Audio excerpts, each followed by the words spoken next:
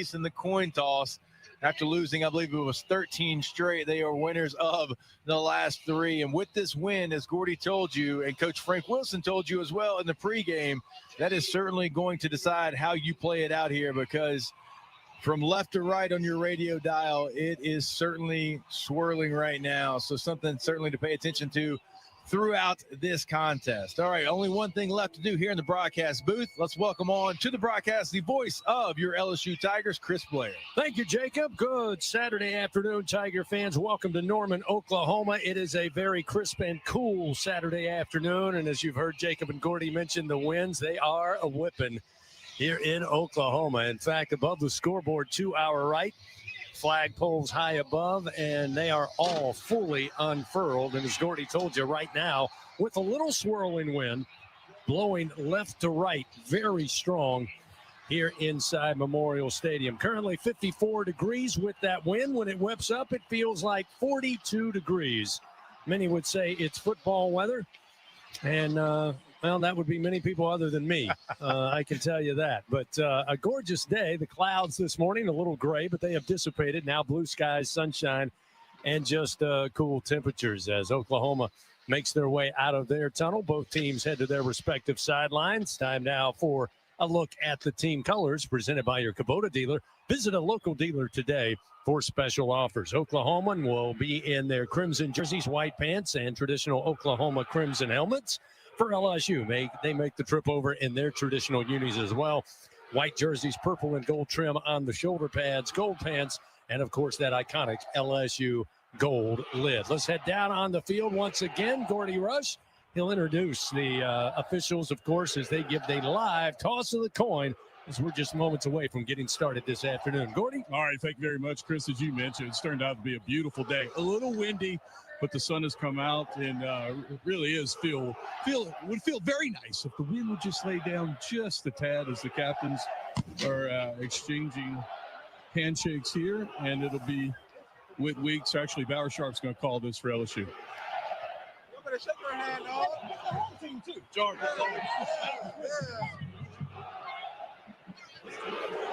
Thank you, sweetie. All right, LSU, welcome to Oklahoma. Gentlemen, I have an SEC coin here. SEC is heads, and that is tails. I will flip the coin and let it fall to the ground. What's your call? Tails. Tails is being called. Here you go, gentlemen. Shit, heads. That's what the football, right? The ball.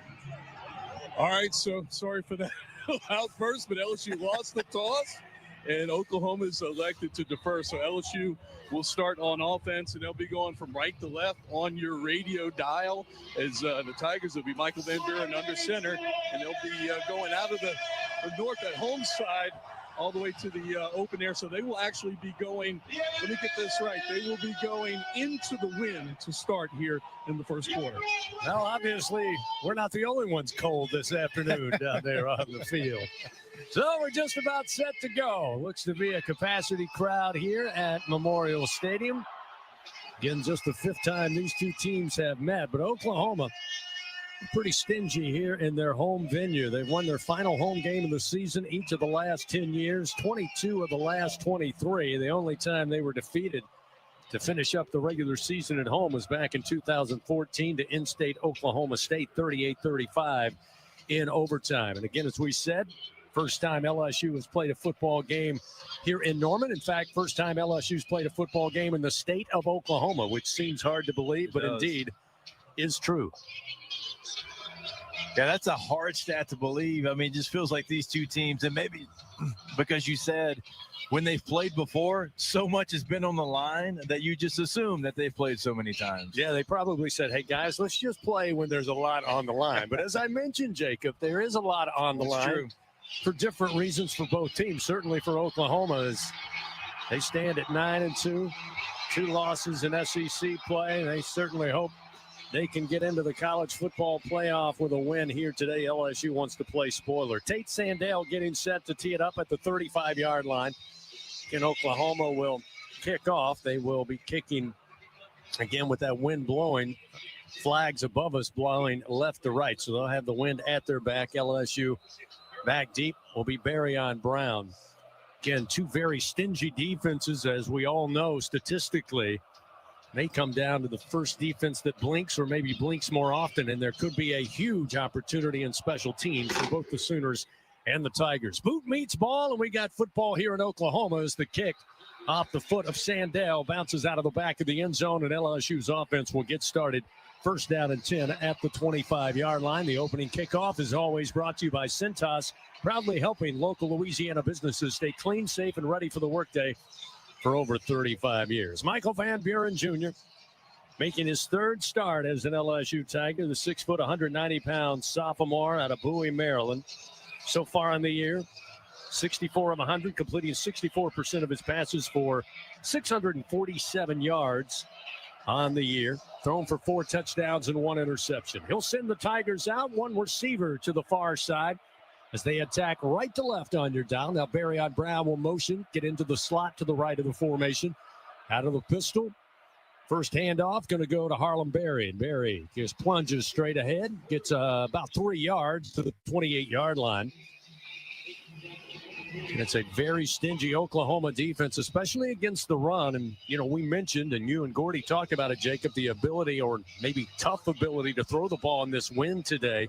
Oklahoma has been susceptible to the passing game. That's where they give up the most yards against this defense. It'll be 2nd down and 7. Ball at the 28-yard line, just underway here in Norman. Stack 2 receivers to the left. That's the short side of the field.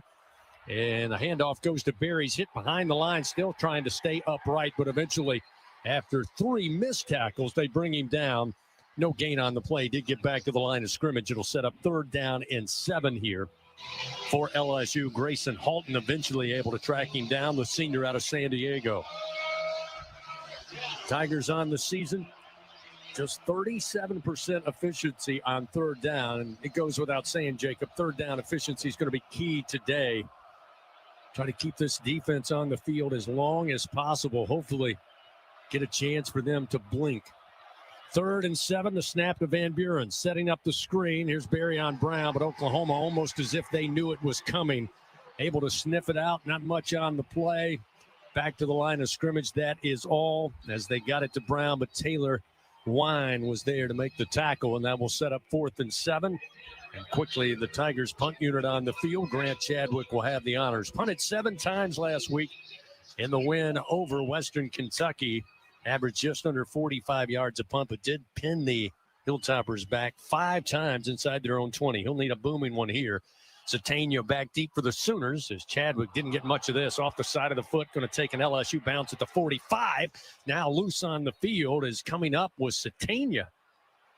Not sure why he was coming full speed to get that ball as it was bouncing down the middle of the field, but luckily Oklahoma able to fall on it, keep possession, and they get great field position to start. Yeah, I was very surprised that he tried that. Now, you were punting directly into that win that we've talked about, so wasn't expecting a lot from that punt. Probably why you didn't see LSU even really try to attempt a pass outside of a screen pass that was going sideline to sideline there. So Oklahoma is going to play, obviously, with that win here in the first quarter. So their offense could look a little bit different now that it's at your back.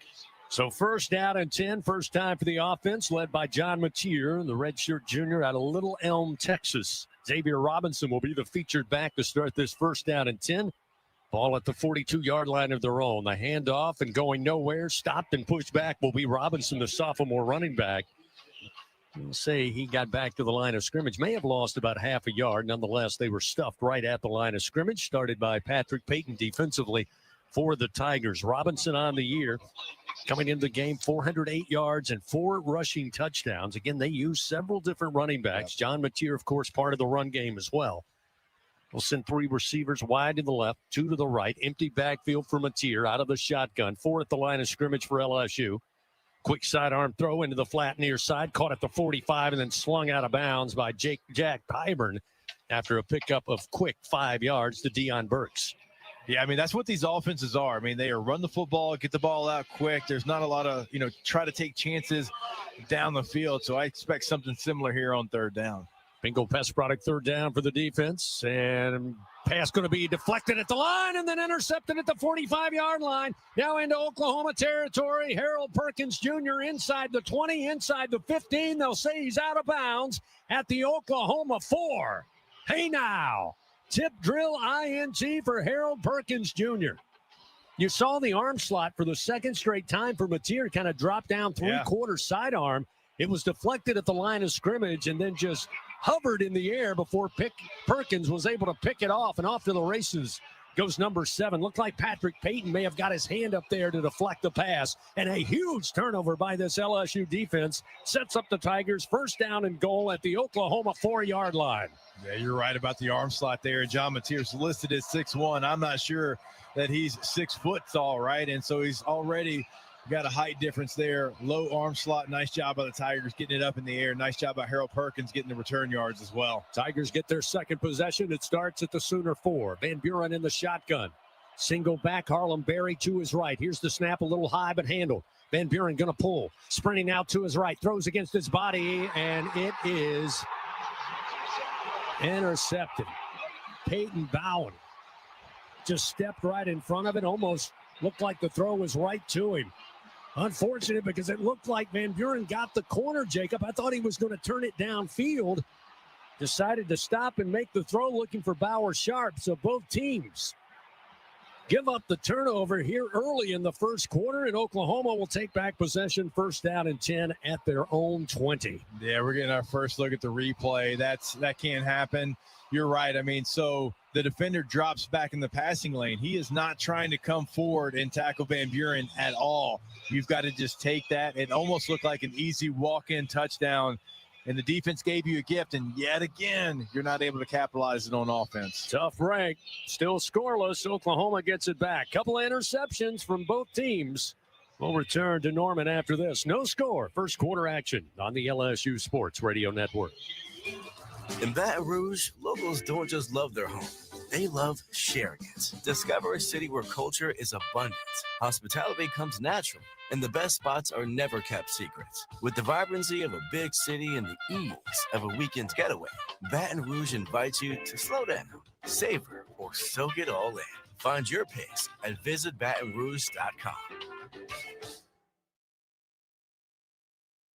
LSU Tiger fans are gearing up with real Tigers apparel and merchandise from the official online store at lsushop.net. Get jerseys, sideline gear, polos, t-shirts, hats, official team merchandise from Nike, accessories, and much more. Over 3,600 products, all shipped right to your door. Head to the place real Tiger fans go for the selection only real Tiger fans get at lsushop.net. I'm Scarlett Johansson. My family relied on public assistance to help provide meals for us. These meals fueled my involvement in theater and the arts as a child, which fostered my love for acting. The Feeding America network of food banks helps millions of people put food on the table. You can join the movement to end hunger by donating, volunteering, and advocating. Because when people are fed, futures are nourished. Join the movement to end hunger at feedingamerica.org/actnow. Brought to you by Feeding America and the Ad Council. Hey, Tiger fans 12 and younger, don't miss your chance to be a part of Mike's Kids Club, presented by Shell, the exclusive kids club of LSU Athletics. Join Mike's Kids Club for only $25. Get the official Mike's Kids Club t-shirt, free admission to select LSU athletic events, and much, much more. To learn about upcoming events and to join, please visit lsumkc.com. The Mike's Kids Club, presented by Shell.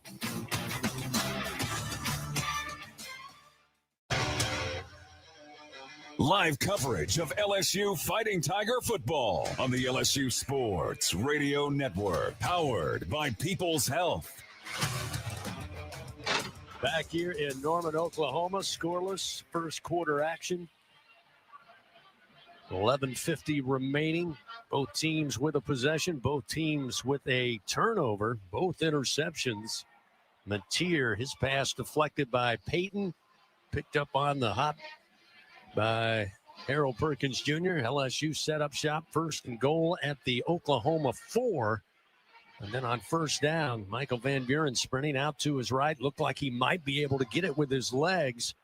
From our vantage point up here, Bauer Sharp was wide open, but Peyton Bowen just stood in the passing lane, went up on a ladder, pulled down the interception with the touchback. It's now first and 10 at the 20. Oklahoma with their second possession. Mateer on first down, going to hand it off. A little bit of room up the middle to the 25. Up near the 27 is the freshman running back, Torrey Blaylock. He's had a sensational season so far. for Coach Venables. A.J. Halsey and Wes Weeks combined on the tackle. Blaylock on the year, 402 yards rushing. 4 rushing touchdowns as Jamari Butler comes in, lays down Blaylock, loses about 4 yards on that one as LSU just blew that play up. The handoff was made. He made one move to his left, and then Butler was there to crash him down. It'll be 3rd down and 6 quickly. So another bingo best product 3rd down for this LSU defense. As Oklahoma working left to right on the dial. Mateer in the shotgun. He's got 3 receivers to his right, 1 to the left, short side of the field with a single back. Robinson on a wing to his left. Now they motion. 1 receiver. Here's the snap. Mateer stands in the pocket, throws far side. Pass broken up. He was looking for Satania. He could not hold on. A.J. Halsey with really good coverage, able to break up the play, sets up 4th down and 6, and the Sooners will bring on the punt unit. Yeah, what a great job by the LSU defense. I mean, you get the offensive ball back, and then one play later, they give it back. So you got to come right back onto the football field. That's tough to do, and they shut them down. I mean, 3 straight downs. They don't do anything. This LSU defense, again, giving LSU's offense an opportunity to try to go make a play. Grayson Miller to punt it away for the Sooners, averaging just under 47 yards a punt. Again, he'll have a good bit of wind behind him. Waits on the snap back at the 10-yard line. Xavion Thomas back deep for LSU. Stands at about the 28. Takes a bounce at the 31. Thomas will field it middle of the field. Now toss it back, coming near side with it to the 30, and just slipping up is Barryon Brown. He tried to make a cut at about the 31-yard line and just goes down on his own power. It'll be 1st down and 10. Ball starting for the Tigers at their own 30-yard line. Fans, Bud Light, proud sponsor of LSU athletics. Easy to drink, easy to enjoy. And here in Norman, would be easy to keep cold this afternoon. 1st and 10 at the 30. Tigers with their 3rd possession. Again, a missed opportunity last time. Started their drive at the 4, but turned it over on 1st down on an INT. Second one offered up by Van Buren since taking over at quarterback. He'll line up 1st and 10 from their own 30. Caden Durham, the running back, looking to throw. Comes near side with it quickly. And Barryon Brown picks up 4 yards up to the 34-yard line.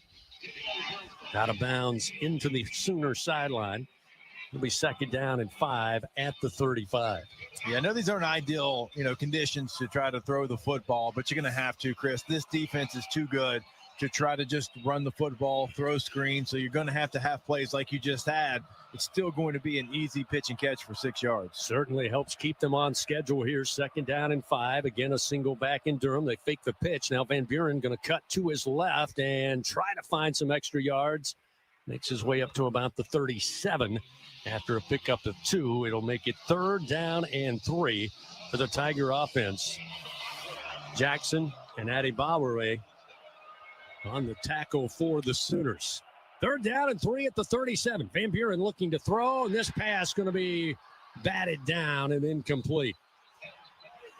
Again, both quarterbacks having a hard time throwing over these defensive fronts. That's the 2nd batted down pass we have seen as Kip Lewis able to get his hands on that one. Luckily, unable to hold on. It bounced off the grass. He tried to fool everybody and start running towards the end zone, but to no avail. It will set up 4th down and 3. So again, Grant Chadwick for LSU back out there.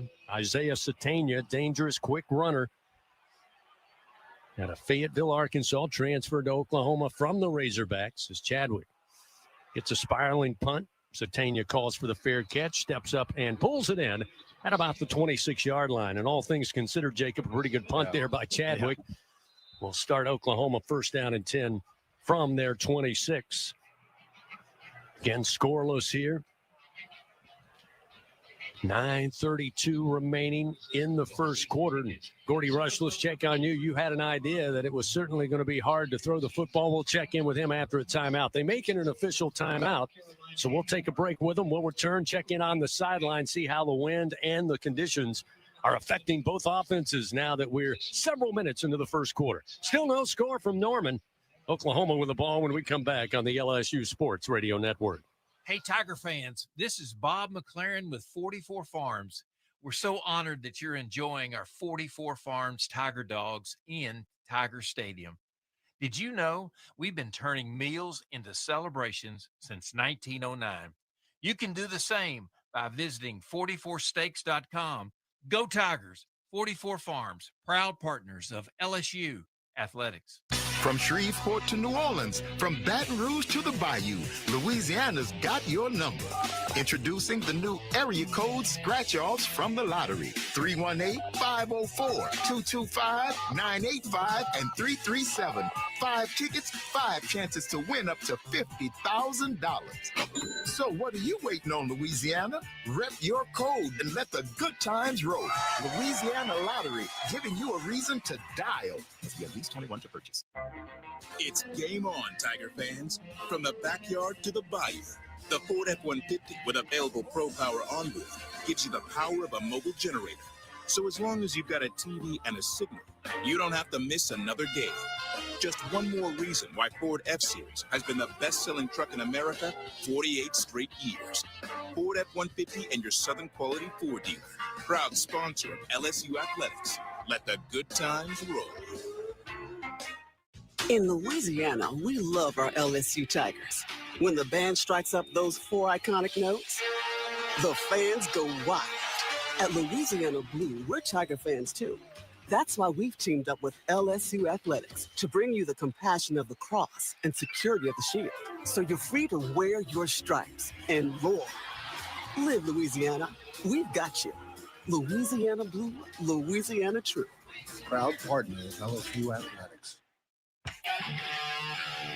This is LSU Fighting Tiger Football on the LSU Sports Radio Network, powered by People's Health. As we continue this Saturday afternoon from Norman, Oklahoma, let's pause 10 seconds. Station identification. This is Fighting Tiger Football on the LSU Sports Radio Network. Hear the Tigers roar worldwide. The LSU Sports Radio Network and the LSU Sports mobile app.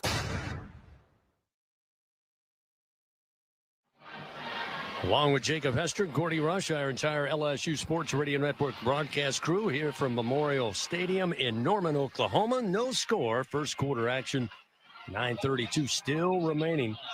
Both offenses certainly been able to work up a lather here, and this will be the next possession for Oklahoma as they start from their own 26-yard line. Mateer now will be in the backfield by himself, and at the snap, we got whistles and flags flying in. Looks like movement going against the Sooners of Oklahoma. Let's check in with a Sunshine Sideline report. Gordy Rush. Gordy, you said before the game the wind would be a factor. How about now that we're underway? Yeah, absolutely. And it's warmed up a little bit. Obviously, the sun's come up, but the gust, every once in a while, the gust is just coming up. And, I mean, it's in golf, it'd be a 3-club win, right? So I'm not throwing the ball down the football field. And exactly the way that LSU's punting the ball, you have to keep that as a line drive. I think that's the only way you're going to get any distance. After the motion penalty, it'll be 1st and 15, now back at the 21-yard line. Mateer with a single back, low snap. It'll hand it off. It'll be Robinson. Robinson straight ahead, trying to help move the pile, picks up 3 yards to about the 24-yard line. That'll set up second down in a short 12 here as Jacoby and Guillory was able to get there in time and help slow down the Sooner running back. Robinson again, the sophomore out of Yukon, Oklahoma. Now they'll send 3 receivers to the left of the formation. Single back to the left side of Mateer. Second down and 12. Again, the handoff coming to the short side of the field. LSU's got plenty of gold hats there, and they'll bring him down. Maybe made it to the 25, and that's about it. So a yard gain. It'll be 3rd down and 11, and this is what you're looking for if you're Blake Baker and you're Frank Wilson, Jacob. That is in a matchup with weather conditions, also with a team that doesn't rely heavily on the pass. That's right. Put them in the 3rd and 11 mode. Yeah, I mean, even that play right there, you saw Oklahoma try to stay on the ground, see if they could pick up 6, 7, maybe make it more manageable. Weren't able to do so. Now 3rd and long. LSU crowding the line of scrimmage. Now Whitweek's going to back up just a bit. Snap back to Mateer, looking downfield. Again, that sidearm throw, and it's going to be grabbed out of the air at the 45-yard line into positive territory, eventually tripped up. Giovanni Gibson makes his way to the LSU 48-yard line. Mansour Delane made the tackle. First down and 10 now at the LSU 48. Oklahoma playing on the Tigers side of the field for the first time today. The quick screen to the near side, a pickup of 3 down to the 45 is Deion Burks. Again, Oklahoma moving quickly now as Wes Weeks was there to make the tackle. Take a little time here setting up the formation. 3 receivers to the left. Mateer will step back in the shotgun. He's got Robinson once again on a wing to his left. Second down and 7 at the LSU 45-yard line. Mateer now will slow things up. Now call for the snap. LSU 4 at the line of scrimmage, and the handoff straight ahead is going to be Robinson. Puts his head down, makes his way to the 41 before Jack Pyburn able to make the stop for LSU. I know we've talked about it the last couple of weeks, but the growth of Jacoby and Guillory over the last 6 games or so. Look, he's been here 6 years. He's been here a long time. So to see growth that late in his career, it's a remarkable job by Kyle Williams, that defensive tackles coach, and Guillory for putting the work in. He has been a force in the middle of the defense. So now looking at 3rd down and 4 at the 42. Flag came out. Ball is thrown and broken up. Nice job that time by Halsey stepping up. They were looking for the tight end, Kanik. And Halsey with a chance almost to pull it away, but a flag down on that far side behind the line of scrimmage for Oklahoma. Side. Defense, number 90, in the neutral zone at the time of the snap. A 5-yard penalty. Yep. That one's on me. Talking good about Keller right there, and then he gets an offsides penalty. I'll take that one. So we all were fooled there. Goes against the Tigers, and it keeps the Sooners going. It'll be 1st down and 10 now at the 37. Trip receivers to the left. Blaylock, the freshman running back in as Mateer takes the snap, and again, play is halted. Flags fly this time from the near sideline. Offense, number 12, 5-yard penalty. Stop first down. So now the tight end we mentioned earlier, Jaron Kanik. A little jumpy there. Will back Oklahoma back up. Now it'll be 1st and 15 back at the 42-yard line of LSU. Scoreless here as we're down to 6 minutes and 51 seconds remaining. Blaylock now will line up behind Mateer in the pistol. Now they'll move him up, set up in the shotgun with 3 receivers left. Mateer looking left all the way. Comes back across the middle underneath, and the catch made at the 36 and inside the 35. Near the 33 on a gain of 9 is Kanik again, the tight end. Harold Perkins Jr. eventually makes the stop, but you can tell Mateer looking downfield, Jacob, and then opting, as you might imagine, to go to the big tight end who was open across the middle of the field. Yeah, Oklahoma's run a lot of mesh concepts, which is just crossers crossing the field there, but it's a nice job by a tight end of just sitting where the defense wasn't in zone coverage, hooking up, and his quarterback finding him. 2nd down and 5 now at the 32-yard line of the Tigers.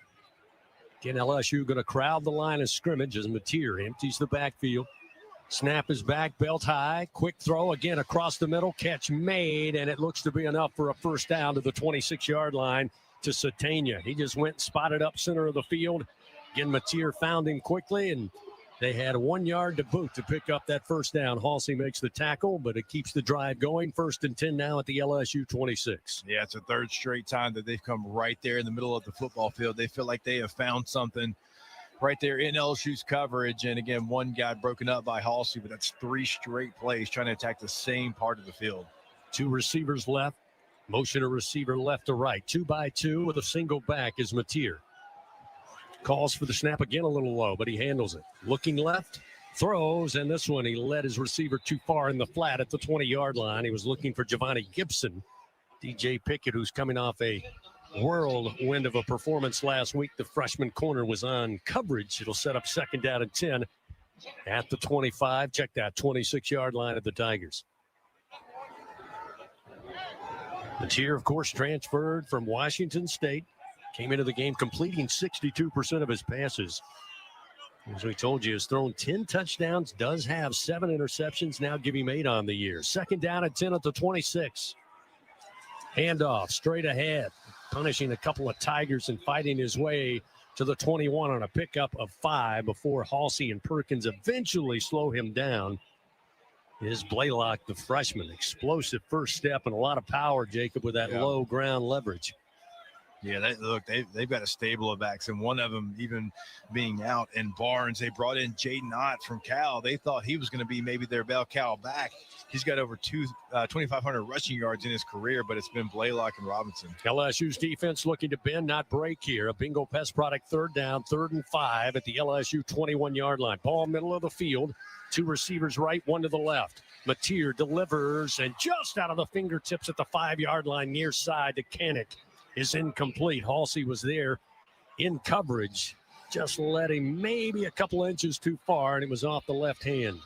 It'll be 4th down and 5 at the 21, and we'll see Tate Sandell, who was 22 of 23 with field goals this year, had a long of 55 against the Wildcats of Kentucky earlier. Again, both of these special teams unit very strong coming into this final regular season game of 2025. The redshirt junior, the ball middle of the field. Going to try about a 38-yarder. The kick is up, and the kick is good. Oklahoma takes the early lead, 3-0.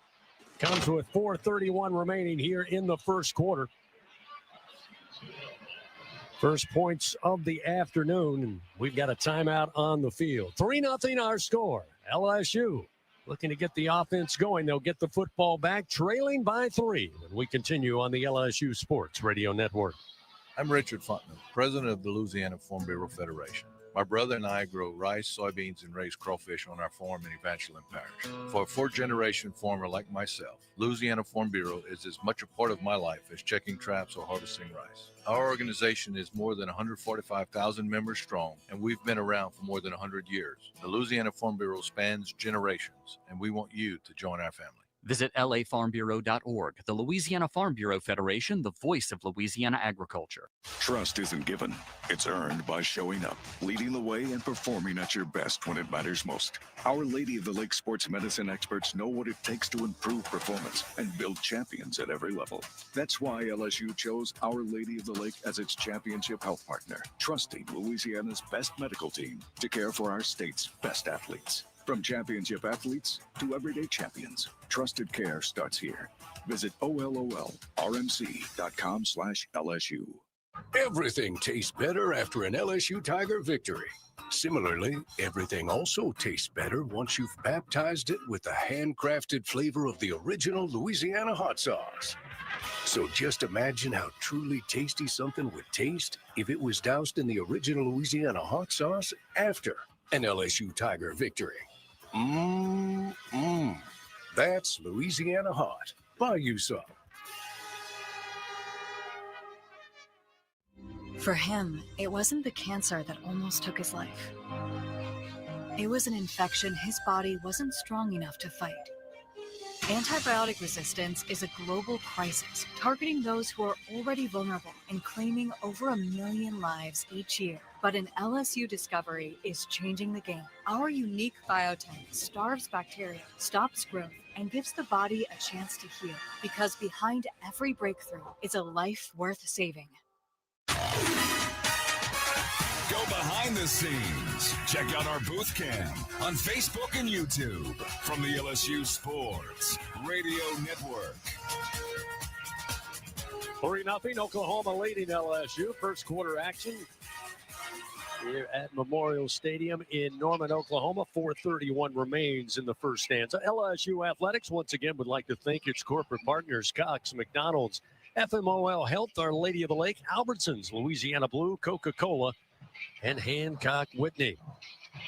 Well, again, it kind of expecting when you look at the stats all season long, Jacob, that this could be, has the makings of a low-scoring game. We got a 3-0 score here with 4:31 remaining in the first quarter, but you knew the struggles it could be for LSU's offense. The most points they had put on the board against an FBS opponent this year was 25. This defense for Oklahoma, 47% of their plays defensively this year have yielded 1 or fewer yards. 41% have gone for 0 or negative yards. That's 80% of not getting a lot done offensively. Yeah, that's what made the opportunity after you get a big interception to get down to the 4-yard line crucial to get some kind of points there, and you give a ball back on the first play that you possess it. And so like plays like that in a game like this where both defenses are the star of the show, you've got to be able to have a solo performance on either offense to be able to at least contribute to the show. So that's going to be one that LSU certainly tries to fight back and regain that again. Tate Sandell puts a solid foot into this one. That would have been a good field goal. He had enough leg on it. Touchback and first down and 10 at the 25 for your Tigers. Fans, Blue Cross and Blue Shield of Louisiana, proud to be the official health insurance of LSU Athletics. Live Louisiana. We've got you. Checking scores on the Republic Finance SEC scoreboard. Just underway in the second quarter. Arkansas and Missouri tied at 7 apiece. Tennessee's taking an early lead over Vanderbilt in Knoxville, 7-0. About a minute remaining there in the first quarter. 3-0 our score here. LSU's offense looking to get going for the first time today. Haven't been able to move the ball much, including that after the interception starting at the 4-yard line. They threw it away on an interception on the first play of scrimmage. Here's a screen, and it was thrown well behind Barryon Brown. Again, that one off the mark for Van Buren, but probably would have been a loss on the play, Jacob, had Barryon had it, because, again, Oklahoma, they've done their homework. They are one of the best at covering 53 1/3 sideline to sideline. Yeah, and you don't have to go deep into the film to see LSU try to throw some of those screen passes. It's been a large part of who they are. It's not going to work on a defense like this, like you mentioned. I mean, they are sideline to sideline as well as anybody in the country. Second down and 10 at the 25. Crowd starting to make some noise here for the first time this afternoon. Here's Van Buren running for his life to his left, throws on the run, but it's out of the reach and incomplete. He was looking for Kyle Parker up near midfield. No chance to get to it. Again, the pressure impacting the pocket. And that'll quickly set up third down and 10 at the 25. And I know your makeshift offensive line a little bit with the injuries, but you're inviting the pressure when you try to get to the edge and throw on the run, rolling to your left. Again, this defense, that's their calling card, is how fast they can play sideline to sideline. Juwan Johnson now will check in at running back. He's on the right side of Van Buren, takes the snap on third down, slings it, and short hop throw at the 35 far side. Again, looking for Parker. Didn't have enough on it, and quickly it's 3 and out, and another punt upcoming for LSU. That last drive, by the way, for Oklahoma, 11 plays, 53 yards, 5 minutes and 1 second before Tate Sandell nailed the 38-yard field goal. That's the difference in the game, 3-0. Fans, it's hard to stop a train, but it's easy to afford one at TrainSouth.com. Find an AC and heating dealer and special offers. TrainSouth.com, proud partner of LSU Athletics. Chadwick on there again to punt it away. Lets it fly from the 15-yard line, far side hash. Satania goes back, stands at the 31, calls for the fair catch and brings it in. 44-yard punt with no return and a fair catch. It'll be first down and 10 at the 31-yard line. The Sooners take over here for their possession. And this is what you start to get concerned about. You knew Oklahoma's defense was not going to be easy. You knew every yard was going to be a battle. However, as this fourth quarter has played on, time of possession really starting to lean in the Oklahoma Sooners' favor. And while they're not a stupendous offense, the more chances you get, the more luck you can make. Yeah, for sure. And the defense, right? If you're going 3 and out every time, they're going to be tired. They're going to be winded, right? They're going to be on the field most of the first quarter. Cheer ready to go. First down and 10. Again, the ball at the 30-yard line of their own. 2 receivers to each side. Here's the snap. Mateer pulls, fires, far flat, and catch made, but dropped at the after a 5-yard gain immediately is Giovanni Gibson. Gets to the 35-yard line, and DJ Pickett again allows no more after the catch. It'll be second down and 5 now at the Sooner 35. Yeah, I'm not sure how Oklahoma didn't get called for having a lineman down the field. That's a long developing play. And their left guard was about where they caught the football 5 yards down the field. Second down and 5 from the 35-yard line. They'll stack 2 receivers to the right, 1 lone receiver to the left. Here's the shotgun snap. They set up the screen, and boy, they got a block they needed. But fighting through the block and making the tackle at the 40-yard line, Satania made the grab. Marcus Cooley got credited with the tackle. But an excellent job that time by LSU to fight off the initial block and eventually come in and make the stop. Mansour Delane was able to fight through that block and help out on the tackle. It'll be 1st and 10 at the 40. Here's the snap. Mateer going to hand it off, and LSU's got it snuffed out. And they'll bring him down at the 39-yard line, a loss of a yard. Satania motion left and motion right as the snap came to Mateer. Almost looked like Satania could have reached out and took the snap himself, but LSU not fooled with the misdirection. They bring him down, and they lose a yard. Patrick Payton, along with Devon Keys, doing a good job. It'll be 2nd down and 11 now at the 39-yard line as Blaylock returns as running back. Same formation, single back, 2 receivers stacked to the right. Mateer, slow sprint to his right. Now he throws towards the sideline, and it's out of reach and incomplete at the LSU 40, looking for Satania again. That's a really nice job by Harold Perkins in coverage there. They were trying an out and up there with that inside receiver. Harold Perkins didn't bite on it at all, stays with the receiver down the sideline. Mateer had no really other option but to throw it away after Harold Perkins didn't bite on the double move. 3rd down and, or check that. Yep, 3rd down and 11. So the Sooners behind the chains once again. Big bingo pest product. 3rd down for this LSU defense. The Tigers trailing 3-0 here in the first quarter. Mateer drops back. Pocket gets tight. Now he escapes. Moves to his left. Perkins giving chase and went for the strip. And Mateer was able to get some extra yards up to the 49-yard line. Picks up 10 yards. It'll leave it 4th and about a yard, maybe 2. We'll say 4th and 1. And it looks like Oklahoma going to elect to keep the offense out there. Again, if Perkins goes and makes the tackle instead of the strip, it's going to be 4th and about 4. Yeah, I think he tried to do a little too much there instead of just getting the quarterback on the ground. Then it would have made an easy punt decision for Brent Venables. Now it's 4th and 1 at the 49-yard line. Mateer in the shotgun. Here's the handoff to the big back, and he goes nowhere.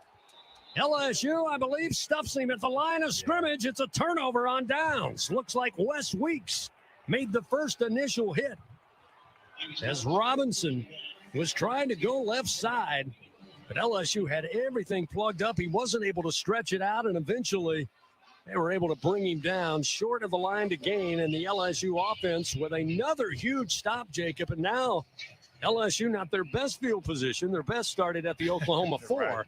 But they will start in positive territory here inside the Sooner 49-yard line. 1st and 10 for the LSU offense, trailing 3-0 with 1:37 to go here in the first quarter. Van Buren in the shotgun. Motions the receiver and Thomas. Here comes the sweep. Thomas needs a block, stiff arms one man, and then doesn't make the turn and steps out of bounds at about the 47-yard line, but a flag comes out late at midfield. Thomas a little hard to get separated from that Sooner sideline as well. They're having some conversations, finding out what everybody had for Thanksgiving. Looks like cooler heads prevail, although it looks like one of the Tigers lost his lid. That was Barryon Brown. Yeah, there's still some going. I'm not sure how you can lose your helmet to their sideline and there not be any flagstone. The guy that did call what probably is going to be a holding call did it from about Tulsa. Personal foul, face mask, defense. Well, there you go. He was calling a face mask. That's how you lose your helmet. That's indeed how you do it. Kyle Olson, our crew chief today, surprises, I think, us in the booth and certainly Oklahoma fans with the face mask call. There wasn't a whole lot there. Of course, Barryon Brown was kind of grabbed down to the ground. Yeah. Looked like Kendall Daniels was the guilty party. So LSU, the beneficiary. It'll be 1st down and 10 now at the Sooner 32-yard line. Yeah, it looks like it actually was Kyle Parker's face mask that got grabbed right there. He was the point on the blocking assignment there, and then all the extracurriculars actually happened afterwards. 1st and 10 at the 32. Van Buren in the pistol formation. Caden Durham, the single back. Now he'll move the double tights to the left of the formation, and now we have a flag. Far side, just off the LSU sideline. We'll need to see what it's all about. Offense, number 10. 5-yard penalty. Still first down. He was shifting. Bauer Sharp's the guy that gets the call, CB, and I have to see that one again because he was actually shifting across the formation.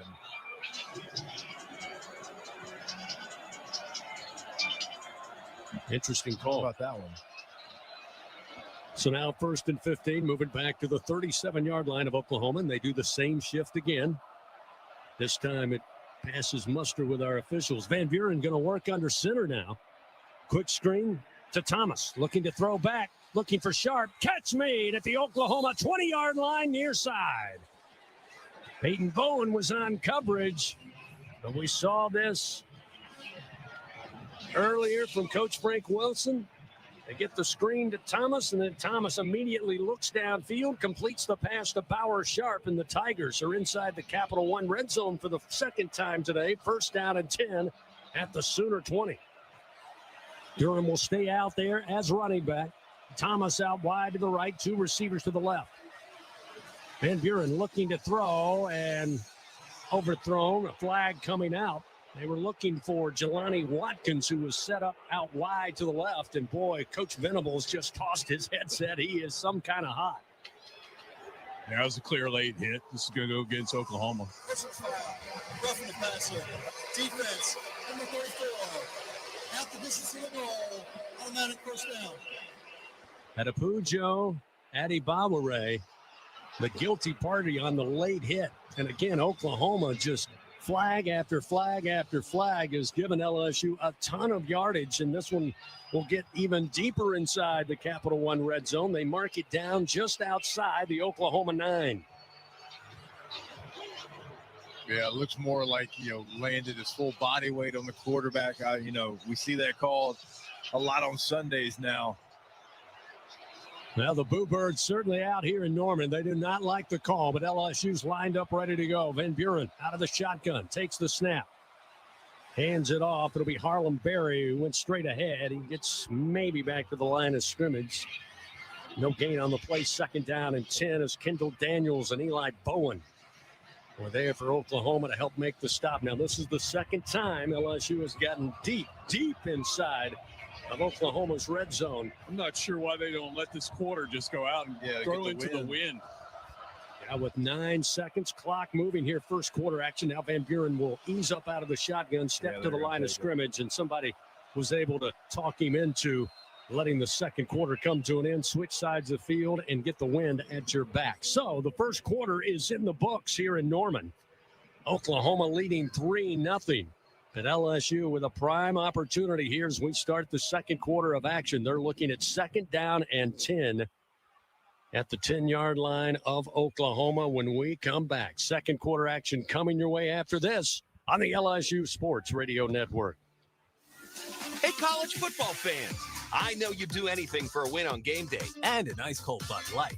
Because whether you're tailgating in the parking lot or parked on the couch, sitting on your lucky stool at the bar, or standing in the fan section all game long, the clean, crisp taste of Bud Light turns a win into a win-win. And there's nothing easier to enjoy than that. Bud Light, easy to drink, easy to enjoy. Enjoy responsibly. Anheuser-Busch, Bud Light Beer, St. Louis, Missouri. BRQ Seafood and Barbecue is your ultimate destination for food, fun, and an unforgettable experience. Come enjoy our daily specials or indulge in our brunch every Saturday and Sunday. Planning an event? Choose to have BRQ cater your event or host your gathering on our outdoor patio, the backyard. Plus, as the official catering services of LSU Athletics, we are the top choice for your game day celebrations and special events. Join us at BRQ Seafood and Barbecue, where food, fun, and unforgettable moments await. Something new is happening at Cox. Now the price of your Cox internet and mobile plan won't go up for 3 years, and Wi-Fi equipment is included. So no frustrating price changes, just a lot more of what you want, like a pizza with extra pineapple. Yikes. Okay, let's stick with something everyone wants. No price changes on your plan, guaranteed. Learn more at cox.com/value. Must have at least 500 megabits per second speeds and Cox Unlimited mobile. Taxes and fees excluded from price guarantee. Mobile data speeds reduced after 20 gigs usage per month. Trust isn't given. It's earned by showing up, leading the way, and performing at your best when it matters most. Our Lady of the Lake sports medicine experts know what it takes to improve performance and build champions at every level. That's why LSU chose Our Lady of the Lake as its championship health partner, trusting Louisiana's best medical team to care for our state's best athletes. From championship athletes to everyday champions, trusted care starts here. Visit OLOLRMC.com/LSU. We return to second quarter action of LSU Fighting Tiger football, presented by Dudley DeBosier on the LSU Sports Radio Network, powered by People's Health. Set to start the second quarter of action here in Norman, Oklahoma. Sooners leading over LSU 3-0. Tiger fans, LSU honored to serve 44 Farms Tiger Dogs in Tiger Stadium all season long to enjoy their premium Angus beef at home, and I have. You should too. Visit 44steaks.com. Go Tigers. 44 Farms, proud partner of LSU Athletics. Let's go down on the field for a Sunshine Sideline report. All right, Gordy, we're going to let you put your coaching hat on here. Sir. You're down there on the sideline. You see the speed and the tenacity of this Oklahoma defense.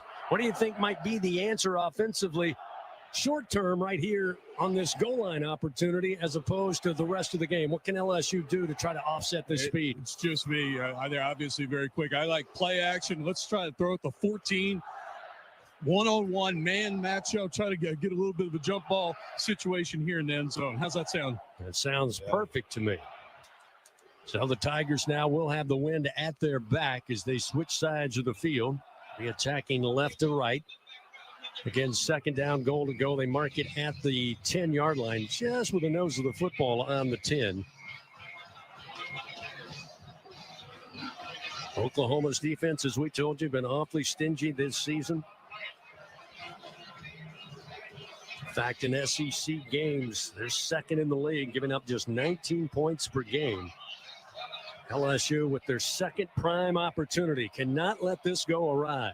Juwan Johnson will be in the backfield along with Michael Van Buren. Second down, goal to go from the 10. Give to Johnson. Johnson coming near side. Long way to run, and Oklahoma's there to meet him, and they'll bring him down out of bounds near side on a loss of 3. Back to the 13-yard line. Owen Heineke was able to catch Juwan Johnson. Yeah, Johnson was looking to throw that. Yep. He's going to throw it the whole way. Nobody was open. So it's actually smart by him, not trying to force something down here. Oklahoma didn't bite on it. So now third and goal from the 13-yard line. Ball just inside the near side hash as LSU breaks from the huddle. Trailing 3-0 to Oklahoma. Just started the second quarter of action. Harlem Berry now will return as the running back. Bowers Sharp, the tight end, to the left. One receiver to each side.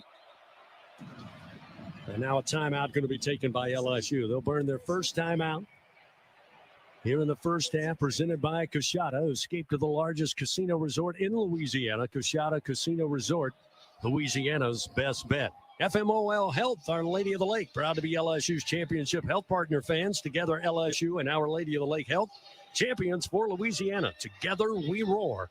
Learn more at OLOLRMC.com/LSU. Well, just as they lined up, even though they called timeout, we did not see Trey'Dez Green on the field. They went with 3 wideouts and Bowers Sharp. Yeah, that's a good call. He's back on the field. I was shaking my head there, so I'm glad you said it, not me. But he's back on the field. They'll go 2 tights, 2 wides here. So again, looking at third down, goal to go from the 13-yard line, trailing 3-0. And the LSU defense has done a really good job. Again, they won 11 plays, 53 yards, but they forced the 38-yard field goal. LSU with their second opportunity inside the Capital One red zone here in the first half. So far, they've come away with 0 points. 2 receivers sent wide side to the left. Lone receiver in Trey'Dez Green to the right. Snap back to Van Buren. The give to Berry, running straight ahead, gets inside the 10, eventually twisted down around the 7-yard line, a pickup of 6 yards. That'll make it 4th and goal from the 7.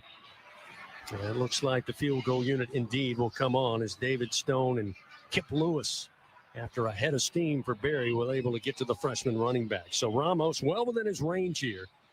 Chadwick will hold. This will be about a 25-yarder. Again, the wind at the back of Ramos. Field goal leader in LSU football history. Snap is back, placement is down, kick is up, and the kick is good. We are tied 3-3 with 13:35 to go here in the second quarter. 3-3 our score with that good kick from Damian Ramos. The good hands at Allstate will contribute to the Tigers General Scholarship Fund for student athletes across all sports. Thank you, Allstate. Now the Tigers come away with points to tie the game. But again, the red zone struggles finding the end zone, Jacob, continue.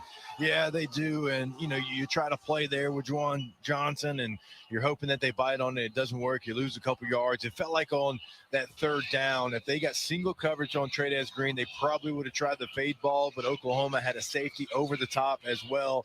So they decided to play it safe and make sure they come away with points, which isn't the worst situation considering how well the defense is playing. Satania will set back deep. Aaron Burrell will tee it up for the Tigers at the 35-yard line.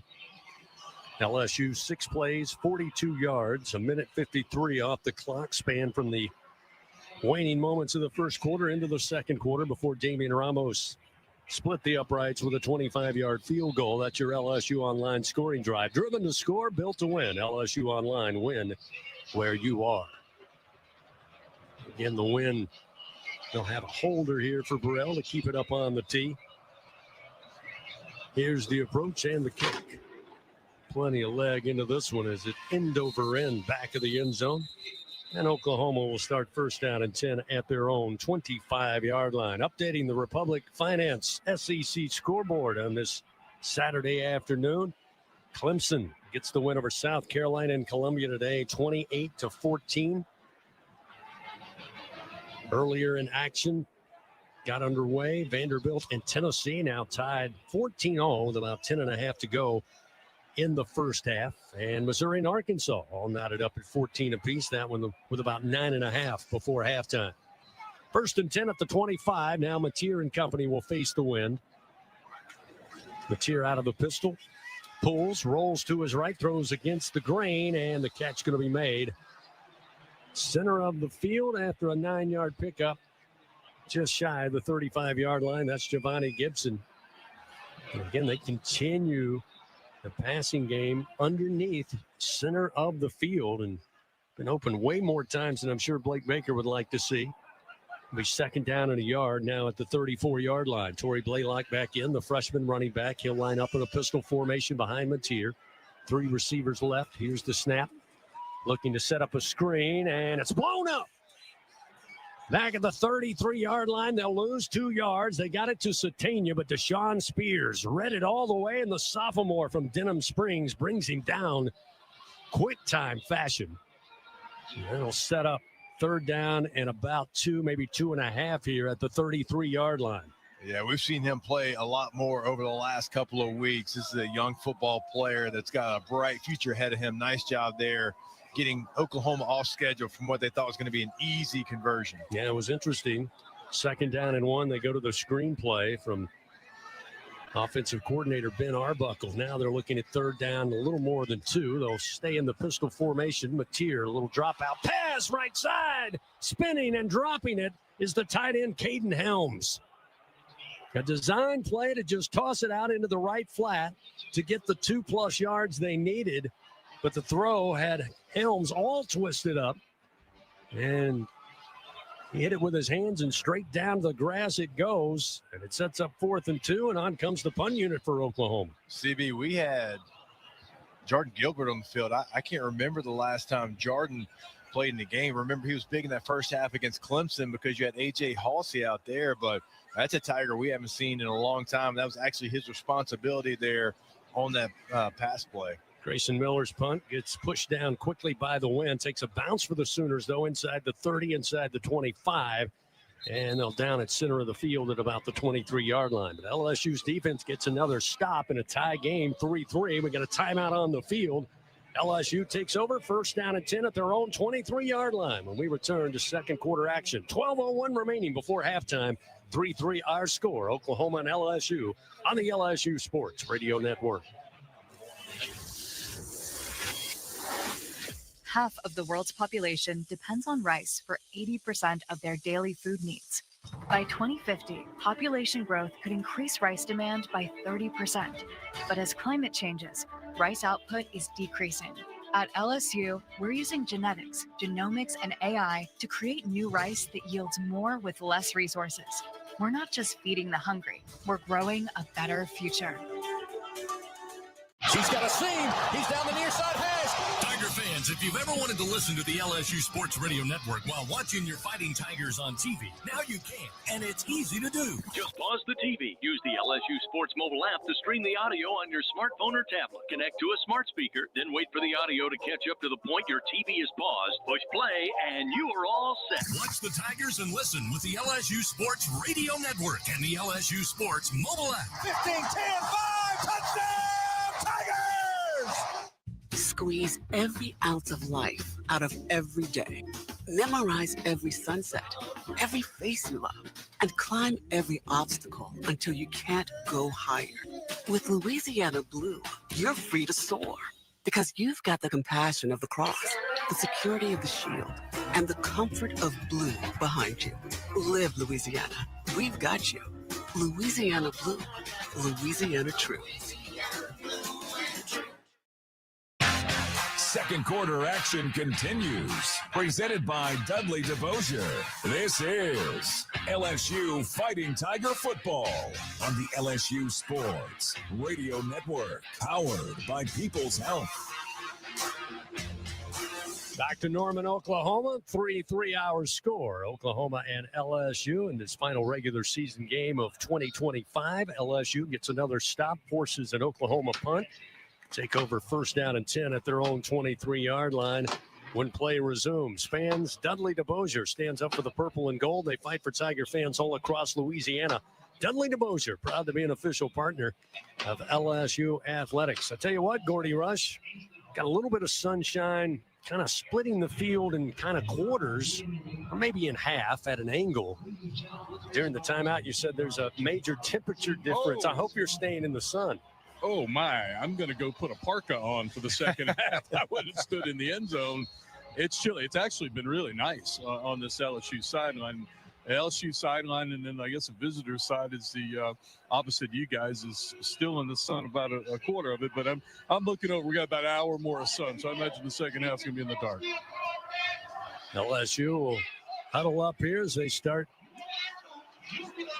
with 12:01 remaining here in the second quarter. Hey, Louisiana, multiply your cash. Play 100 times the cash from the lottery. Top prize, $500,000. Multiply your fun. Play 100 times the cash today.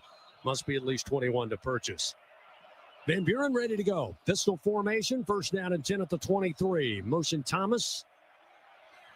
Play action now. Tosses it out. Far side, but a long way to go behind the line of scrimmage, and not much doing there. They'll lose several yards on the play as Juwan Johnson received the pass, trying again to kind of catch Oklahoma's eyes in the wrong spot, but the Sooners stayed at home. And that far side tackle by Omasigo sets up second down. They say he got back to the line of scrimmage just barely. It'll be second down and 10 at the 23. Two receivers right, one to the left. Check that. Two receivers to the left. And an empty backfield now for Van Buren, who stands in the shotgun. Oklahoma with late substitutions coming off the field. Van Buren, orbit motion. Now Berry will rejoin him in the backfield. Berry will get the carry. Berry trying to break some arm tackles, makes his way across the 25.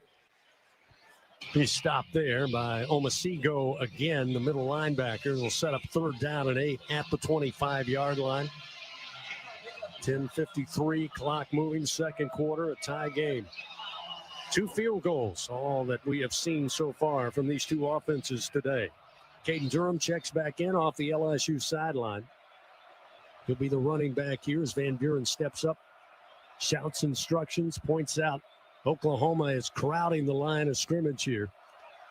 On 3rd and long, on 3rd and 8, Van Buren looking to throw, needles it through, catch made up at the 40-yard line. Barryon Brown with an 11-yard pickup. And Van Buren somehow able to get it right on the number 6 on Barryon's jersey between 3 Oklahoma defenders. And it's a Louisiana Blue first down for your LSU Tigers. Again, just their 3rd first down of the ball game. It'll be 1st and 10, move the ball up to the 40-yard line.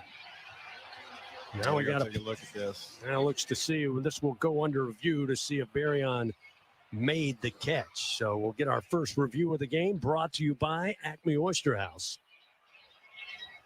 Waiting to get a better look at it, a little slow-mo look here. I don't think the sky cam will give us an indication. Looks like we got a timeout as well. So they go under review, timeout on the field, a 3-3 score. LSU, if the play is confirmed and upheld, will be 1st down and 10 at their own 40. But, as we go to break, not sure that one's going to stand. We'll find out when we come back. 3-3 our score on the LSU Sports Radio Network. All right. It's a beautiful day for football here at the stadium, and we're just about ready for kickoff. Score 0-0.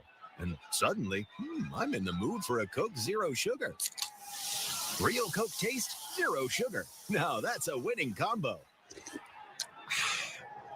Yeah, crisp, refreshing, that hits the spot.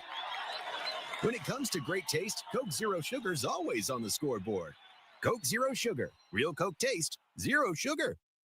Southern Air Heating, Cooling, and Plumbing, your trusted experts for all your home service needs. With over 35 years of dedicated service, we prioritize your comfort and satisfaction. As an official partner of LSU Athletics, we bring our expertise to every game, from installations to repairs. Our team delivers honest pricing with no surprises. Call us today at 225-777-8888 and experience the difference with Southern Air Heating, Cooling, and Plumbing. Go Tigers! Trust isn't given. It's earned by showing up, leading the way, and performing at your best when it matters most. Our Lady of the Lake sports medicine experts know what it takes to improve performance and build champions at every level. That's why LSU chose Our Lady of the Lake as its championship health partner, trusting Louisiana's best medical team to care for our state's best athletes. From championship athletes to everyday champions, trusted care starts here. Visit OLOLRMC.com/LSU. We return to second quarter action of LSU Fighting Tiger football, presented by Dudley DeBosier on the LSU Sports Radio Network, powered by People's Health. 3-3 our score here in Norman, Oklahoma. 10:04 remaining in the second quarter, and while we were during the timeout, as we suspected, that play was going to be overturned on that pass to Barryon Brown. They rule it was incomplete. So it sets up 4th down and 8 for the Tigers at their own 25. A tough break there. Clearly an incomplete pass. So once again, we'll see Grant Chadwick come out on the field. Again, the wind at his back. So he'll be punting for the 4th time this afternoon. So far averaging 37 yards per punt. This will be his second one. Try to maybe flip the field here with the wind behind him. Yeah, he's probably very glad that his 4th punt is coming with the wind at his back. Very tough duties. Did a nice job. Had that 44-yard punt into the wind. So this is certainly an opportunity. You got to be careful not to outkick your coverage here. But with his leg and this wind, this should be a nice opportunity for him. Isaiah Satania back deep for Oklahoma. Again, high and angling far side, and will sail out of bounds. We'll see where they mark it. Should be inside the 40, but will be relatively good field position here. As they still move it up, it will be at the 40-yard line. So Oklahoma starts 1st and 10 at their own 40. So far today, it has been a defensive battle, as indicated by the score, 3-3. John Mateer, 9 of 15 for 69 yards and an interception. Michael Van Buren for LSU, 4 of 10, 22 yards and an INT. So Oklahoma ready to go.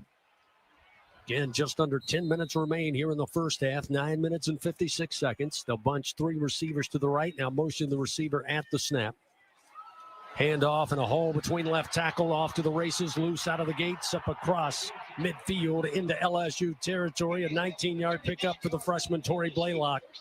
Cut through left tackle, stayed within the numbers, but eventually Devon Keys brings him down, but not before he reaches the LSU 39. Quickly, Oklahoma ready to work. Mateer on first down and 10. Pocket gets tight, rolling to his right. Again, throws against his body, and it's incomplete through behind the intended receiver, Blaylock, but a flag did come down on the OU logo at midfield. Could be in the holding vicinity here as last minute Mateer had to eject out of the pocket.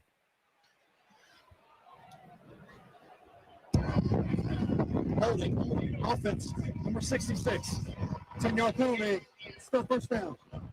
Western Carolina transfer Derek Simmons, the guilty party, 317 pounds at 6'5", guilty of the hold. So that will back up Oklahoma, set up first down and 20 now at the LSU 49-yard line. 3-3 our score, 9.5 to go here in the first half. Trip receivers to the right, single back to the right side, that's Blaylock. Mateer gets the snap. Shovel pass, and straight ahead, LSU stayed at home, able to bring down Canick, the tight end. Jack Pyburn with a great tackle. And you can hear the murmur of Oklahoma fans, not real happy with that play call. It'll be second down and 19 at the 48 of LSU. Yeah, you could tell Jack Pyburn's like, I've seen that one on tape, fellas, and he kind of played Mateer and the shovel pass there. Nice job. It did not fool anybody on the LSU defense. Again, 3 receivers right, 2 to the left. Mateer by his lonesome in the backfield. 4 at the line of scrimmage for LSU. Looking to be set back in coverage, maybe a delayed blitz. Mateer over the middle, through again behind his intended receiver, incomplete at the LSU 43-yard line. It's Canick again.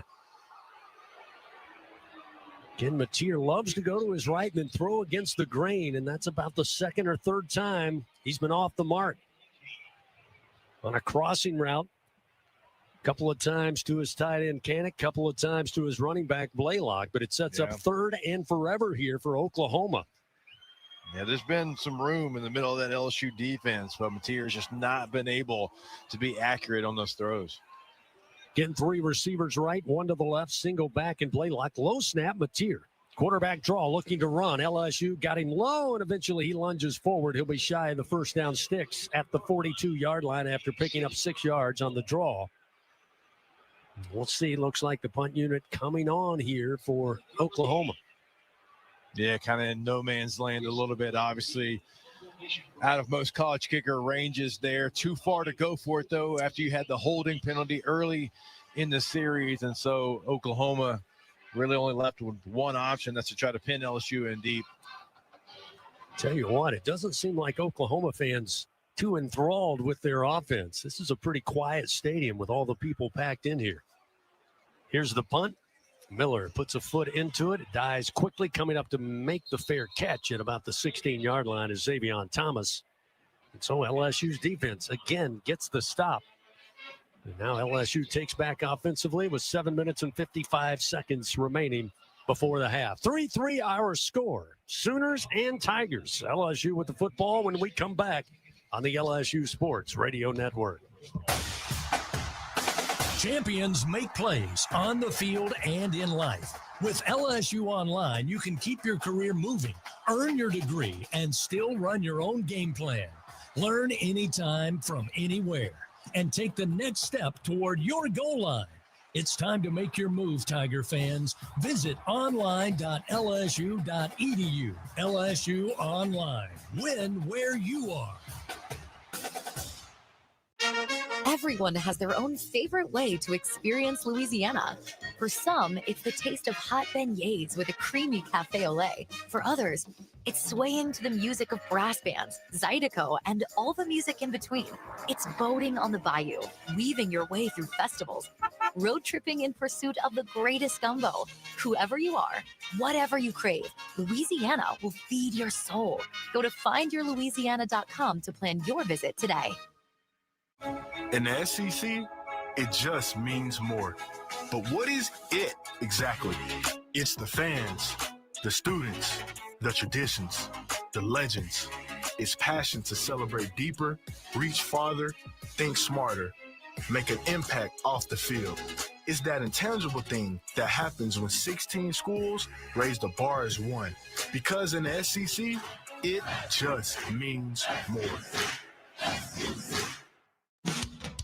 Second quarter action continues. Presented by Dudley DeBosier. This is LSU Fighting Tiger Football on the LSU Sports Radio Network. Powered by People's Health. 7:55 remains here in the second quarter of action from Norman, Oklahoma. While we have a moment, let's pause 10 seconds. Station identification. This is Fighting Tiger Football on the LSU Sports Radio Network. Hear the Tigers roar worldwide. The LSU Sports Radio Network and the LSU Sports mobile app.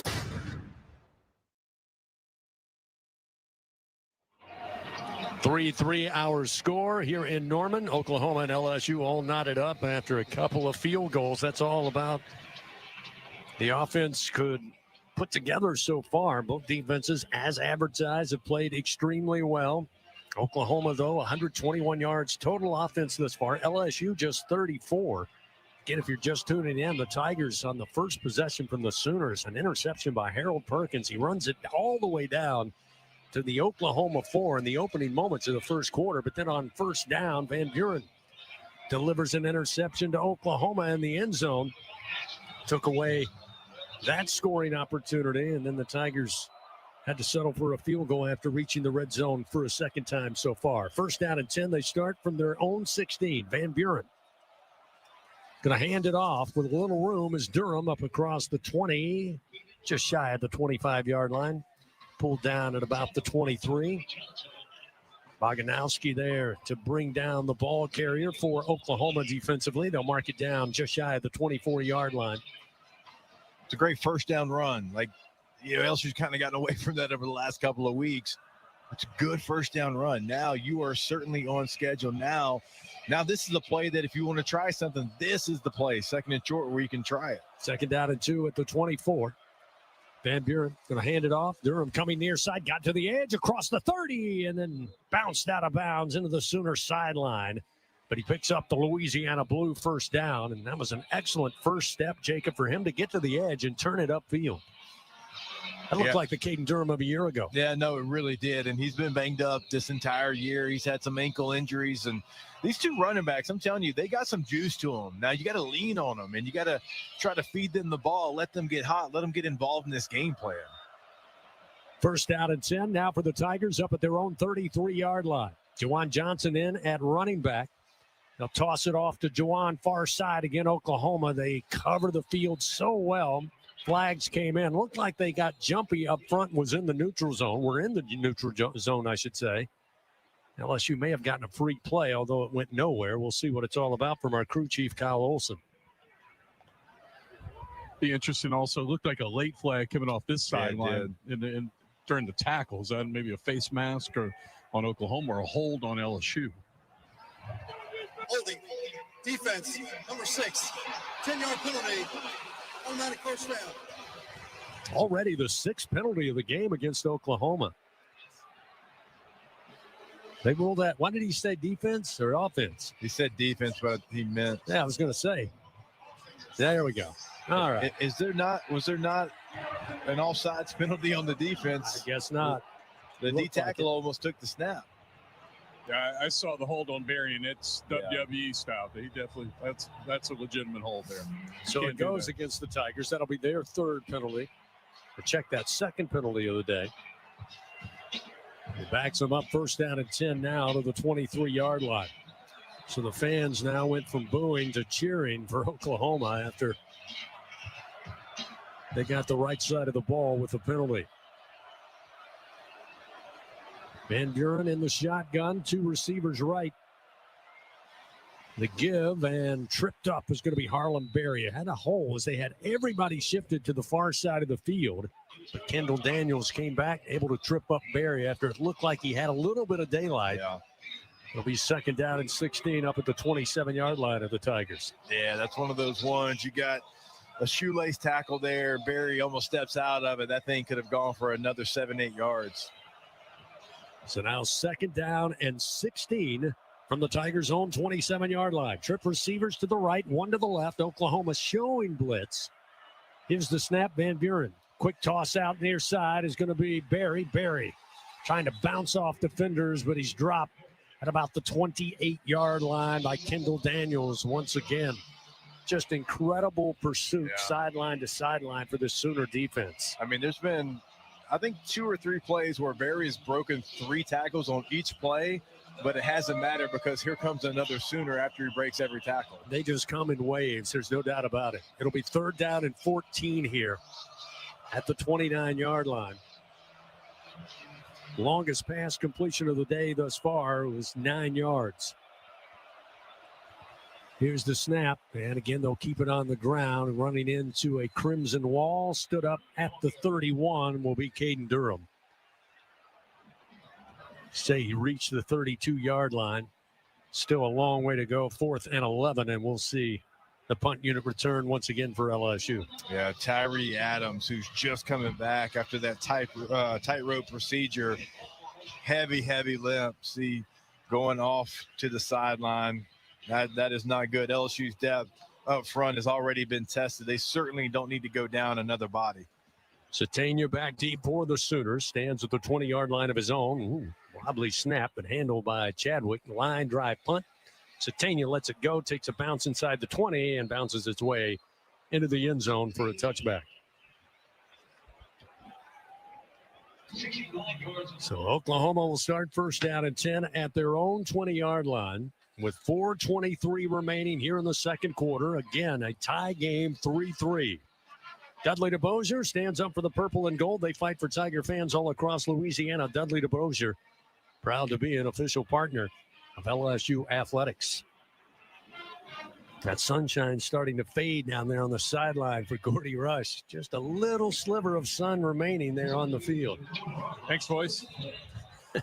We might see Gordy doing the report from the top of the stadium where the sun is here in about 15 minutes. Very, very possible. Oklahoma's John Mateer takes a snap. Steps back 3 steps. Fires towards the far sideline. Reaching out, making the grab up at the 28-yard line. As Deion Burks hauls it in for an 8-yard gain. It'll be second down and 2. P.J. Woodland on coverage, but a better throw by Mateer. So now it'll be second down and 2 at the 28. Sooners on schedule here on this possession. 2 receivers right, 1 to the left. Mateer going to keep. Misdirection, goes right side. He's got the first down and then crumpled down at the 34-yard line by A.J. Halsey. But the quarterback picks up 6 yards, and that'll move the chains for the Sooners. Down to 3 minutes, 39 seconds remaining. Tigers with 2 timeouts remaining. Sooners have all 3 in their hip pocket. I will tell you guys, the wind has picked up here as it's gotten a little later in the afternoon, so Oklahoma's going dead into the wind right now. Mateer lines up in the shotgun. Blaylock, the single back to his left. Here's the snap. Set up the screen to the near side. 1 man side cut and a couple of yards up to the 37-yard line. Pickup of 3 by Satania to Marcus Cooley. Eventually there to make the stop for LSU. Now we're looking at second down and 7 at the 37-yard line. That's a nice job by Cooley. Harold Perkins takes a bad angle, only sticks an arm out there, and luckily Cooley's coming downhill, able to get the receiver on the ground after only 3 yards. Blaylock will stay in as the running back for Oklahoma. 2 receivers sent wide to the right. 2 to the left side. A handoff going to go to Blaylock. Hit behind the line, but kept the legs churning and makes his way to the 39-yard line. Devon Keys grabs, holds on. Harold Perkins helps clean him up.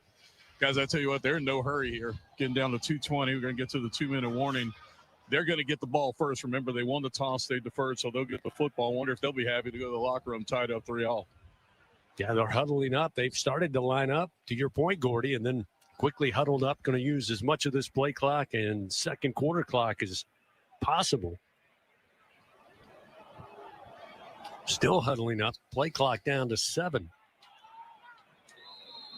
And they'll go ahead and call a timeout. So Oklahoma will bring it down to the 2-minute warning or 2-minute timeout in college football.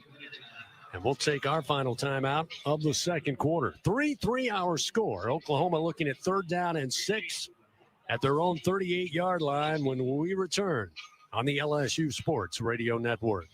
There was a time when a person's word was enough. A time when a handshake meant something and integrity really mattered. For over 70 years, the values of Farm Bureau Insurance have been rooted in hard work, faith, and family. In that time, we've seen the world change in many ways. What hasn't wavered is Farm Bureau Insurance's commitment to protect our customers' way of life and serve the communities in which they live when they need us most. You deserve more. You deserve a promise. Learn more at lafarmbureau.com. Everything tastes better after an LSU Tiger victory. Similarly, everything also tastes better once you've baptized it with the handcrafted flavor of the original Louisiana hot sauce. So just imagine how truly tasty something would taste if it was doused in the original Louisiana hot sauce after an LSU Tiger victory. That's Louisiana Hot. Buy you some. Hi, this is Chef Kevin Belton for People's Health. If you have diabetes, heart failure, or cardiovascular disorder, and you have Medicare, ask about a People's Health Chronic Condition Special Needs Plan. It's a Medicare plan designed to help with the unique needs that go along with these chronic conditions. Call People's Health today. Your benefits could start as early as next month. Plans are insured through United Healthcare Insurance Company or one of its affiliated companies, a Medicare Advantage organization with a Medicare contract. Enrollment in the plan depends on the plan's contract renewal with Medicare. We return to second quarter action of LSU Fighting Tiger football, presented by Dudley DeBosier on the LSU Sports Radio Network, powered by People's Health. Well, the Sooners decide to bring it down to the 2-minute timeout for snapping on 3rd down and 6 at the 38. That's upcoming. This will be the 5th play of this drive for the Sooners. It started at the Oklahoma 20. LSU Athletics, once again, would like to thank its corporate partners, Cox, McDonald's, FMOL Health, Our Lady of the Lake, Albertsons, Louisiana Blue, Coca-Cola, and Hancock Whitney. Statistically, Oklahoma, 139 yards, total offense, 81 through the airs. John Mateer, 12 of 19 for those 81 yards and 1 interception. Leading receiver so far is Isaiah Satania, no surprise, 5 catches, 18 yards. On the ground, it's been run by a committee for Oklahoma. Blaylock, 5 carries, 31 yards. John Mateer is 3 carries for 22 yards. Blaylock, the freshman, 2nd leading rusher. John Mateer, the quarterback, 3rd leading rusher on this Oklahoma team. For LSU, just 60 yards of offense so far. Michael Van Buren Jr., 4 of 10 for just 7 yards passing with an interception. Caden Durham, 3 carries, 20 yards. Harlem Berry, 6 carries, 15 yards. Again, the passing game has been limited for the most part to the screen game, and not a lot of yardage there, just 24 yards passing so far for LSU. But defensively, LSU looks at a big bingo pest product 3rd down stop they're looking for, 3rd and 6 at the 38. Again, LSU with 2 timeouts remaining. Force a punt here, maybe get the ball back. Try to get down to the end zone. If not, maybe close enough for Damian Ramos to give you a lead going into the halftime locker room. But first things first, they got to get a stop here on 3rd and 6. 3 receivers right. Motion 1 receiver to the near side. 2 by 2 as Mateer stands in the shotgun. Single back the freshman Blaylock. Here's the snap. Mateer looking to throw. Quick fire across the middle. Catch made at the 45. Up to the 46-yard line, a 9-yard pickup. They go to Satania, the leading receiver for the Sooners, and he picks up the 1st down. That'll keep the drive going. Yeah, it's a nice job by Mateer there. Anytime you have pressure, like you saw Whit Weeks come off the edge, you replace pressure with the football. And that's what they did there. Halsey not able to catch up to the receiver there on the quick slant. Minute 35, clock moving, second quarter. Now they'll empty Blaylock out of the backfield. Mateer takes the snap. Pedals around in the pocket, now sprinting to his right, directing traffic, throws on the run, and throws it into the LSU sideline, incomplete. Good coverage downfield. No one to go with the football. Harold Perkins doing a good job covering on Satania, which that's quite a challenge there, but there was no chance to get the football to him. That'll set up 2nd down and 10 now at the 47 for the Sooners. Yeah, it's nice coverage, but it's also nice gap integrity by the defensive line. Mateer wanted to take off. He had nowhere to go because the defensive line did their job. 2 receivers right. Again, they'll motion a receiver to the near side, 2 by 2 with a single back. Mateer now calls for the snap, looks to his left, fires immediately. Catch going to be made at the LSU 47-yard line to the 45. He goes. That's the tight end, Canick. Going to be dropped at the 45 by Cooley and Halsey, but a gain of 9 yards, and that'll set up 3rd and 1 now at the LSU 44-yard line as we approach 1 minute remaining here in the second quarter. And again, Oklahoma, I wouldn't say is in quite a hurry, although they have a big leg for field goals in Tate Sandale. This time, Mateer pulls, wants to run. Flag comes flying out as he is absolutely toppled at the 46-yard line by Whit Weeks. That was quite the hit by Weeks, but a flag right there in the center of the defensive backfield. Yeah, it's gonna be holding against Jack Pyburn. If it's not, I'd be shocked there. He got thrown to the ground like a WWE wrestler.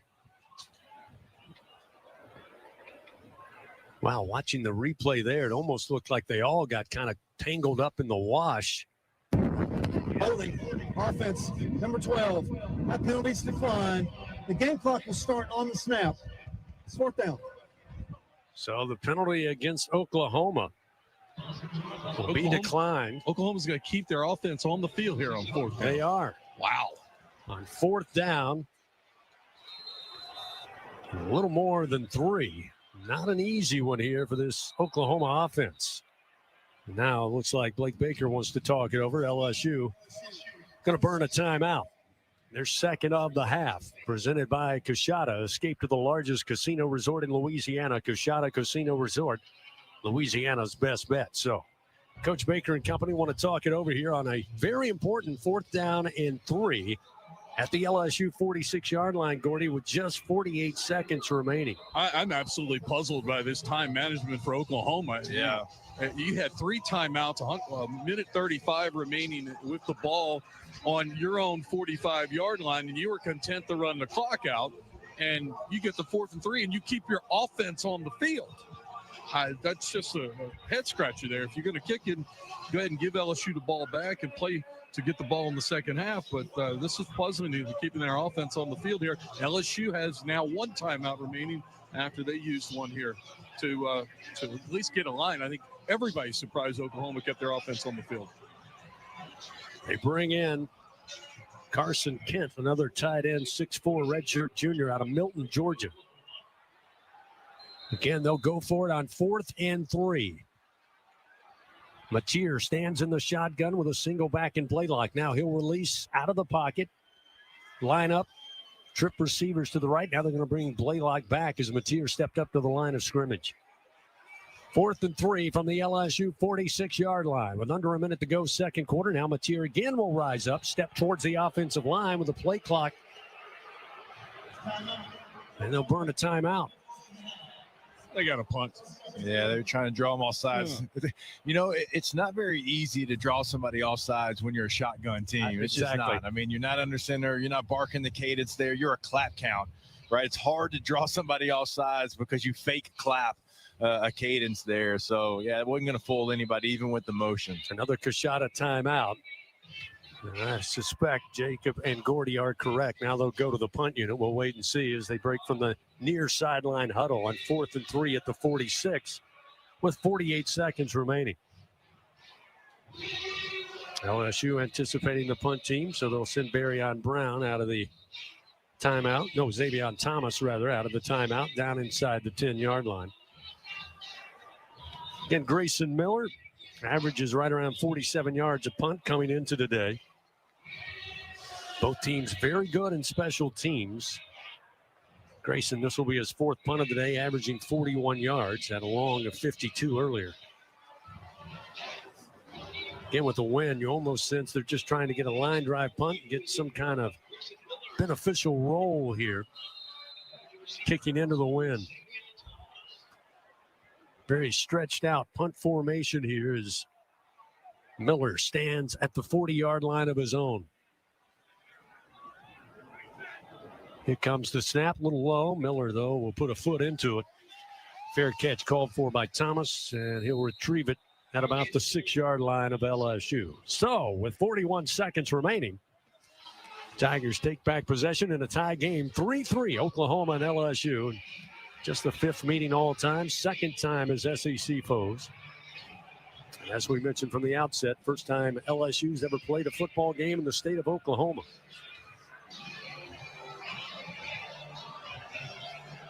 So again, LSU with 1 timeout remaining, but very close to their own end zone with the ball down at the 6-yard line. The line up in the shotgun. Van Buren inside the 1, going to give to Durham. Durham goes left and cuts back right, makes his way up near the 12. Pretty good pickup there as the clock begins to roll with 30 seconds remaining. Like LSU now content, got a little breathing room outside of their own goal line. Standing around here with the game clock down to 15 seconds. Play clock at 18.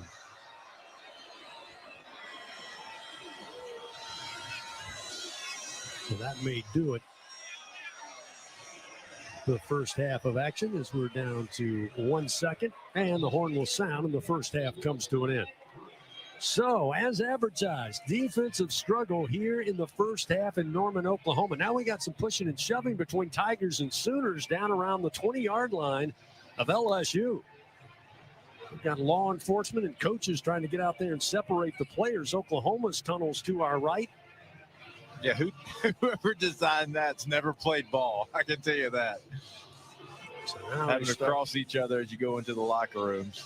Looked like Cortland Guillory was down there for Oklahoma, several for LSU as they now try to separate all of the players. Coming up, we'll get the Capital One coach's interview. We'll get some thoughts from Frank Wilson as he takes his Tigers into the locker room tied 3-3 on the road here against Oklahoma. Coming up, the ISC Constructors Fighting Tiger halftime report. We'll send it back to the Capital One studio. Brian Haldane will take you through halftime. We'll be back for the second half as Oklahoma will take the opening third quarter kickoff.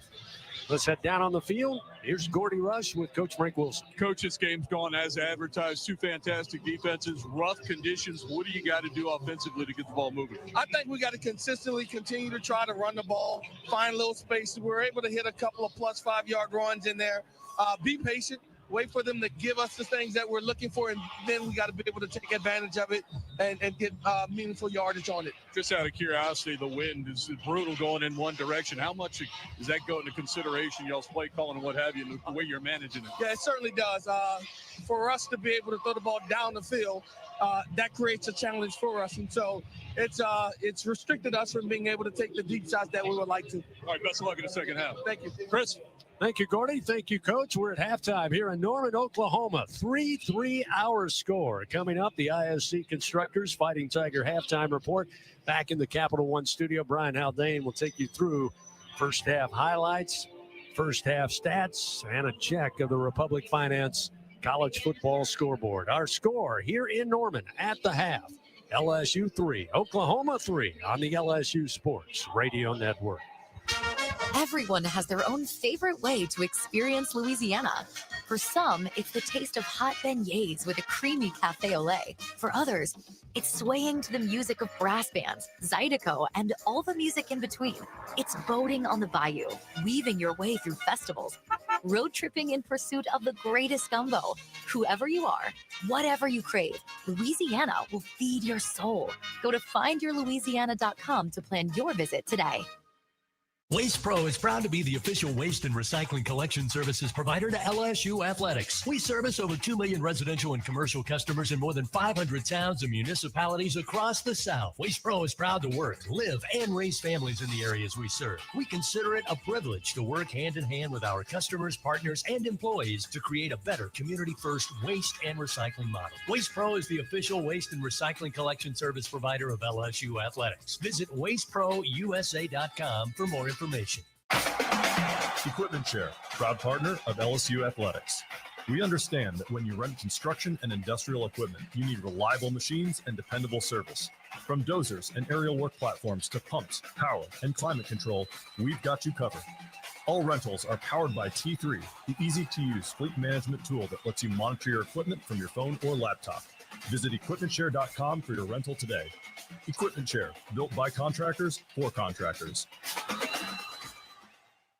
Welcome in to the ISC Fighting Tiger Halftime Report. Presented by ISC Constructors. Powered by people. Coming up, a breakdown of the first half with highlights, stats, and a check of the Republic Finance scoreboard. Now, from inside legendary Tiger Stadium in the Capital One Studios, here again is Brian Haldane. Capital One offering checking and savings accounts with no fees nor minimums.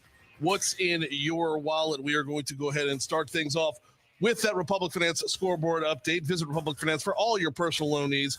Visit republicfinance.com/Tigers. Well, let's start off with a little bit of top 25 action from yesterday. A number of games went in the books yesterday. Number 2, Indiana was a 56-3 winner over Purdue. Third-ranked Texas A&M falls to number 16, Texas, 27-17, your final score there. Fourth-ranked Georgia took on Georgia Tech and took out Georgia Tech, 16-9. Well, the Bulldogs do roll. Number 7, Ole Miss was a 38-19 winner over Mississippi State in the most watched Egg Bowl ever. That's an unofficial stat. 13th ranked Utah was a 31-21 winner at Kansas. And number 25, Arizona beat number 20, Arizona State, 23-7. Already in the books for today, Ohio State rolls over Michigan, 27-9, the final score.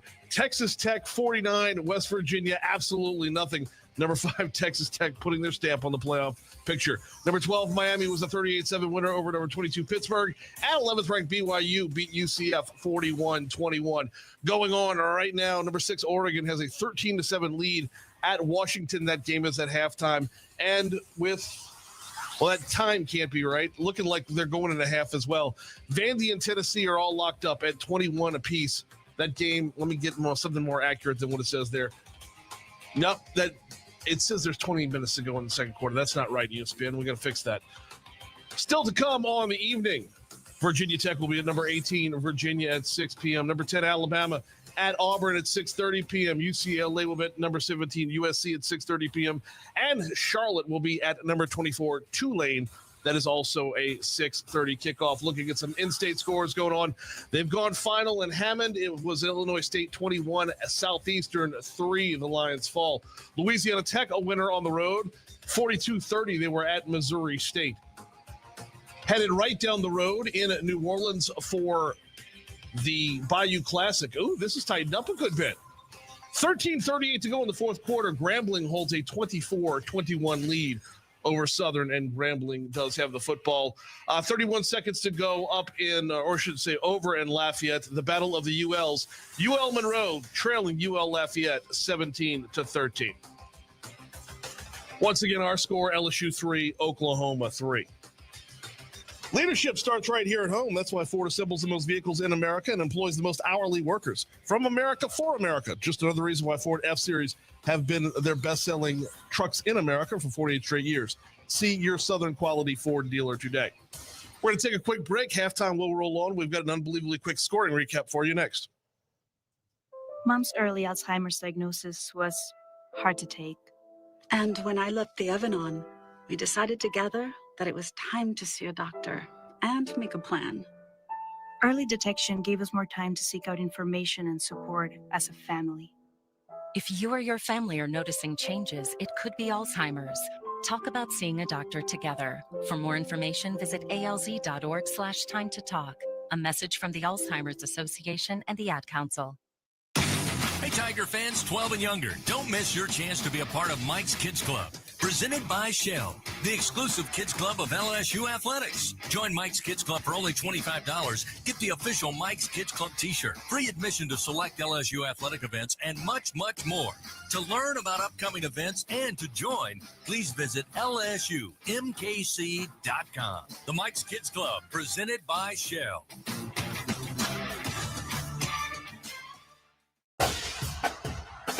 Every Tiger knows it's not just about where you are, it's about how you play the game.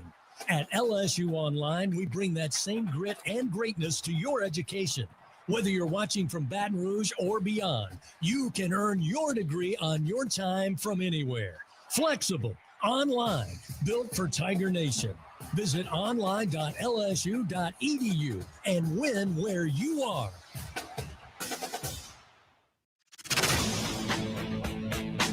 Back with more on the ISC Constructors Fighting Tiger Halftime Report. Now, with a first half scoring recap, here again is Brian Haldane. Do you have questions about Medicare? Let us help. Aetna has Medicare Advantage plans that include prescription drug coverage with a $0 plan premium. Call Aetna today at 1-888-76-AETNA to learn more. Okay, now for a scoring recap that is worthy of the Premier League. On their third time touching the football, Oklahoma did put together an 11-play, 50-yard drive. It was brought to a field goal. It was a 38-yard field goal by Sandell for Oklahoma, making it 3-0 Sooners. That is where the score would stay until LSU was able to even things out at the beginning of the second quarter. On their first drive of the second quarter, Damian Ramos put together a 25-yard field goal at the end of a 6-play, 42-yard drive. That sounded a little something like this. To be about a 25-yarder. Again, the wind at the back of Ramos. Field goal leader in LSU football history. Snap is back, placement is down, kick is up, and the kick is good. We are tied 3-3 with 13:35 to go here in the second quarter. And that's scoring recap. Bud Light, proud sponsor of LSU Athletics. Easy to drink, easy to enjoy. We're going to take a quick break, come back, we'll talk stats right after this on the LSU Sports Radio Network. Get ready. Venture Global is proud to partner with LSU Athletics, powering Louisiana and the world with clean, low-cost, reliable energy and fueling the future of our great state. As we cheer on the Tigers this season, we're also driving innovation, creating jobs, and supporting our local communities. Together, we're building a brighter, more sustainable tomorrow. Venture Global, proud partner of LSU Athletics, powering champions on and off the field. Go Tigers! In Baton Rouge, locals don't just love their home. They love sharing it. Discover a city where culture is abundant, hospitality comes natural, and the best spots are never kept secrets. With the vibrancy of a big city and the ease of a weekend getaway, Baton Rouge invites you to slow down, savor, or soak it all in. Find your pace at visitbatonrouge.com. LSU Tiger fans are gearing up with real Tigers apparel and merchandise from the official online store at lsushop.net. Get jerseys, sideline gear, polos, t-shirts, hats, official team merchandise from Nike, accessories, and much more. Over 3,600 products, all shipped right to your door. Head to the place real Tiger fans go for the selection only real Tiger fans get at lsushop.net. Second half action of LSU Fighting Tiger football is coming up. This is the ISC Constructors Fighting Tiger Halftime Report on the LSU Sports Radio Network, powered by People's Health. Leadership starts right here at home. That's why Ford assembles the most vehicles in America and employs the most hourly workers. From America for America. Just another reason why Ford F-Series have been the best-selling trucks in America for 48 straight years. See your Southern quality Ford dealer today. It is time to break down the stats, and we're going to start off with the passing report brought to you by Low Bears Baton Rouge Casino and Hotel. As of right now, LSU has 24 passing yards. Oklahoma has 99. John Mateer has all 99 of them. He has 14 of 22 for those 99 yards. For LSU, and I appreciate Hunt Palmer for bringing this one up during the break, they're led in passing by Xavion Thomas, who was 1 for 1 for 17 yards. Michael Van Buren is 4 of 10 for 7. Now let's take you to the rushing report brought to you by Old Dominion Freight Line. LSU actually has more rushing yards than they have passing yards at 42.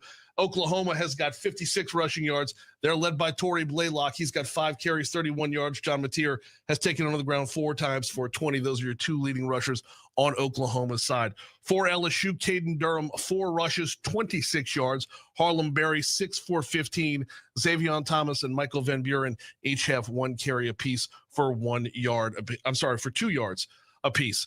Meanwhile, a couple of other stats to break down real quick. When it comes to penalties, LSU's been penalized 3 times for 20 yards, 5 for 45 on the Oklahoma Sooners side. Turnovers, each team has 1. They both got interceptions on the very early in the first quarter. And as far as time of possession is concerned, Oklahoma is leading that as well. Oklahoma's had the ball. The Sooners have had the ball for 18 minutes, 15 seconds. LSU just 11 minutes, 45 seconds. And those are the statistics that bring us to this 3-3 halftime tie. We'll take one more quick break. When we come back on the other side of the break, we will send you back inside the booth with Jacob Hester, Gordy Rush, and the voice of the Tigers, Chris Blair, right after this on the LSU Sports Radio Network. Hey, college football fans, I know you'd do anything for a win on game day. And a nice cold Bud Light. Because whether you're tailgating in the parking lot Or parked on the couch. sitting on your lucky stool at the bar, Or standing in the fan section all game long. the clean, crisp taste of Bud Light turns a win into a win-win. And there's nothing easier to enjoy than that. Bud Light, easy to drink, easy to enjoy. Enjoy responsibly. Anheuser-Busch, Bud Light Beer, St. Louis, Missouri. Trust isn't given. It's earned by showing up, leading the way, and performing at your best when it matters most. Our Lady of the Lake sports medicine experts know what it takes to improve performance and build champions at every level. That's why LSU chose Our Lady of the Lake as its championship health partner, trusting Louisiana's best medical team to care for our state's best athletes. From championship athletes to everyday champions, trusted care starts here. Visit OLOLRMC.com/LSU. Hi, I'm Nancy Landry. Louisiana's elections are an important part of who we are. In 2026, closed party primaries will change how some of those elections happen, so you'll want to know what to do. Keeping your registration current ensures you'll get the right party-based ballot. Remember, this change only applies to certain offices. To learn more, visit govote.com or download the GoVote app. Know before you go. It takes hard work to be the best in the game. Planning, commitment, resilience, sweat. That's why Old Dominion Freight Line, the #1 national LTL carrier for quality, works hard to be the best in the game and is proud to support those striving to be the best in theirs.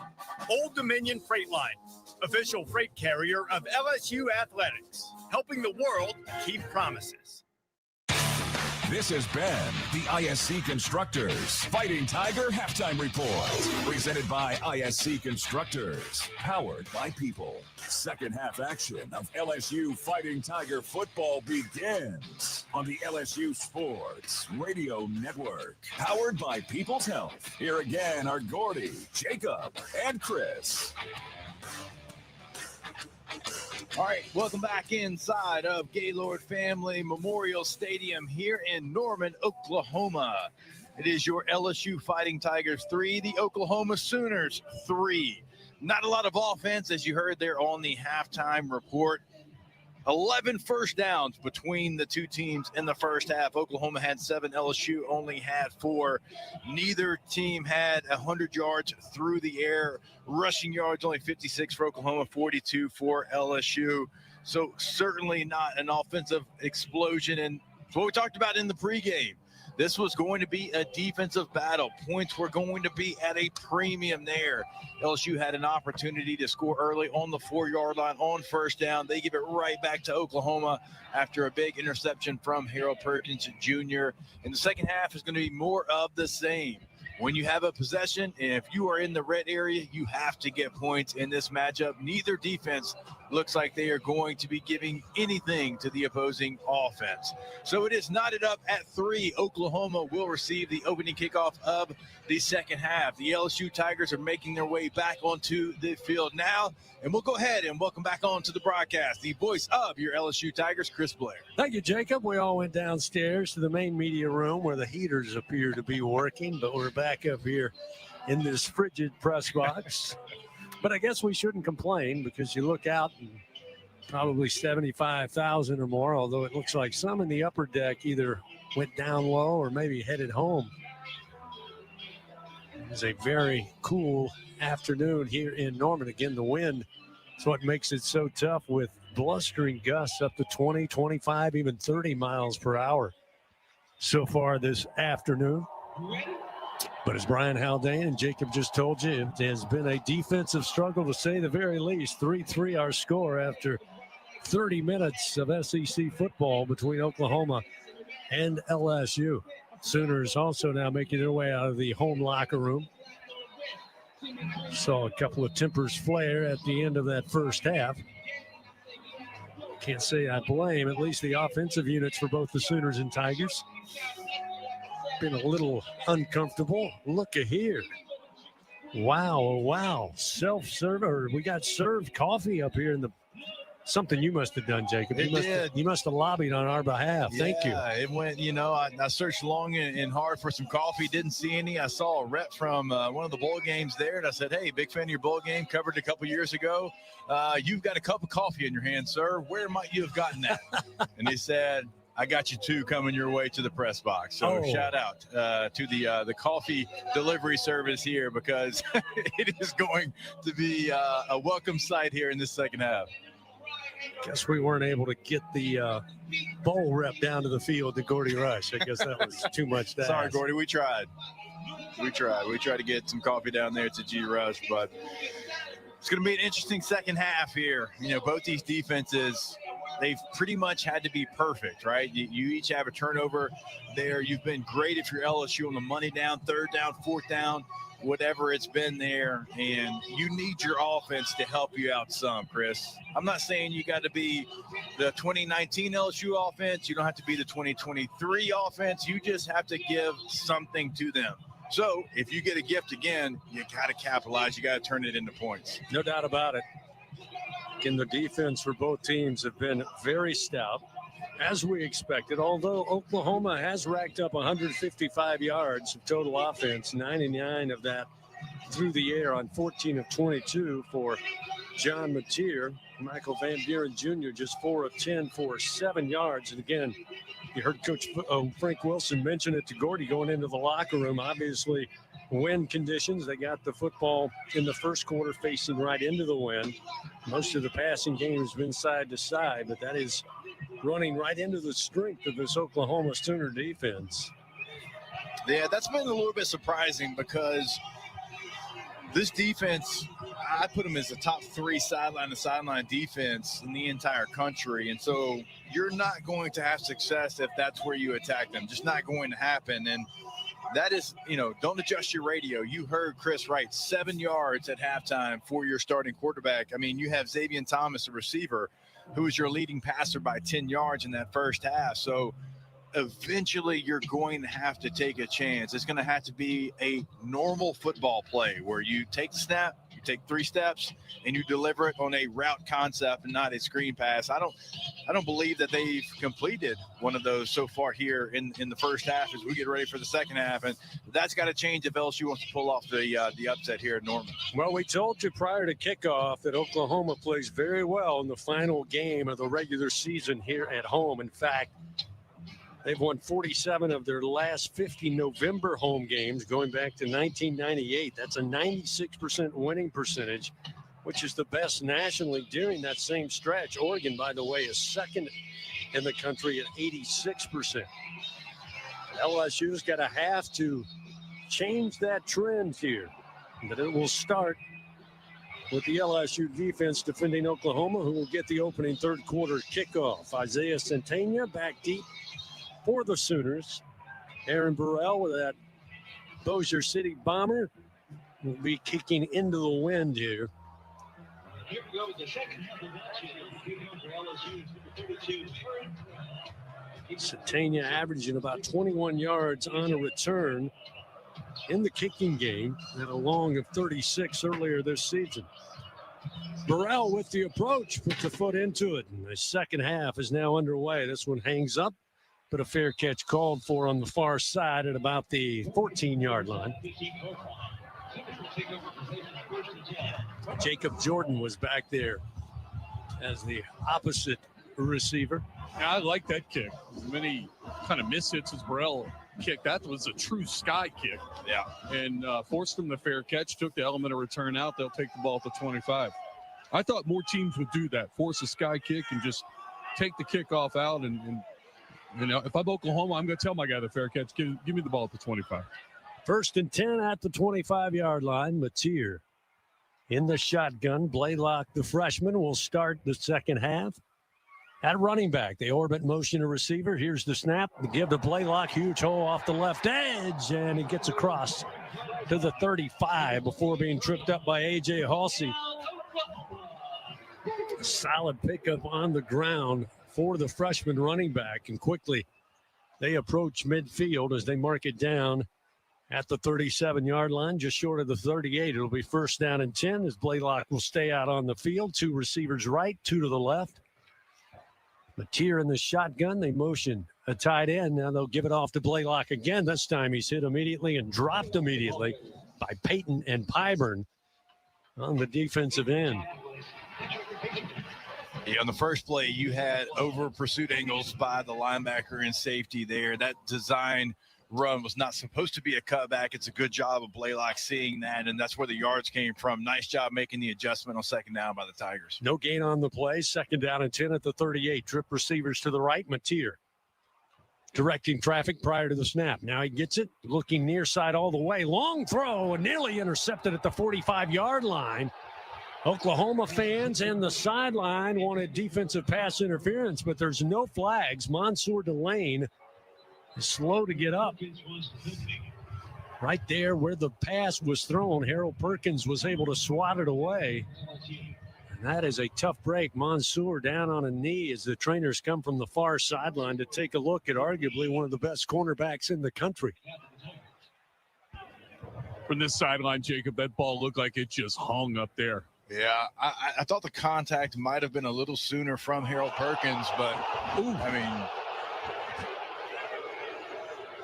mean, watching the replay here, ball was thrown, then there's a collision before, right as the ball was there. But yeah, I would agree it was a little early, and Oklahoma fans just biting mad that there were no flags on the play as Mansour now helped off mostly on his own power, makes the long walk to the far sideline. Yeah, that's the loudest Oklahoma fans have been certainly all day long on that play right there.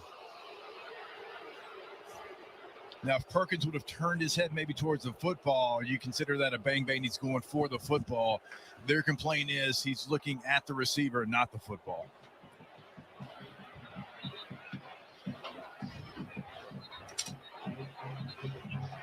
Good thing about Delane, they're not even going to take him to the tent. They're just kind of walking this off. Same thing. Yeah, he's going to shake it off. Hopefully he'll be back in the game here in a couple plays. Ken sat out last week. Hope to see him back out there sooner than later. 3rd down and 10 at the 38. And again, it looked like movement up front from Oklahoma, just as they were about to snap it. Offense, number 55, 5-yard penalty, still 3rd down. Yeah, that's the, it's one of the Whit Weeks effects, right? He's such a good blitzer. You see him, he starts easing up like he's going in that A or B gap area, and the guard just got a little too jumpy, knowing that number 40 was about to come down the pike there. No doubt the impact Whit Weeks makes, again, injured in that Ole Miss loss earlier in the year. Snap back on 3rd and 15. Looked like a timeout was called, even though they snapped the football, but the officials had already said LSU called the timeout. They complete the pass up at midfield, and now the Boo Birds getting louder here in Norman. I was right here. That was legitimate. I think LSU had 12 on the field. They had a problem with the sub package, and they quickly got a timeout. I was standing right next to Lance Gidry and saw that develop. Timeout taken by LSU right before the snap of the football. This timeout presented by Coshada. Escape to the largest casino resort in Louisiana. Coshada Casino Resort, Louisiana's best bet. Still a 3-3 ball game. Opening drive of the 3rd quarter. We've mostly been standing around. Timeout on the field. We'll take one with them. We'll return to Norman in just a moment on the LSU Sports Radio Network. It's 4 a.m. Monday, and you're literally sucking baby snot through a tube because she's congested. Man, that's love. And if you love her that much, love her enough to make sure she's buckled in the right car seat. To make sure your child's in the right seat for their age and size, visit nhtsa.gov/the right seat. Show them you love them. Keep them safe. Visit nhtsa.gov/the right seat. Brought to you by the National Highway Traffic Safety Administration and the Ad Council. She's got a seam. He's down the near side hash. Tiger fans, if you've ever wanted to listen to the LSU Sports Radio Network while watching your Fighting Tigers on TV, now you can, and it's easy to do. Just pause the TV. Use the LSU Sports mobile app to stream the audio on your smartphone or tablet. Connect to a smart speaker, then wait for the audio to catch up to the point your TV is paused. Push play, and you are all set. Watch the Tigers and listen with the LSU Sports Radio Network and the LSU Sports mobile app. 15, 10, 5, touchdown, Tigers! I'm Richard Fontenot, president of the Louisiana Farm Bureau Federation. My brother and I grow rice, soybeans, and raise crawfish on our farm in Evangeline Parish. For a fourth-generation farmer like myself, Louisiana Farm Bureau is as much a part of my life as checking traps or harvesting rice. Our organization is more than 145,000 members strong, and we've been around for more than 100 years. The Louisiana Farm Bureau spans generations, and we want you to join our family. Visit lafarmbureau.org. The Louisiana Farm Bureau Federation, the voice of Louisiana agriculture. Trust isn't given. It's earned by showing up, leading the way, and performing at your best when it matters most. Our Lady of the Lake sports medicine experts know what it takes to improve performance and build champions at every level. That's why LSU chose Our Lady of the Lake as its championship health partner, trusting Louisiana's best medical team to care for our state's best athletes. From championship athletes to everyday champions, trusted care starts here. Visit OLOLRMC.com/LSU. Live coverage continues. This is LSU Fighting Tiger Football on the LSU Sports Radio Network, powered by People's Health. 3-3 our score, early third quarter action. In fact, 13 minutes, 53 seconds. We've barely gotten started here. Oklahoma took the opening kickoff. A fair catch started them at their own 25. They've run 3 plays for 8 yards. They now look at 3rd and 15 at the 33 after a motion penalty against the Sooners, their 6th of the day. Fans, Toyota's national sales event is on right now. Enjoy every second in an exciting Toyota. Visit your local Toyota dealer or toyota.com today. Xavier Robinson back in at running back here for Oklahoma. After LSU called the timeout, had some substitution issues. Oklahoma fans mad because they thought they had snapped the ball and had a successful play. Did not happen. So they'll try 3rd and 15 again. Trip receivers right, one to the left. Mateer, deep drop. Time in the pocket, throws, and it is caught at the LSU 45, and then breaking one tackle inside the 40 to the 38-yard line is Satania on a 30-yard pickup. Almost same play they ran. Little seam down the near side hash, then cut into the middle of the field, and Mateer hit him, and it was a great catch. Adjustment by Satania, going up and holding it with 2 hands. Mateer ready to go. Again throws over the middle. This time intercepted. A.J. Halsey to the far side, outside the numbers, into Sooner territory at the 40, and eventually brought down around the 33-yard line. John Mateer with his 2nd INT offered up today. And just when the Sooners had a little momentum, LSU turns it the other way. It'll be 1st down and 10 at the Sooner 33. This LSU defense is remarkable. Every single time that they've got to do it and they've got to find a way to keep the team in the game, they have done it, certainly over the last couple of weeks. And even when they give up a big 30-yarder, they don't allow themselves to, feel bad and pity out there. They don't mope. They just go make another play. It is remarkable. Offense has to pick them up here. Have to answer the bell. 1st down and 10 at the Oklahoma 33-yard line after the 2nd interception by this LSU defense. The give to Berry. He's got room. Berry gets to the 2nd level, down to the 25, maybe short of the 25 at the 26-yard line. As he ran from right to left near side. It'll be 2nd down and 3 after a pickup of 7 yards. Yeah, it's a great 1st down run there by the young running back. Very patient, finds a way to find a crease. Again, he's looking for the 7-yard run. He's not looking for the 70. And I mean, that's the highest compliment to a freshman running back. He understands the assignments, and nice job on first down. Parker out wide to the right. Thomas in the slot to the right side. Ball on the near side. Hash, second down and 3 at the Sooner 26-yard line. Again, the give to Berry. A small crease opens up, but eventually Oklahoma closes it inside the 25 to the 24-yard line, a pickup of 2. But again, very well on schedule. LSU looking at 3rd down and 1. They mark it at the 24-yard line. Kendall Daniels was there to make the tackle. LSU 0 for 6 on 3rd down today. Must find a way to convert, keep this drive going, keep the pressure on this Oklahoma defense. 2 receivers right, single back, pistol formation. It's going to be Van Buren trying to keep it off the right edge. He's free. Outside the numbers at the 10, the 5, going for the pylon, and he knocks an official down. They'll say he stepped out at the 1-yard line. Looking to get the sign for a touchdown when he hit the pylon, but he buried into the official before he got to the orange stick. So it will be first down, goal to goal at the Sooner 1-yard line on the run by Michael Van Buren. Yeah, you were wondering when he was going to keep one of those because Oklahoma had crashed so hard on all of those zone reads there. Nice read by Van Buren, just tucking it and going. Didn't worry about it. Got to the edge and made a run. First down, goal to go from the Sooner 1. Van Buren in the shotgun. Motions Thomas left to right. Now he'll orbit motion. Here's the snap. The throw goes to Thomas. He will step into the end zone. Touchdown, Fighting Tigers. LSU finds the end zone first on a 1-yard pass to Thomas into the right corner. Touchdown brought to you by Louisiana Blue, the official health insurance of LSU athletics. It's 9-3 Tigers with a point after upcoming. That is answering the call. That is stepping up. Your defense gave you the football back again and said, go score, and you wasted no time. What a drive by the LSU offense. That is complimentary team effort right there, offense and defense. Damian Ramos trying to add one more. 11:21 remaining here in the third quarter.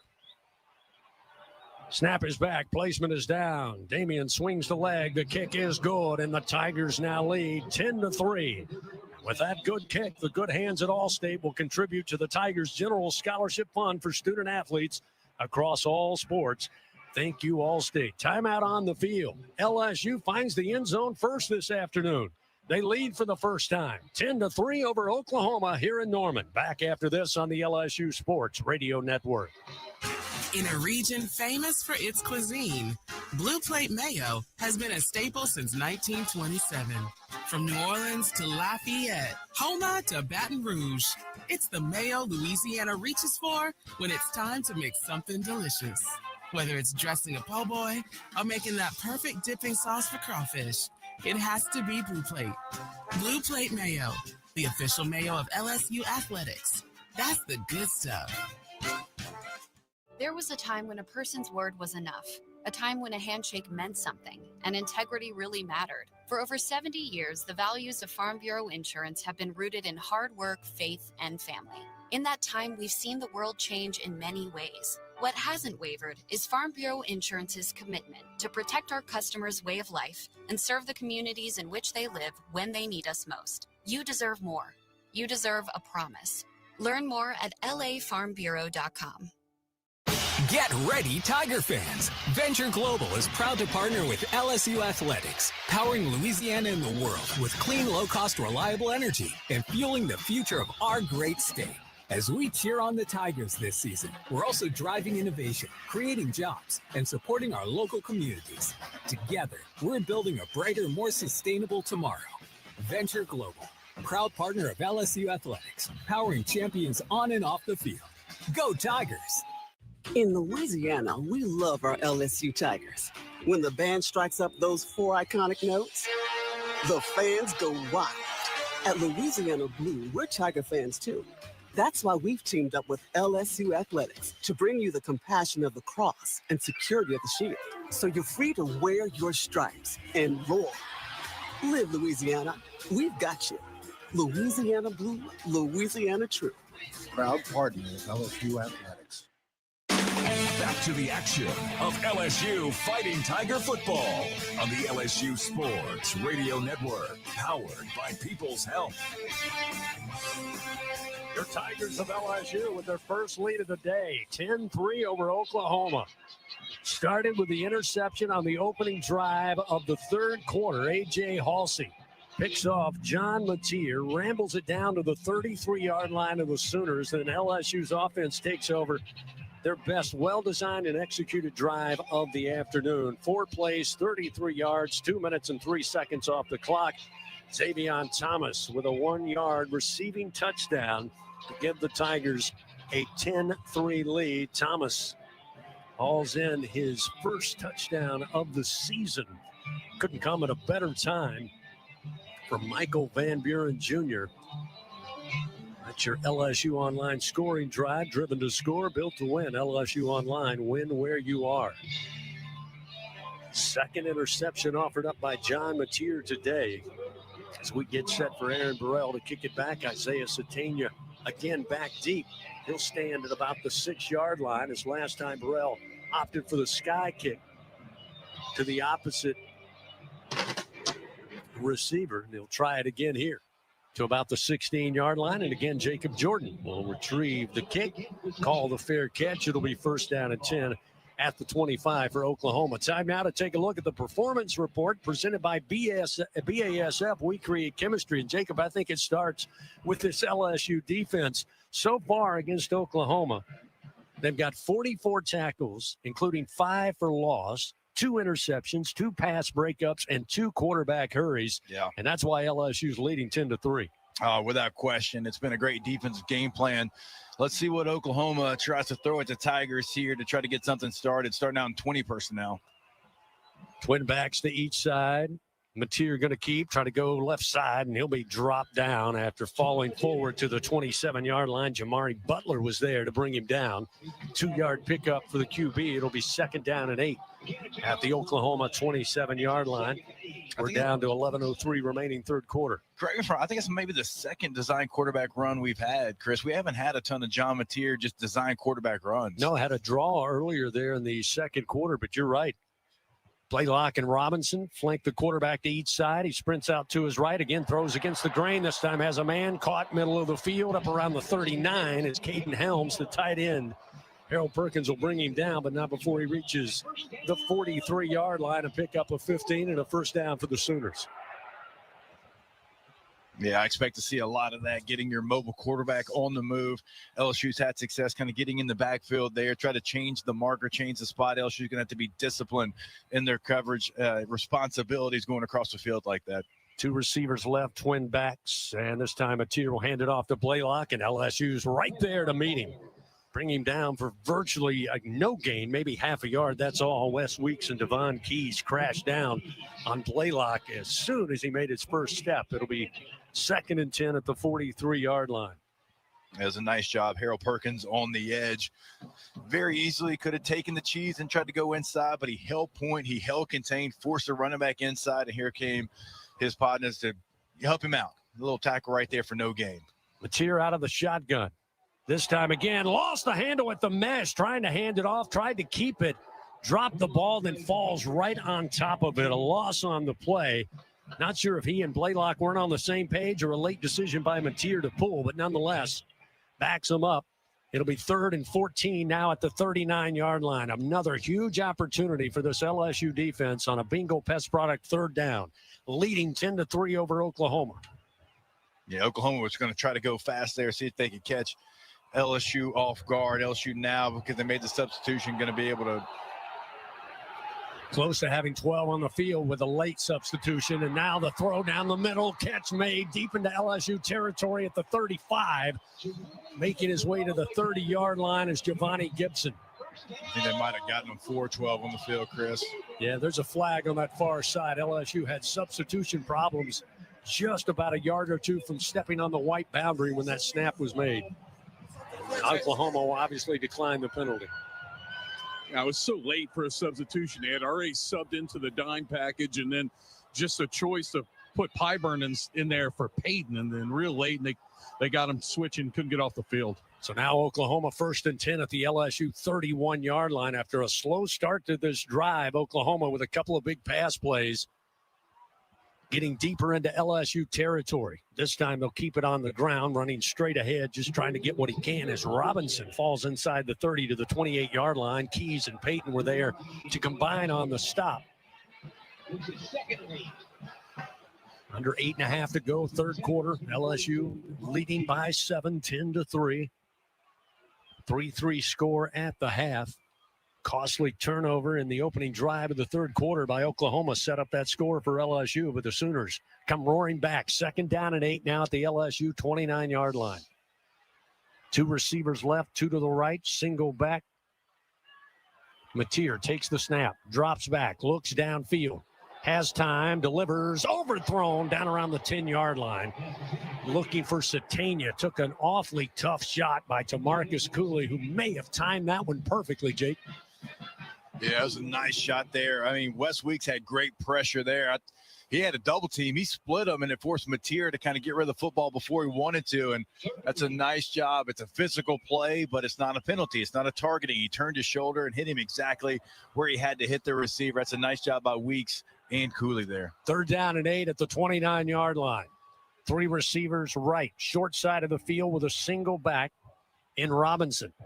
Looking to throw, Mateer slings it. This one's going to be thrown short. This one's going to be intercepted at the 8-yard line by LSU. 3rd pick of the day. This time, DJ Pickett, the freshman, takes it away, and LSU has the football with 7:49 to go here in the third quarter. Just complete domination by this secondary unit for LSU so far today.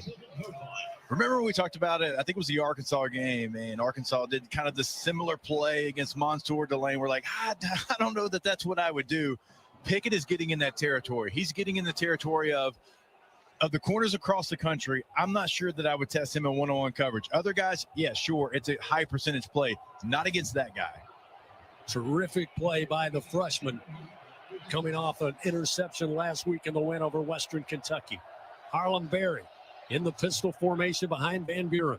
On 1st down, he'll get the carry. Oklahoma meets him at the 5. They sling him back into the end zone. They say he loses 2 yards back to the 5-yard line. David Stone left untouched, got to the ball carrier immediately, hung him up. It'll be 2nd down and 12 back at the LSU 5-yard line. Oklahoma defense trying to get their crowd behind them here. Walled in with nothing but Sooner fans. 360 around LSU's offense. Looking at 2nd down and 12 from their own 5-yard line. Ball protection a must here if you're the Tigers. Standing 1 yard deep in the end zone, Van Buren takes the snap, looking to keep it. Needed a block from Bauer Sharp, couldn't do it. And he gets a drop for a loss of a yard by Robert Spears Jennings back to the 4. Sharp, the former Oklahoma Sooner, just couldn't get enough of a surge to get Van Buren around the right corner. Yeah, and then you had Weston Davis missed his block. So there's another defender coming inside out. So Bauer Sharp tried to give you a 2-way go there, but you really only had the 1-way with the outside since there was pursuit coming from the inside out. 3rd down and 13 back at the 4-yard line. Van Buren this time will be about 3 yards deep in his own end zone on a wing to his right. Caleb Jackson, check that, Caden Durham. And right up the middle, trying to get some breathing room up near the 12-yard line is going to be Durham straight ahead. Omasigo eventually made the tackle for Oklahoma. Sets up 4th down and a long 5, and we'll see the punt unit come on. Again, Chadwick going to be kicking this one into the wind right to left as we look down on the field. Satania going to set up shop around the 46-yard line of the Sooners.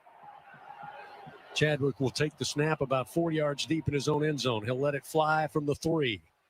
Down the middle, now angling to the far side. Satania slips, and his knee comes down at the 39-yard line. Not sure if he called for the fair catch, but a 49-yard punt, but he gets no return after slipping on the turf. So Oklahoma, after giving up yet their 3rd turnover of the game, no harm, no foul, eventually forced the punt. Now LSU's defense back out there as we have 5 minutes and 40 seconds remaining here in the third quarter, and it's a 10-3 LSU lead. Back to Norman, Oklahoma after this on the LSU Sports Radio Network. Ew, it's a roach. Fear not. champ is here. Your weapon is Bengal Road Spray. Bengal spray technology is designed to flush out the entire colony, targeting the source of the problem, making sure these pests don't die unseen in your walls, ensuring far-reaching results that prevent infestations from returning. Now that you're all protected, my job here is done. Bengal, the official pest control of LSU athletics. Hey, LSU fans, you're invited to Louisiana's largest casino resort, Coshada. Coshada Casino Resort has the largest and most spacious gaming floor in the Lake Charles area, with thousands of the newest slots, over 55 table games, live bingo and off-track betting, plus 3 beautiful hotels, delicious Cajun cuisine, and the #1 rated golf course in Louisiana. Coshada Casino Resort is proud to support LSU. Go Tigers! ISC Constructors is a national award-winning electrical and instrumentation construction company. In addition, ISC provides full-service, multidiscipline engineering services to global customers. For 35 years, ISC has brought the Baton Rouge culture to its job sites and offices across the nation. And like our Tigers, ISC believes being the best begins with recruiting and developing the best talent. ISC, powered by people. Game day starts local, just 2 miles from Tiger Stadium. Oxbow Rum Distillery is the official rum of LSU athletics. Handcrafted from Louisiana sugarcane, grown right across the river.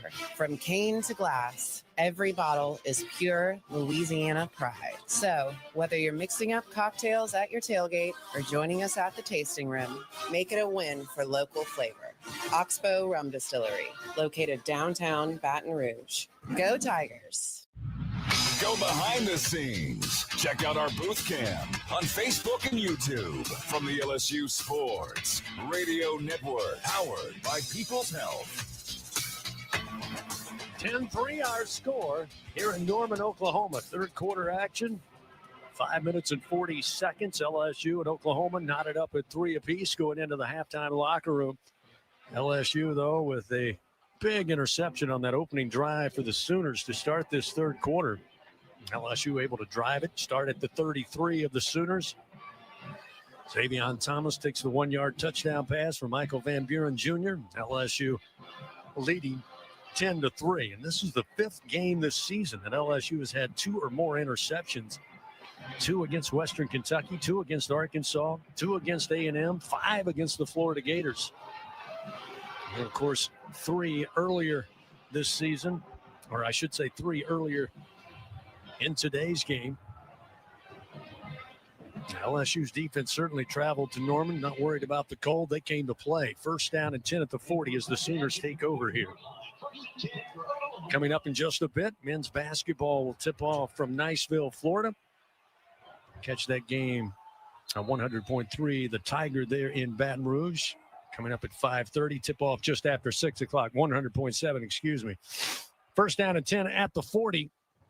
And again, they're going to keep it on the ground, and Blaylock doesn't do much. Maybe got a yard and a half. That's about all. They'll say 2 yards as they spot it at the 42-yard line for Blaylock. It'll be second down and 8 at the 42. Women's basketball in action from the Virgin Islands, which I have to believe feels a little different than it does here in Norman, Oklahoma. Patrick Wright's probably a little warmer than we are here at Memorial Stadium. That one coming up around 6:30 tip time.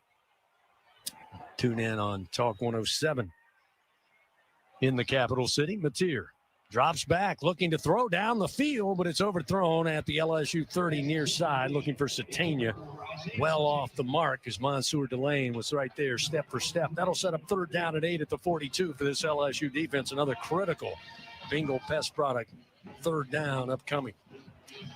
You know, I wouldn't be surprised if Oklahoma tries to do that again. I mean, right now they've got the win with them. I don't think you want to be trying to do that in the next quarter when you got to push it through that win, not with the day Mateer's had. Third down and 8. Tigers with 3 at the line of scrimmage, 5 in the tackle box as Mateer drops back, looks left, goes towards the boundary, catch made, but it looked like short of the line to gain at the 49. Satania made the grab, kind of backpedaling into the LSU sideline. P.J. Woodland made sure he did not move upfield, so it will be 4th and a yard at the Oklahoma 49-yard line. Looks like Coach Venables going to roll the dice again. The offense staying out there as we approach 4.5 remaining here in the third quarter, and his Sooners down by 7, 10-3. This time, Mateer going to work under center. LSU obviously crowding the line of scrimmage.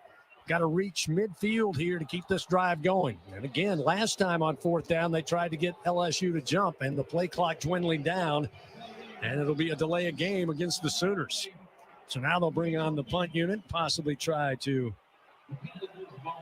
pin LSU back. We'll wait and see. They call the timeout. Looked like he said delay a game. Yeah, they must have just gotten in there. The back judge did throw the flag.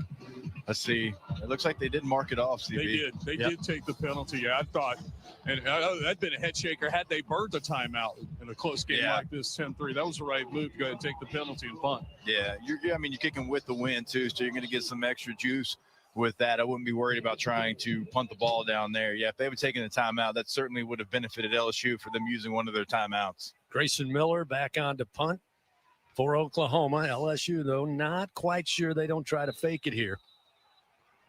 Xavier Thomas back deep, hoping to receive this punt. Waiting on the snap to Miller. He will indeed punt it from the 33-yard line, angling far side, and takes a bounce inside the 10, stays in bounds, but eventually finds the end zone for a touchback. Oklahoma about 3 steps shy, being able to pin that one inside the 5. Thought it might angle and bounce out of bounds, but took a nice little cut off the 9-iron and stayed on the field of play. But luckily, will be a touchback, and LSU's offense back out there to start. First down and 10 from their own 20. Yeah, I think that one, I'm glad the wind was blowing that way, because if it was blowing anyway else, that ball might have just stayed there long enough for them to down LSU right there on the 1-yard line. And we saw last series, this isn't an offense right now that is going to be set up to play from being backed up like that. So LSU very fortunate that goes into the end zone. 80 yards in front of them here. They've got 104 yards total offense today, but they lead the game 10-3. Michael Van Buren takes the first down snap. Again, they'll stick with the ground game. They hand it off to Harlem Berry straight ahead. Makes his way just shy of the 22-yard line on a pickup of 2. Second down and 8 upcoming for the Tigers. LSU Athletics, once again, would like to thank its corporate partners, Cox, McDonald's, FMOL Health, Our Lady of the Lake, Albertsons, Louisiana Blue, Coca-Cola, and Hancock Whitney. 10-3 LSU leading. Low-scoring affair, as we expected. 3.5 remaining here in the third quarter as the Tigers break from the huddle, looking at second down and 8 at their own 22-yard line. 2 receivers sent wide to the right. Xavier Thomas, lone receiver to the left. Van Buren in the shotgun. Here's the toss coming near side. Berry trying to get to the edge. And again, great pursuit by Oklahoma will bring him down basically with a 1-yard gain to the 23. Boganowski, the free safety, getting over there, able to get his hands on Harlem Berry just as he started to cut up field. Sets up third down and 7 at the 23. LSU so far this afternoon just 1 of 8 on third down conversions. Empty backfield. Van Buren wants to throw. Now moving to his right, and we'll simply throw this one away into the LSU sidelines. And very quickly, 3 and out. Here comes the punt unit for LSU.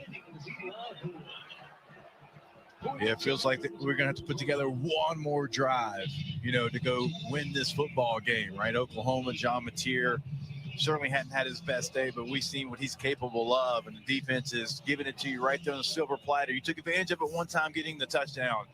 But, CB, it definitely feels like it's going to take one more of those drives to close this game out for the Tigers. Chadwick will let it go from about the 13-yard line. Got a boomer in this one into the wind. Satania goes back, fields it at the 19. Now comes near side with a big alley. Cuts back to his left and eventually slowed down as he reached midfield. Brought down at the LSU 45 by Glenn Chadwick, who was able to finally come up. The punter made him change his course. Allowed the Tigers to make the tackle on special teams, but great field position for Oklahoma here. First down and 10 at the LSU 45. Yeah, you had LSU lose contain immediately on that return. And look, it's great when you bomb one like that, but also it gives that returner who's a dynamic playmaker a lot of room to work. Makes one guy miss. That's really all it took for him to get the large return there. Now Oklahoma set up in opposing territory. Again, Oklahoma winning the battle of time. 25 minutes they've had the football thus far, 17 plus for LSU. First down and 10 at the Tiger 45-yard line. Again, they go on the ground and they go nowhere. Torrey Blaylock crunched down by Whit Weeks. May have lost a little bit, maybe a couple of inches, but he's down. No gain on the play. Second down and 10 at the 45. Football fans, SeatGeek makes it easy to find tickets. So whether you're buying or selling football tickets, SeatGeek, the official ticket marketplace of LSU football. Let's go Tigers. Let's go SeatGeek. Second and 10 at the 45-yard line. Jaden Ott now checking in as the single back to the right side of Mateer. Two receivers stacked to the right. Now they'll do a little tunnel screen, and they've got room. Down the near side hash, and he will score. On the catch, Deion Burks in for the touchdown from 45 yards out. And the Sooners a point after away from tying this up at 10-all. They have absolutely worn out the middle of the field. That time they got it to him on just a seam down the right near side hash. Cuts back middle of the field after getting the screen. He's got tons of blockers in front of him, and he was off to the races. Yeah, he ran it right into a blitz. It was a perfect play call for the call that LSU had. You had Whit Weeks coming off the edge there. They replaced the ball with the blitz like we've talked about all game long. Point after is good, and we're back tied 10-10. A minute 47 to go in the third quarter. 20 points total between these two teams. We've got an entire fourth quarter and then some to finish this one out in Norman, Oklahoma.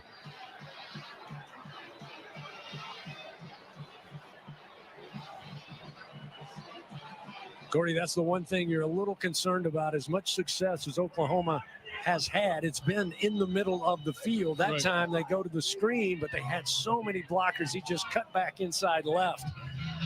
No chance to get a hand on it. Yeah, Jacob called it. I mean, just a perfect play call for perfect situation. LSU has brought blitzes in some spots. They decided to bring it, and they threw it right back at where that blitz came from. And the perfect call, and they busted. And that's what Oklahoma has depended on the last two ball games they won at Alabama and this guy against Missouri. It was two big explosive plays.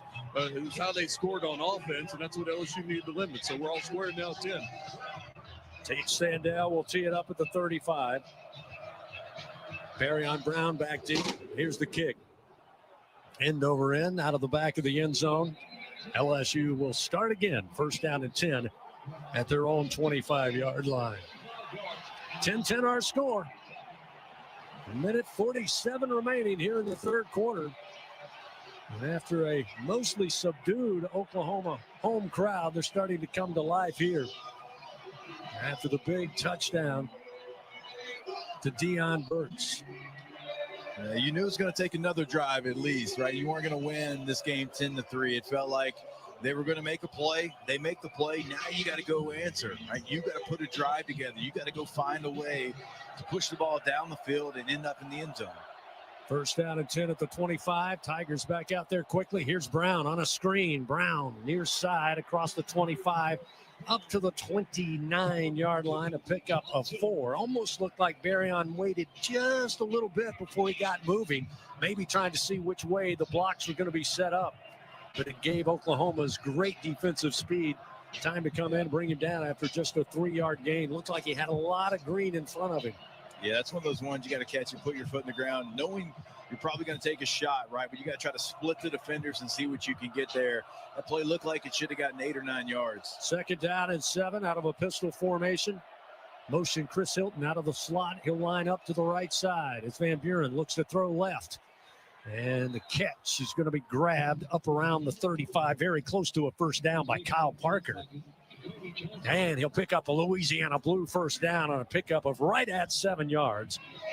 Johnson was there, back up left corner to make the stop for Oklahoma, but it keeps the drive going. First down and 10. LSU now up to their own 35-yard line. Thomas sent out wide to the right. Barryon, nope, check that. Parker was in the slot to the right. Now he'll motion back to the left side. Again, they'll stay in the pistol formation. This time the handoff, and Oklahoma in the backfield just falling forward, trying to get back to the line of scrimmage is Harlem Berry. Williams able to get there and make the tackle. Dominic Williams, a big part at that defensive tackle spot. Showed it there after a 1-yard pickup. Yeah, it's going to take something different for this LSU offense. I wonder if they'll let the quarter just go ahead and finish off here. Down to 3 seconds as they line up. Van Buren will indeed take us to the fourth quarter. So the Tigers again will switch sides of the field. They stare down 2nd down and 9 at their own 36 in a tie ball game. Final game of the regular season of 2025. It's a 10-10 score. Oklahoma and LSU back after this on the LSU Sports Radio Network. Hey, college football fans. I know you'd do anything for a win on game day and an ice cold Bud Light. Because whether you're tailgating in the parking lot or parked on the couch, sitting on your lucky stool at the bar, or standing in the fan section all game long, the clean, crisp taste of Bud Light turns a win into a win-win. And there's nothing easier to enjoy than that. Bud Light, easy to drink, easy to enjoy. Enjoy responsibly. Anheuser-Busch, Bud Light Beer, St. Louis, Missouri. When you shop Albertsons online or in our app, you can count on us to have freshly picked high-quality ingredients ready for pickup or delivery in as little as 30 minutes. Plus, save $30 off your first online order and let Albertsons take the hassle out of shopping while racking up the savings. With free pickup or delivery, you will always get the same great prices, deals, and rewards as in-store. Shop online at Albertsons.com or in the app. Albertsons, fresh foods, local flavors. Whoa, it's you, the Capital One Bank guy. That's what they call me. Mind if I get a selfie? Yeah, sure thing. Say no fees or minimums on your Capital One checking account. Wow, that's a keeper. So, where are you heading? I'm off to spread the good news that Capital One helps people keep more money in their wallet with no overdraft fees. Oh, you're the best Capital One Bank guy. Hey, mind if I get a selfie? Sure. Say, Capital One, what's in your wallet? Terms apply. See CapitalOne.com/bank for details. Capital One NA, member FDIC. Hi, I'm Kevin Falk, LSU Hall of Famer. My years at LSU were amazing. I've always loved celebrating with my teammates, especially when someone was serving up some delicious Manda sauce. For a lot of Tiger fans, it's just not game day without Manda in the mix. Serving top quality sauces and original season is Manda's strong side. But it's Manda's flavor that's always got me running back for more. You get it, running back for more. After 75 years, the flavor still says it all. Manda Fine Meats, the official smoke sauce of LSU Athletics. Fourth quarter coverage of LSU Fighting Tiger football, presented by J&J Exterminating on the LSU Sports Radio Network, powered by People's Health. We move to the fourth quarter, tied 10-10. Oklahoma and LSU meeting for the 5th time all time. LSU 4-1 in this series, with their hands full, as it has been a defensive battle today, to say the very least. We get ready to start the final 15 minutes of action. Again, a reminder, FMOL Health, Our Lady of the Lake, proud to be LSU's championship health partner. Together, LSU and Our Lady of the Lake Health, champions for Louisiana. Together we roar. Learn more at OLOLRMC.com/LSU. Checking the Republic Finance SEC scoreboard at last check. At halftime, quite a battle up in Fayetteville. Now in the fourth quarter, Missouri leading over Arkansas 23-17. Not about 10 minutes remaining in that contest. 31-21, Vandy leads Tennessee in Knoxville. That one with just underway in the fourth quarter of action. And at the half, Florida leading Florida State 17-14. We start fourth quarter action. LSU looking at 2nd down and 9 from their own 36-yard line, as now they attack left to right, looking down on the field here at Memorial Stadium. Receiver, one to each side. Nope, check that. 3 receivers to the right. Now they motion. Barryon Brown to the left side as Van Buren takes the snap, steps back, looks to throw, gets it to Trey'Dez Green, but he dropped it, hit him right in the hands at the 45-yard line. He bobbled it and couldn't hold on. It's incomplete, sets up 3rd down and 9. Boy, he got open, got away from the defender. Yeah, that one, that you got to have it. There's no other way to say it. In a game like this, when points are so hard to come by, that's an easy 20, 25-yard game. 3rd down and 9 now. 2 receivers right, 2 to the left. Now they'll motion Bauer Sharp back to the formation. He'll line up just off the formation to the right. Van Buren dropping back, looking downfield. Now will tuck and run, slide down, but short of the line to gain. He had to reach beyond the 45, but we'll say he's down at about the 42. Yeah, he's got to go try to get that. I know it's not fun. I know those collisions are loud. He's got to, you can't slide in that situation. You got to find a way, dive, jump, hurdle, roll, whatever you got to find a way. You can't slide in that situation. So the punt unit back on for LSU. Oklahoma riding a little momentum after they scored their first touchdown of the game on their last possession. This will be the 8th punt of the game for Chadwick. Lets it go a mile high into the air, coming over Satania, and it takes a bounce out of bounds. Down around the 20-yard line. We'll see where they mark this one, and they will mark it at the 20. So 1st down and 10 for the Sooners in a tie game, 10-10. They'll start from their own 20-yard line. Fans, TJ Ribs, official barbecue restaurant of LSU Athletics. You can order now for Saturday night dinner after maybe all the Thanksgiving leftovers are done. Go to tjribs.com. Asking an awful lot out of your LSU defense. Kind of expected that, Jacob, coming into the game, but that certainly has been the case today.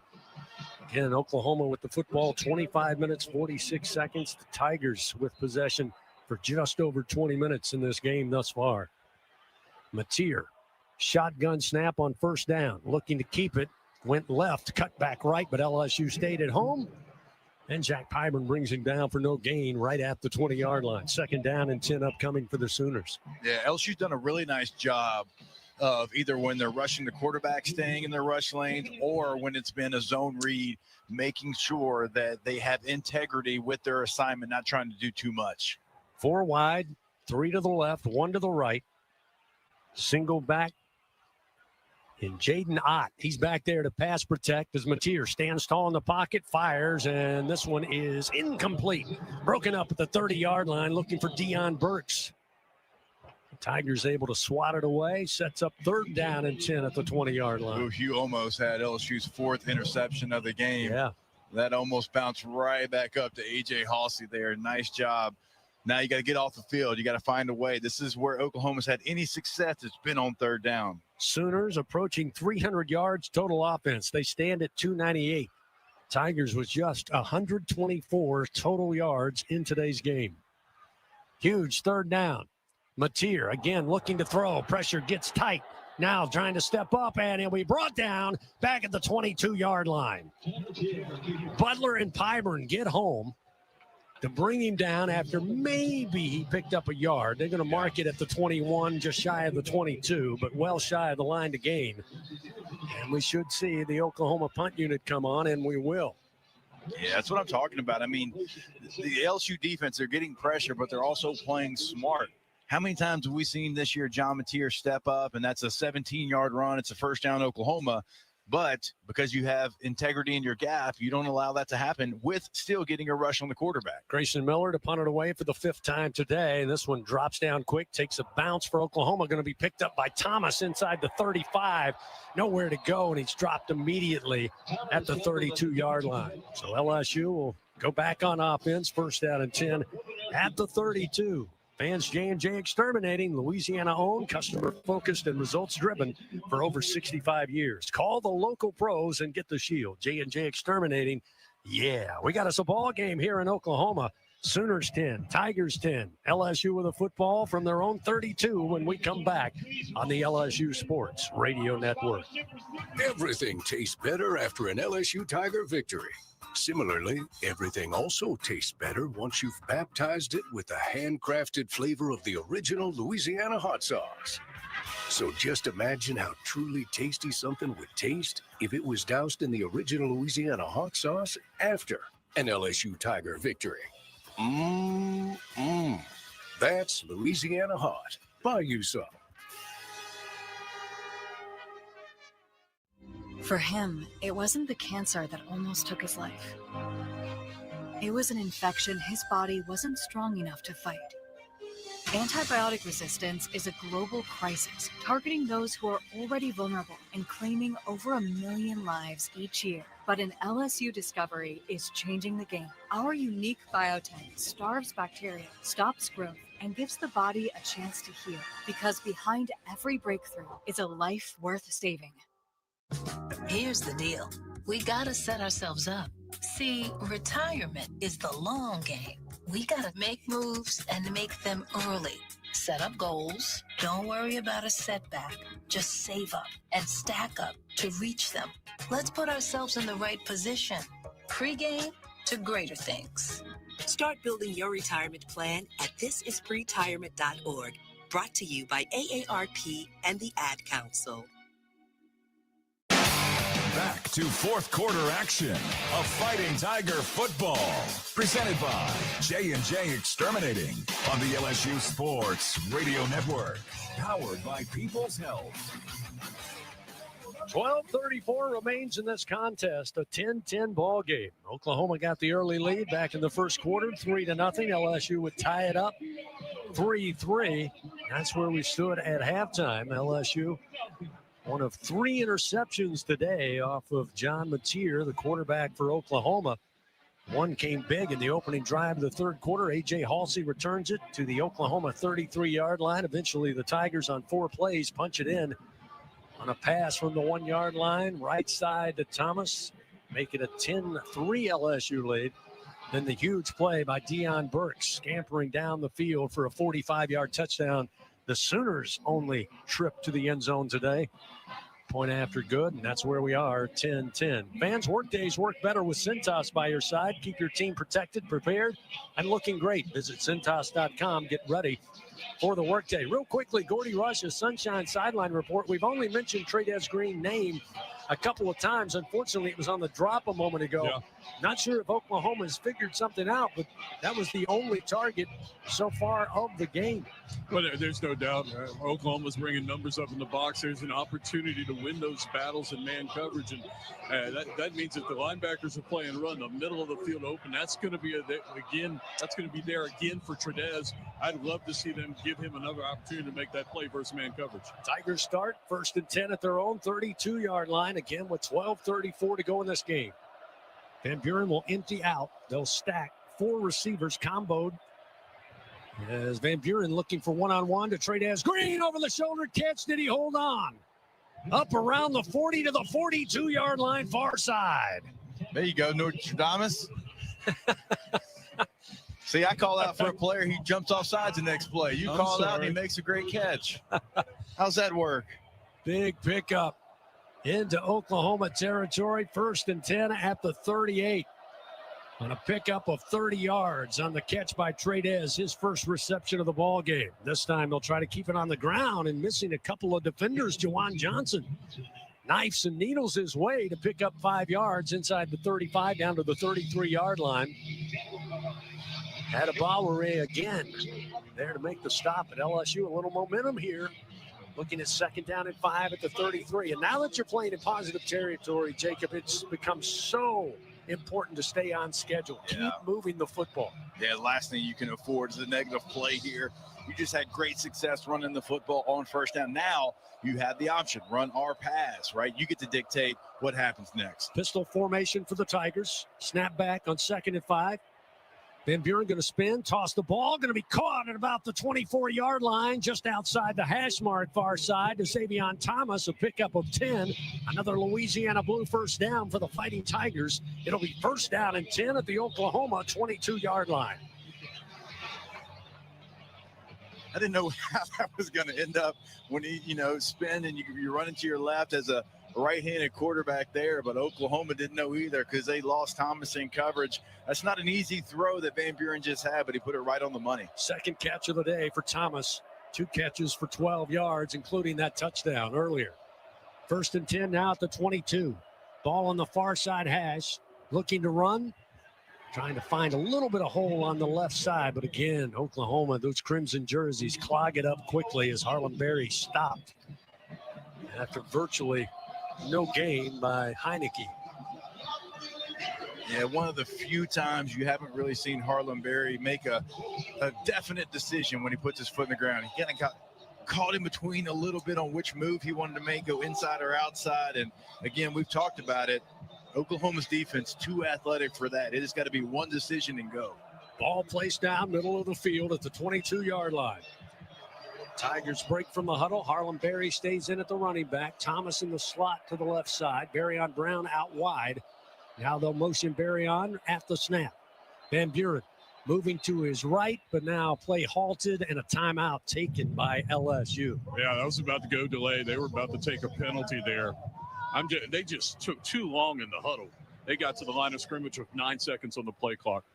So that timeout taken by the Tigers prior to the 2nd and 10 play, brought to you by Coshada. Escape to the largest casino resort in Louisiana, Coshada Casino Resort, Louisiana's best bet. LSU still shy of 200 yards total offense, but they're in a tie game, 10-10, looking at 2nd and 10 at the 22-yard line of the Sooners when we come back.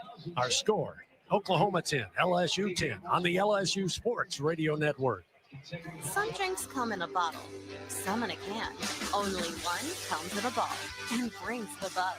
We're Buzzballs, the ready-to-go cocktail that's shaped like a ball. Coincidence? We think not. Big flavor, big buzz, ready to go. Buzzballs. It's a ball. It's a drink. It's a whole vibe. Please drink responsibly. Buzzballs. Available in spirit, wine, and malt. 50% alcohol per volume. Buzzballs, LLC, Carlton, Texas. When the clock strikes 12, the night comes alive with thrills and chills. And hidden in the dark lies midnight money from the lottery. Win up to $13,000. This season, step out of the shadows, unmask your fortune, and play midnight money from the lottery. Top prize $13,000. Must be at least 21 to purchase. Score big with MMR. Join the team at the largest privately owned open shop electrical and instrumentation contractor in the nation, headquartered right here in Baton Rouge. MMR is committed to positioning each team member for success. Whether you're a student seeking an internship, just starting your career, or already a seasoned professional, MMR offers a variety of positions just for you. Get in the game at MMR, where your future is bright. Kick off your career at mmrgrp.com/careers. MMR, a proud partner of LSU Athletics. Fourth quarter coverage of LSU Fighting Tiger football, presented by J&J Exterminating on the LSU Sports Radio Network, powered by People's Health. Oklahoma and LSU knotted up at 10 points apiece. 9:48 remains here in the fourth quarter from Norman. Hey, Louisiana, multiply your cash. Play 50 times the cash from the lottery. You could win up to $200,000. Multiply your fun. Play 50 times the cash today. Must be at least 21 to purchase. LSU looking at 2nd down and 10 at the Oklahoma 22-yard line. Gordy Rush, I didn't notice it when you were down there prior to kickoff on the toss of the coin. Oklahoma won the toss. We knew the wind was going to be a factor in this stadium today with gusts up to 25, even 30 miles per hour, but they chose to give LSU the wind to their back here in the fourth quarter. Yeah, I was surprised. I was really surprised that they did that. So LSU's got a blessing, to be able to throw the football. And, Michael Van Buren's played with some confidence here in the fourth quarter. So hopefully they can continue that and finish this drive off. Again, just 170 yards so far this afternoon for LSU. And yet they with a chance in a tie game here with 9:48 remaining in the fourth quarter. But a big-time opportunity they must capitalize on here with great field position. 2nd down and 10 at the Oklahoma 22-yard line. Jawan Johnson will be the running back on this snap. Motion Kyle Parker from left to right. 2 receivers right, 1 to the left. And oh my gosh, they tried the end around on the toss from Johnson. And it got deflected by a Sooner. Luckily, Xavion Thomas saw it quickly and gets to the football, but they lose 17 yards. It was Grayson Halton who was right back there at the snap, just reached out, deflected that toss coming from Johnson to Thomas. That one although a horrible play and result could have been a lot worse. LSU will keep possession, but now 3rd down and a cab ride, 3rd and 27, back at the 39. Yeah, that's play clock. It's not the right time for that play either. It's just not. That's not a real play in that situation. It's the only thing you couldn't do.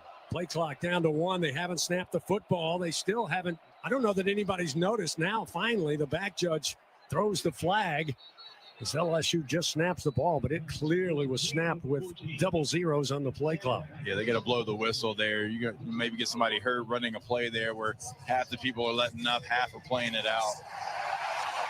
So after reaching the Oklahoma 22-yard line, LSU has just imploded. That penalty backs them up now to the 44. Yeah, going back to that play, you don't run that there.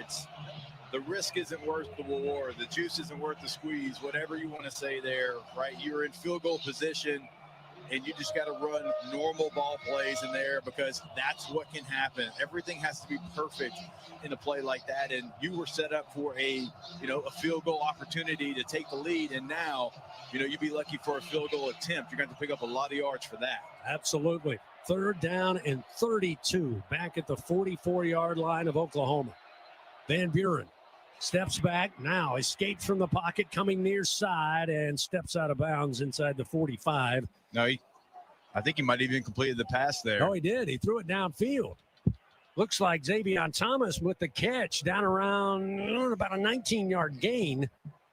The ball going to be placed at about the 26-yard line. It'll be 4th down, and they get plenty of yards back. Late decision by Van Buren to toss it. Thomas, again, has been sure-handed. Caught at the 26-yard line, so now Damian Ramos will have a chance. This one about a 44-yarder. They'll place it down on the near side hash, kicking left to right. Ramos puts a foot into it. It's on its way, and the kick is good. LSU back on top, 13-10. And with that kick, the good hands at Allstate will contribute to the Tigers General Scholarship Fund for student athletes across all sports. Thank you, Allstate.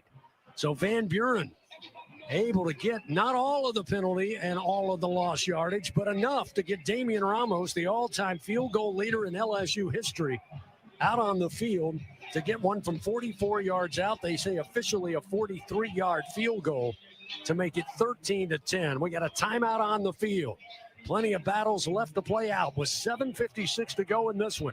LSU leading 13-10 over Oklahoma here on the LSU Sports Radio Network.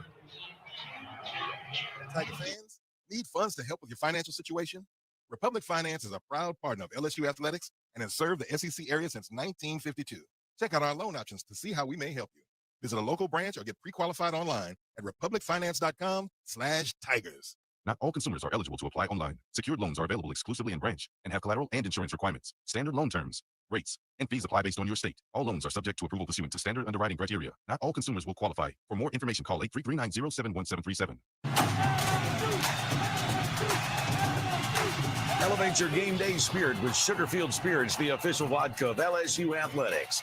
When crafting the perfect mixed drink, our vodka is the winning choice that'll have your taste buds cheering for more.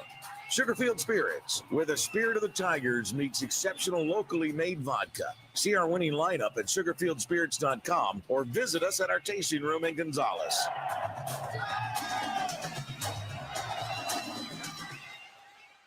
Trust isn't given. It's earned by showing up, leading the way, and performing at your best when it matters most. Our Lady of the Lake sports medicine experts know what it takes to improve performance and build champions at every level. That's why LSU chose Our Lady of the Lake as its championship health partner, trusting Louisiana's best medical team to care for our state's best athletes. From championship athletes to everyday champions, trusted care starts here.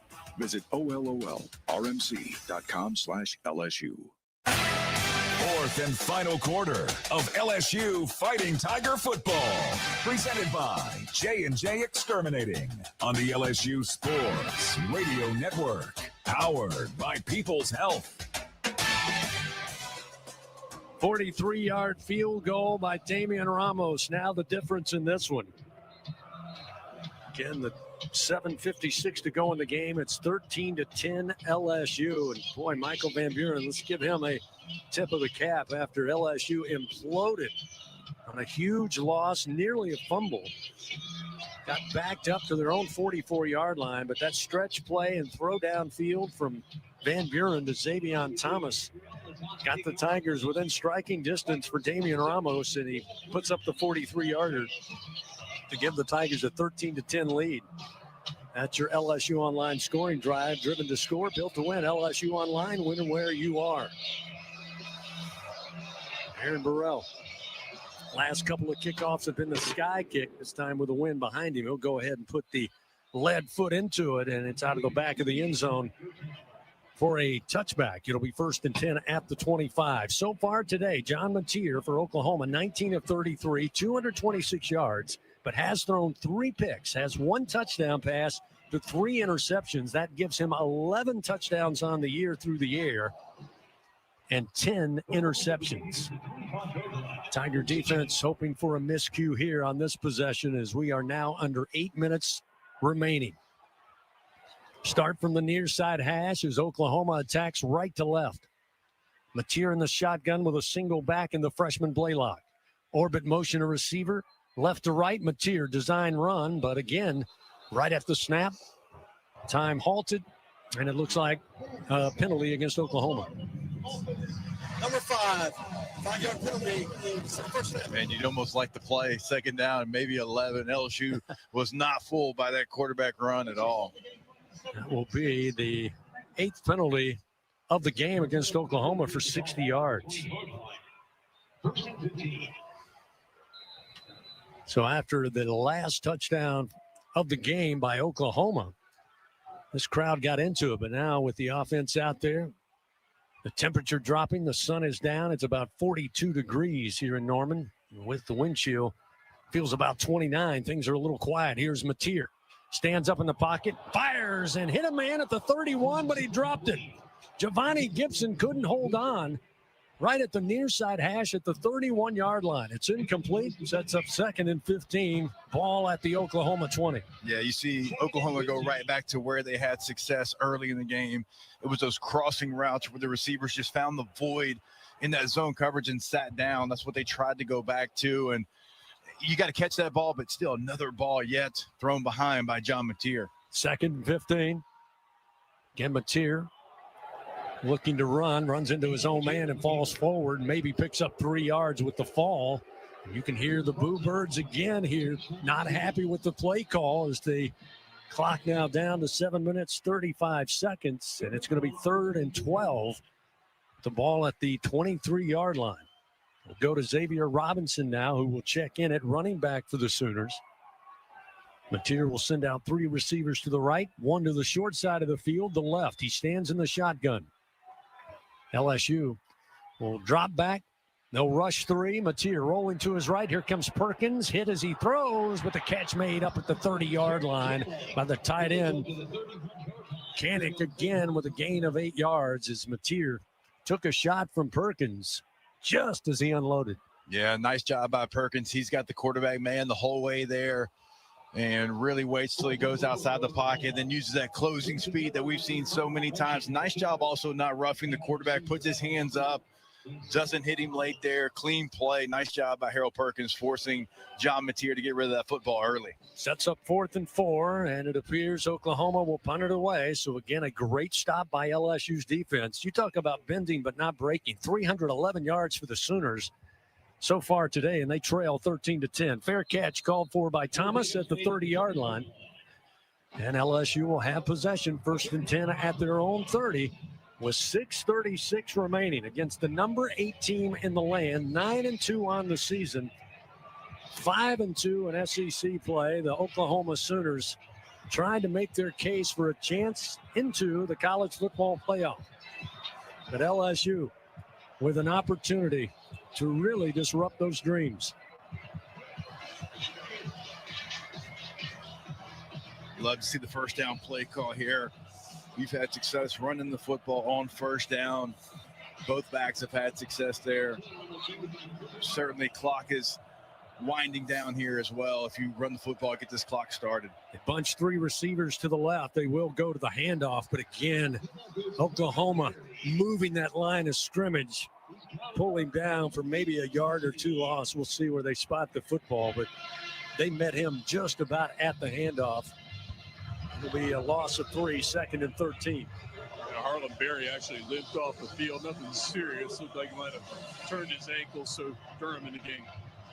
Here's where I'd like to see maybe like a true RPO. I know a lot of people get confused on zone reads and RPOs, but Oklahoma's selling out right now to the run. If you hold that football, of course, there's no backs in the backfield, but here comes Durham now. Certainly would freeze them. Hand off Durham, a little bit of a hole, and Durham able to make his way across the 30, up near the 35-yard line. They say he got down there. We'll set up 3rd and about 5 for LSU with the ball at the 35-yard line. Durham finding a little bit of room. 6 carries, 42 yards on the day. Parker in the slot to the left. Thomas out wide to the left. It'll be Barryon Brown, the receiver, to the near side. Play clock down to 12. Game clock down to 5 minutes and 19 seconds. LSU leading 13-10. Snap back to Van Buren. Throwing near side and broken up and incomplete at the 49-yard line. They were looking for Barryon Brown. He was smothered up by Eli Bowen on coverage. That'll set up 4th and 5 for the Tigers. Yeah, Jake, I like the call that you're going to take man coverage. You had man coverage, but he ran a 10-yard stop when they needed 5 or 6. Yeah, Just took too long to develop. He didn't have enough time. So out comes Grant Chadwick again. He's been a busy man. In fact, both punters have been busy today. Chadwick, a little low snap, but gets this one high in the air, spiraling punt. Satania calls for the fair catch inside the 20 and has it at about the 16. And that's where Oklahoma will start again with 5:04 remaining. LSU with 1 timeout remaining. The Sooners have all 3 still at their disposal. Vans help shape the future of medicine with Velocity Clinical Research. Participants can receive compensation, access new potential medicines, and get free study-related exams. Find a study near you at velocitytrials.com. Put the ball down at the 16-yard line. That's where Oklahoma will start. Again, their field goal kicker, plenty of range. Tate Sandell, 23 of 24 on the year, had a long of 55 earlier this season against Kentucky. 1st and 10 at the 16. Mateer looking to throw. Late pressure comes, and he gets it across the middle. Catch made at the 20 and up to the 24-yard line. Is Kanik again, one of his favorite targets on the day. That'll be his 5th catch for the tight end out of Hayes, Kansas. Mateer looking to throw near side. Catch going to be made now with some room and up across the 35, near side to the 40 and the 42-yard line is Kanik. Goes right back to his tight end. Mansour Delane had to make the tackle, but it'll be 1st and 10 now at the Oklahoma 43. Yeah, trying to get a little bit of a pace, a little bit of a rhythm now, too. Mateer, 3 steps. Now slings it downfield, got a man wide open, busted coverage, caught at the 21. He will easily go into the end zone with nobody within 12 yards of him. Isaiah Satania had the big touchdown in the win over Missouri last week of over 80 yards. And again, just got lost by the LSU defense. And Oklahoma back on top, 16-13 with a point after upcoming. That one, 84 yards, or the drive of 84 yards. Satania takes it for 58 to the house. Don't know how that happens. Not in this situation, not the way you've played all day long. Sandell's point after is up, and it is good. 4-point lead for the Sooners with 4 minutes and 16 seconds remaining in this game. Field goals don't matter. You've got to find the end zone for the 2nd time today if you're LSU's offense. Yeah, Corey's over here talking to DJ Pickett. They must have been in some sort of zone, and he squatted on the coverage. I'm trying to look at the replay. I didn't get a good shot. But, yeah, he was on outside coverage. It must have been 3 deep, and he just squatted and allowed the receiver run down the football field, and everybody's looking. They went over to him. Corey Raymond went over to him a little bit. Blake Baker just hit him on the head. Young players made a lot of great plays, made a mistake big time situation right there. Hopefully the offense can bounce back. So what we talked about earlier, the defense, right? Unfortunately, they're in a situation, Chris, where they had to play perfect. Or this was a situation that could happen, right? You got one bus, one MA, and it's like, well, now Oklahoma has the lead. 17-13 with just 4:16 remaining. Again, LSU just one timeout at the disposal of Coach Frank Wilson. Again, Oklahoma leading 17-13. The Sooners with 395 yards total offense, 318 of that through the air. Mateer, 23 of 38, 2 touchdowns now, and 3 interceptions. The kick to Barryon Brown as they moving far side. He'll field it at the 2-yard line. He's going to make a run of it, trying to get to the near side. He got a block he needed. He's now outside the numbers, 20, 30, hit from behind, still in bounds. Tiptoeing up the sideline, reaches the 49-yard line of LSU. Unofficially a 47-yard return for Barryon Brown. Well, special teams you knew might come up big in this game, and Barryon Brown certainly a shot in the arm for this LSU offense, somehow staying in bounds once he took it from far side to near side. He got bumped up around the 30-yard line and still stayed upright to reach near midfield. It'll be first down and 10 at the LSU 49-yard line. 4:09 remaining in the game. Tigers down by 4, 17-13. Again, they'll bunch 4 receivers to the left. Now they'll motion Durham back to the backfield with Van Buren. On 1st and 10, pressure comes. Van Buren drops it off far side. It's Chris Hilton looking to get inside the blocks. He'll cross into Oklahoma territory to the 47-yard line on a pickup of close to 5. Again, the clock rolls under 4 minutes. Kip Lewis and Kendall Daniels there to make the stop for Oklahoma. 2nd down, about 6. They gave him a 4-yard pickup to the 48-yard line of Oklahoma. Again, LSU's got to make haste here. Want to make sure you're on the same page. With the clock becoming a factor with just 1 timeout remaining. 2nd down and 6 at the 47. They'll empty the backfield again. Van Buren by his lonesome. Almost bobbled the snap. Now the pass deflected high in the air and eventually falls harmlessly to the turf, incomplete. But it does set up 3rd down and 6 for this LSU offense at their own 47. Marvin Jones able to get in there, put his hand up and deflect the pass. Yeah, you had what you wanted. The out route was going to be open for the first down to Van Buren, just not able to get it to, I believe it was Kyle Parker. So now 3rd down and 6 for LSU, down by 4, 17-13. Van Buren has Cade Durham with him. Throw across the middle, catch by Parker, makes it across the 40 to about the 43-yard line. A route down to the 37-yard line of Oklahoma. Peyton Bowen was there eventually to make the stop. The Tigers keep it going. Fresh set of downs, a Louisiana Blue first down for the Tigers. 1st and 10 at the 37-yard line. Under 3 minutes, the clock rolls. 2 minutes and 55 seconds remaining. Juwan Johnson again will stay out. He'll come in as running back. 2 receivers right, 1 to the left. Van Buren drops it off. Johnson with blockers, trying to get something near side, inside the 35, knocked down near the 33. Bowen and Heineke combine on the tackle for Oklahoma. Again, LSU moving the football here, having to do it mainly through the air.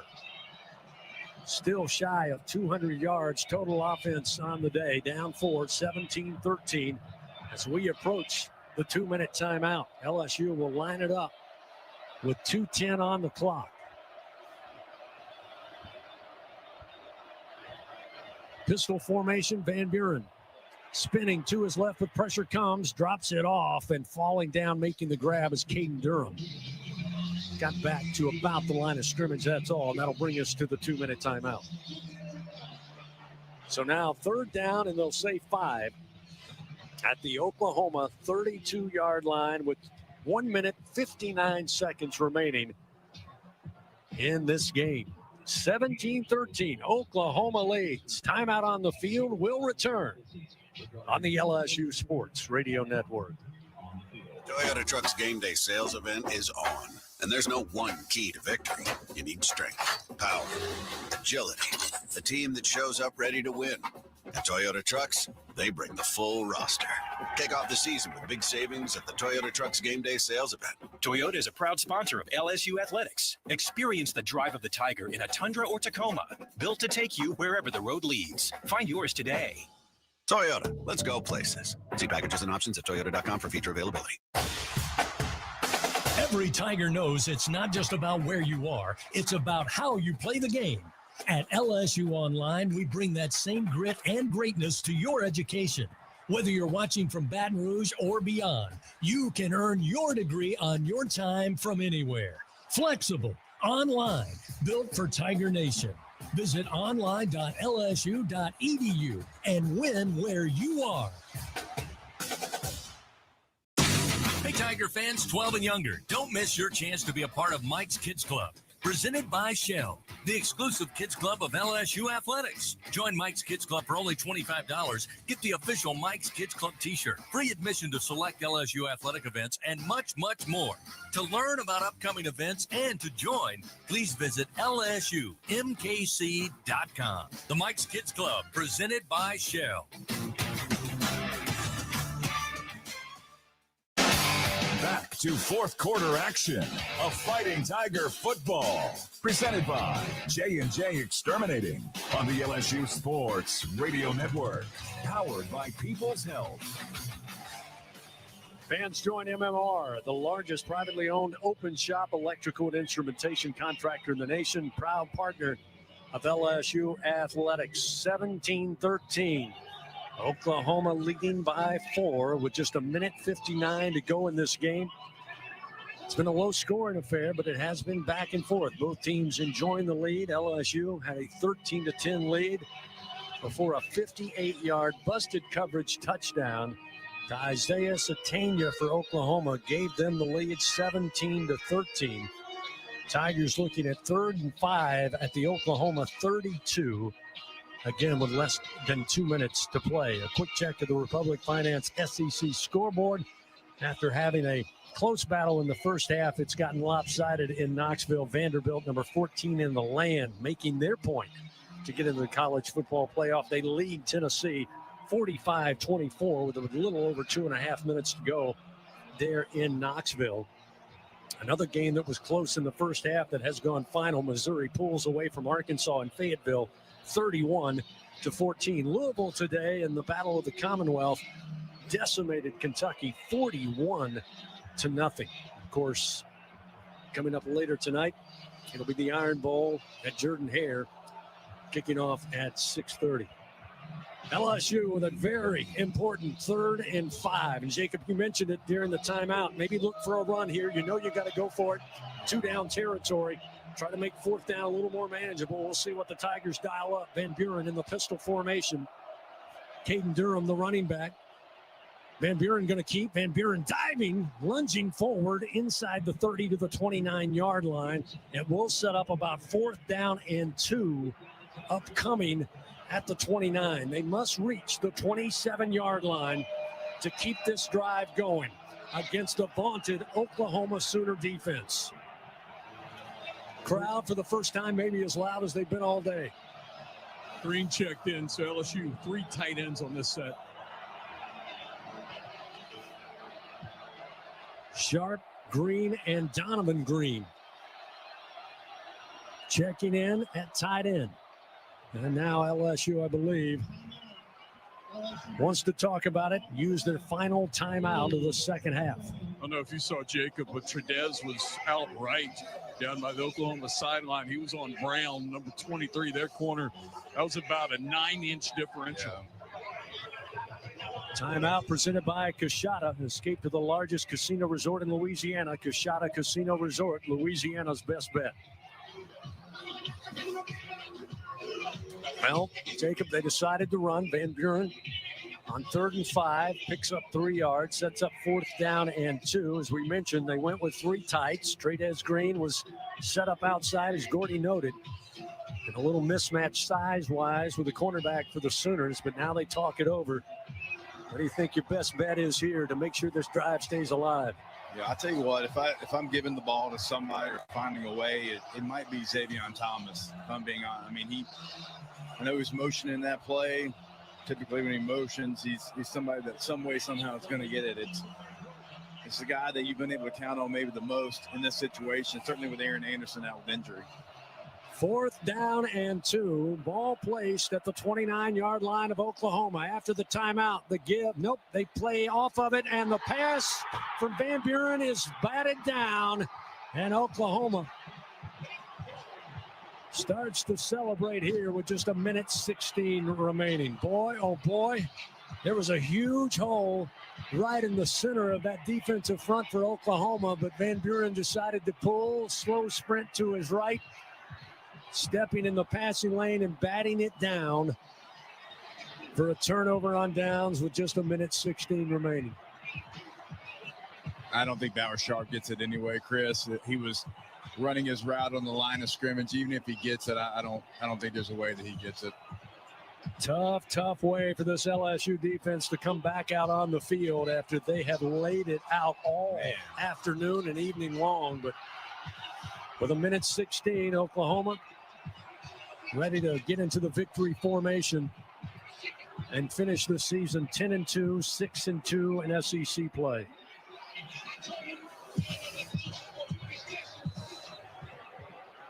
Mateer under center, takes the snap, takes the knee. The clock begins to roll.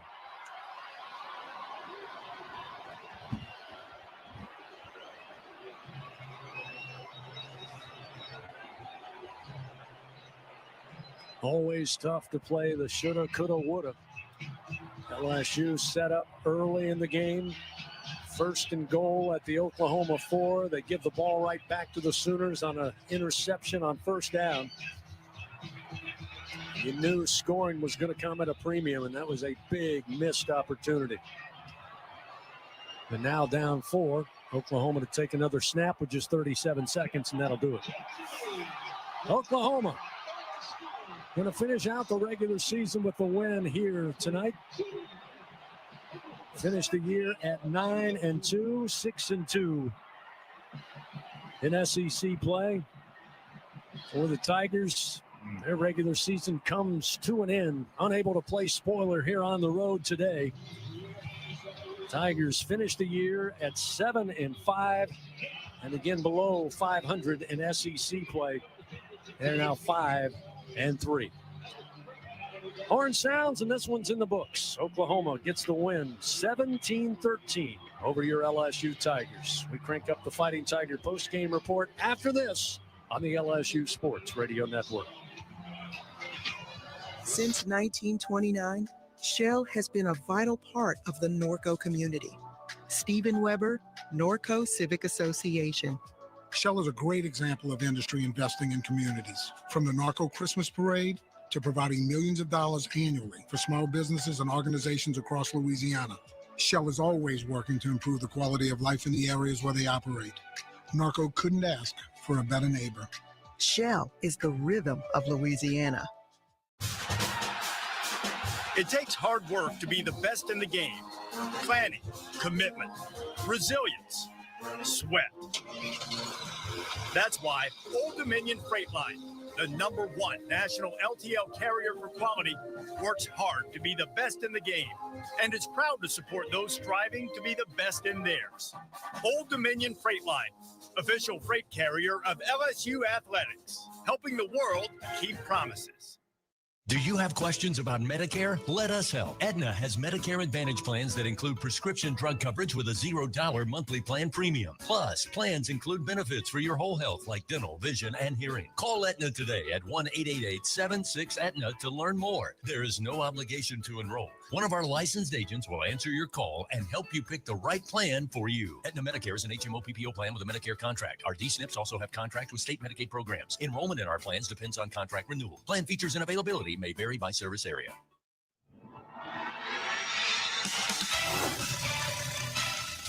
Coverage of LSU Fighting Tiger football continues. Welcome in to the Fighting Tiger. You are now listening to Tiger Talk Flash Report.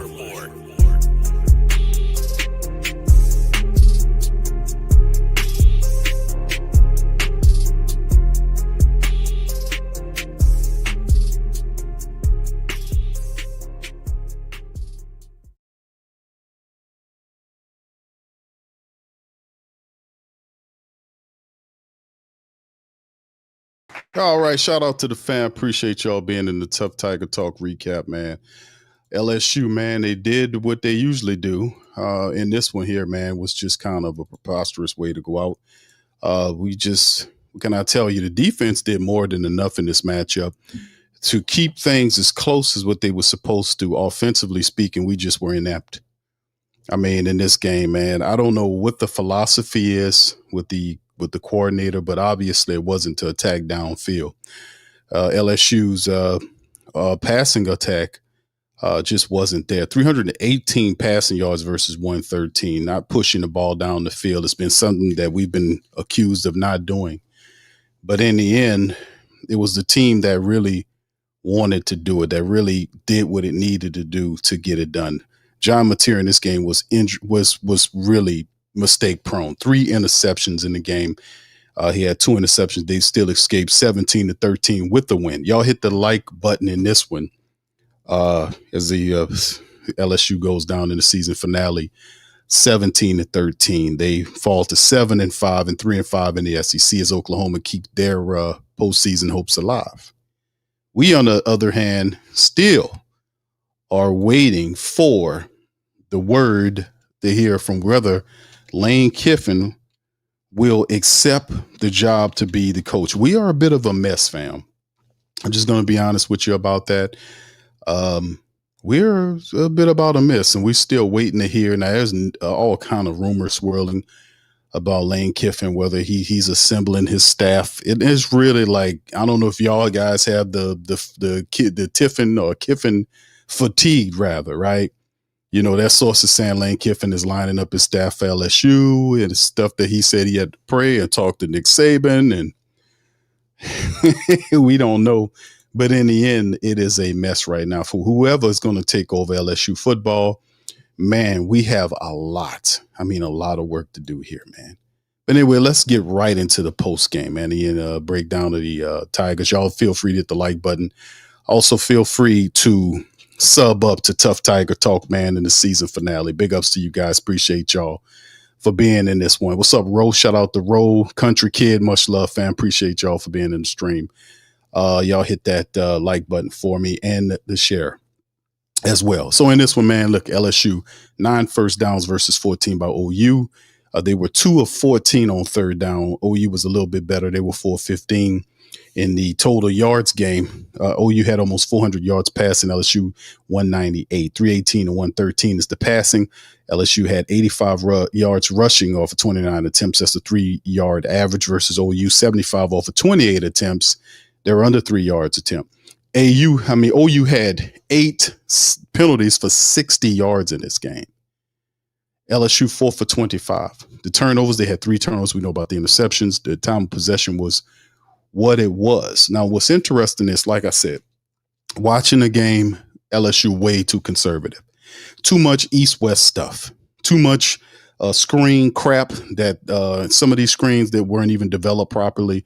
Offensive linemen didn't open up the lanes properly or get to where they needed to be on time. Sloppy football. And at the end of the day, a lot of what LSU didn't do, like trying to get the ball upfield and doing the right thing at the right time, is just what it is. Coach Frank, I like Coach Frank, but when it came down to him to really kind of mash on the coordinator and make sure he adjusts at halftime to try to at least open up the passing attack. My goodness. Watching this style of football from LSU where they just want to go east to west all the time and not use the receivers. Use your damn receivers. Go upfield, use your receivers. You got a big ass tight end, you don't want to use them. Trey Green was not even he was non-factor in his game. He's been pretty much his statistics have dropped radically since Coach Frank has taken over. If you have a weapon like that, you got to use that guy. And that's simply what we don't do. Michael Van Buren's 14 of 25 for 96 yards, under 100 yards of passing, 1 touchdown and a pick.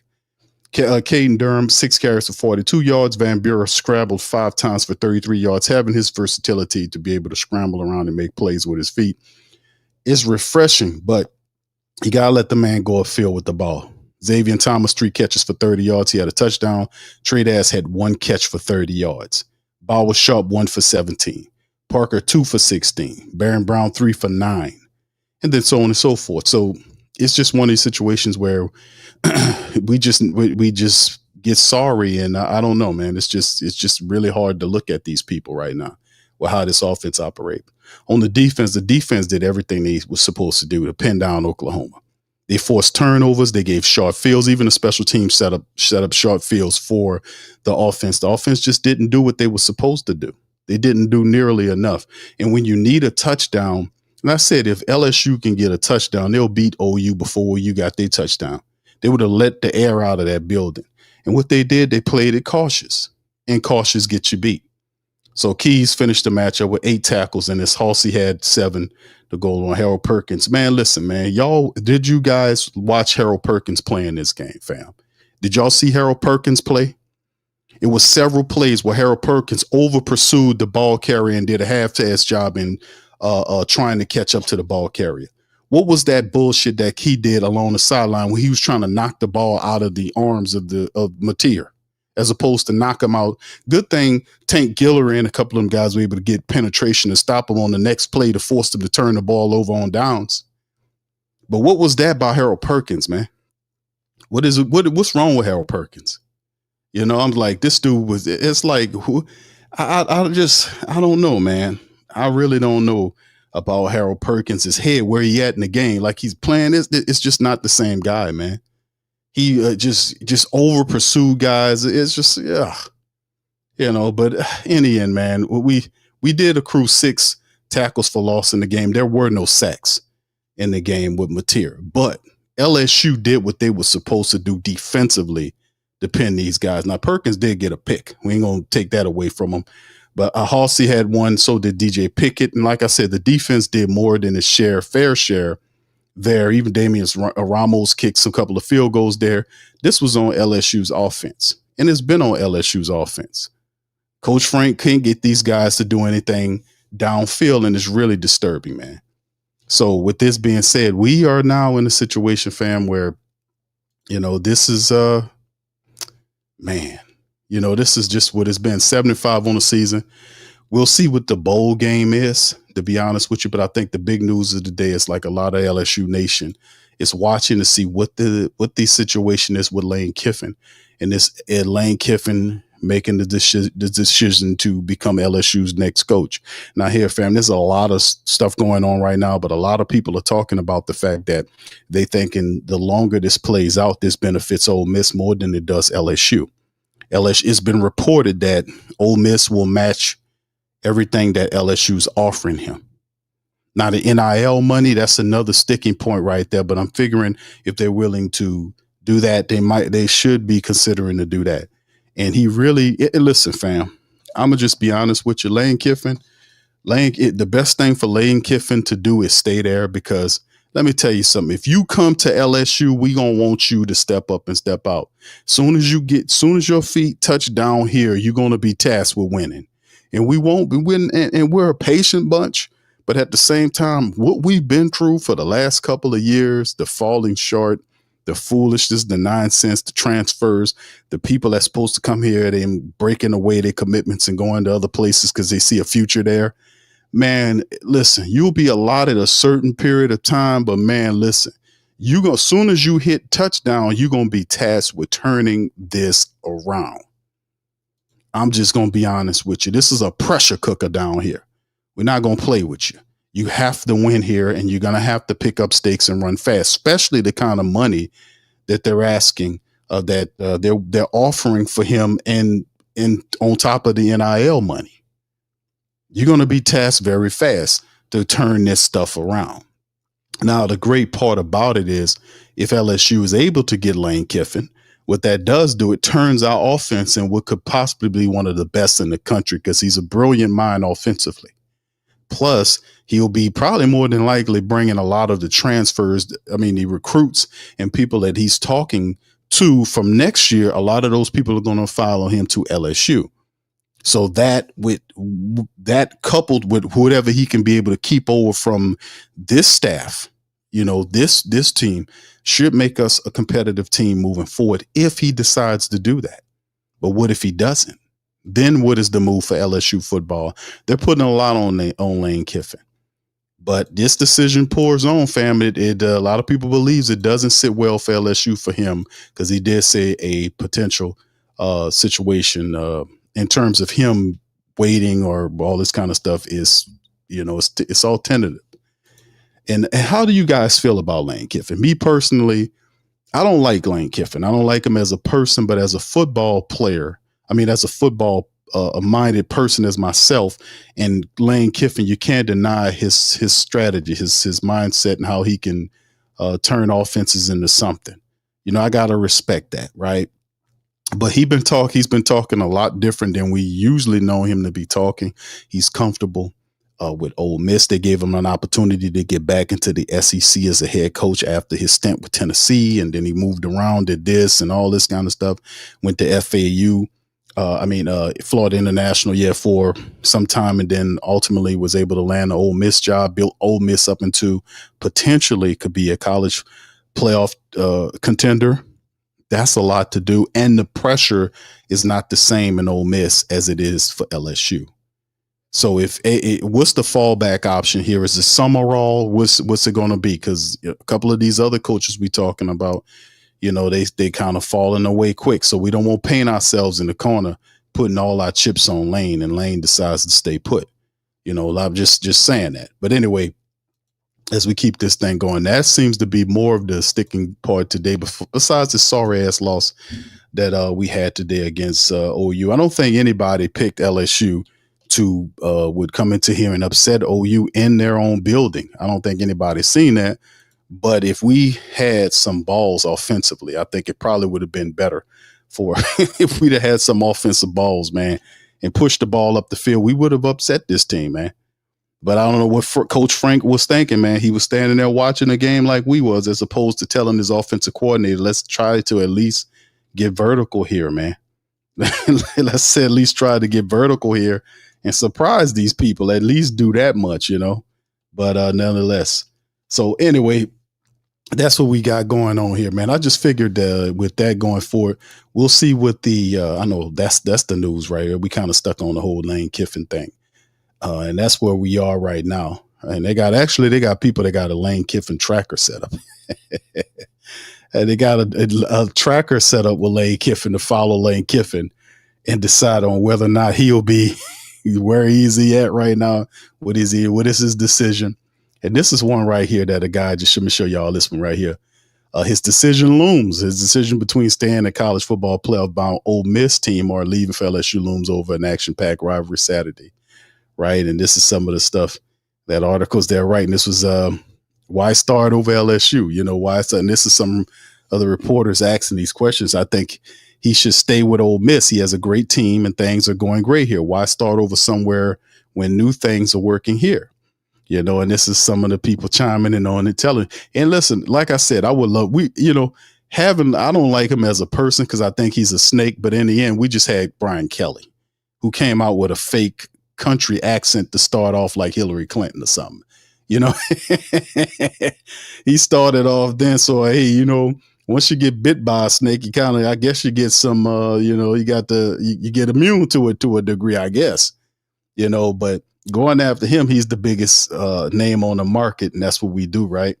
So to me, if I'm a family member of Lane, or if I'm his best friend, I'm telling them to stay, and I'm telling them to stay because you better win when you get here, Playboy. You better win. But anyway, the crazy part about it is they're dolling out. There's well over a $90 million offer, not including the NIL deal money up for Lane Kiffin heading to LSU, not to mention the fact that they've agreed to pay Brian Kelly the $54 million. How much money does this damn school have? This school has a lot of bread, man. LSU is a very wealthy university. The $54 million to Brian Kelly, and then the $90+ million to a potential Lane Kiffin. LSU is literally printing money over there, man. They're printing money there.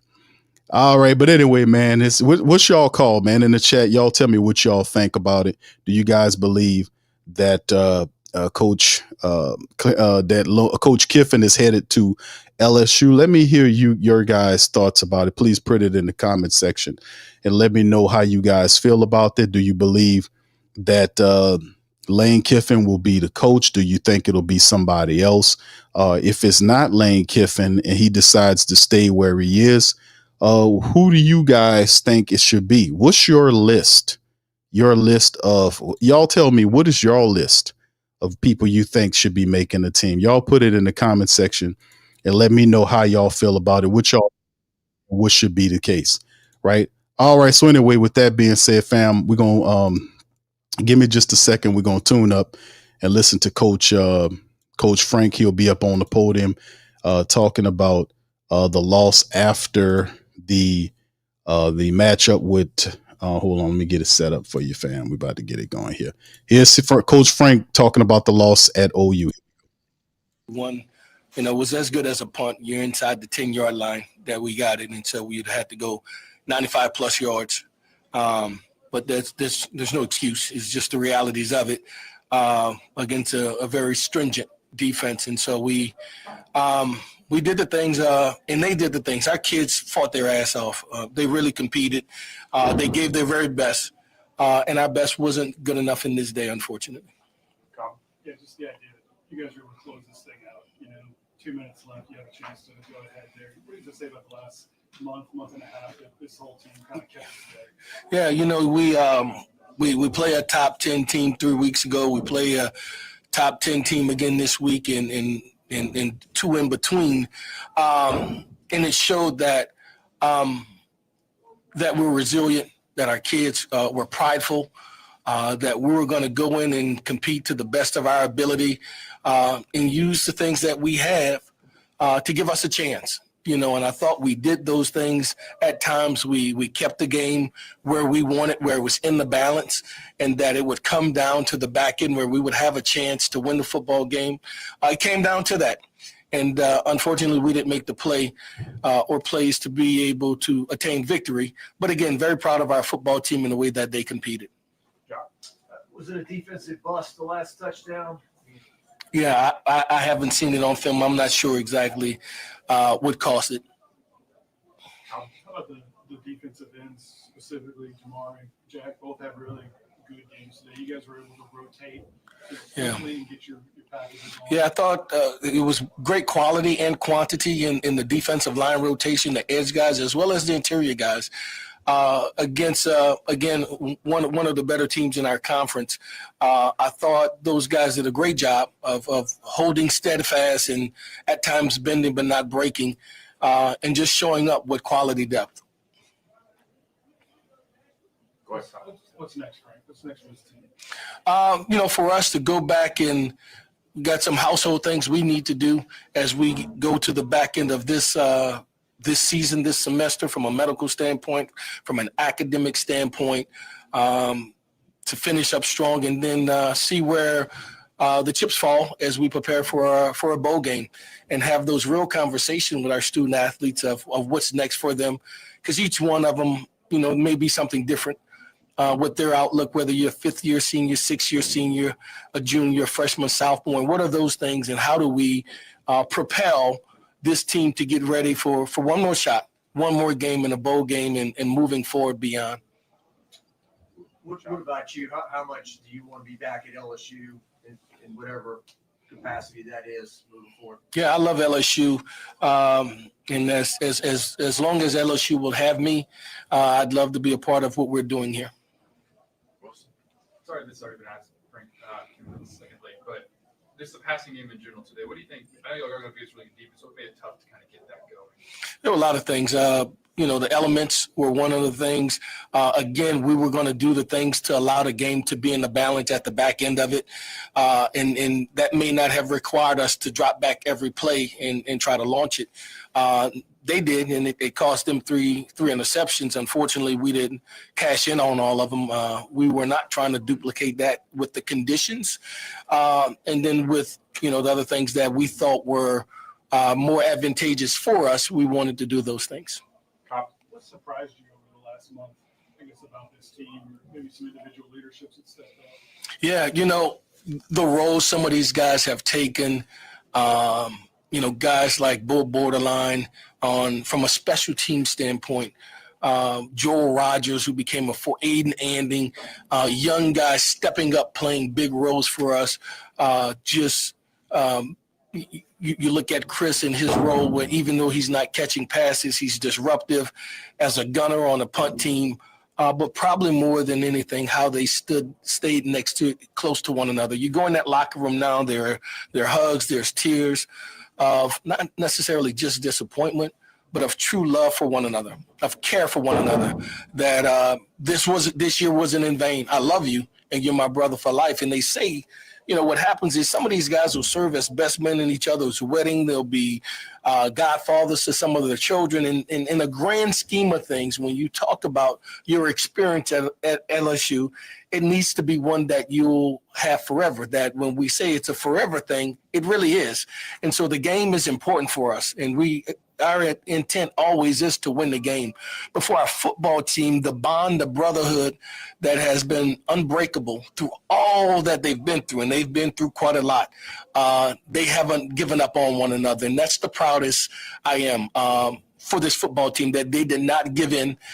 They did not retreat, that they stood shoulder to shoulder and back to back with one another in times of turmoil. Just talk about Xavion Thomas. It seemed like, especially early in the game, every time you touch the ball, you kind of made something happen. You also made that big catch there at the end that put you guys back in field goal position to go ahead in the fourth quarter. Yeah, outstanding football player for us. Wish we could have got him the ball more in situations. He played his heart out this year for us. We're lucky to have him and to have gotten him back home to finish his career here. He will leave a mark on this program as one of the leaders of our football team.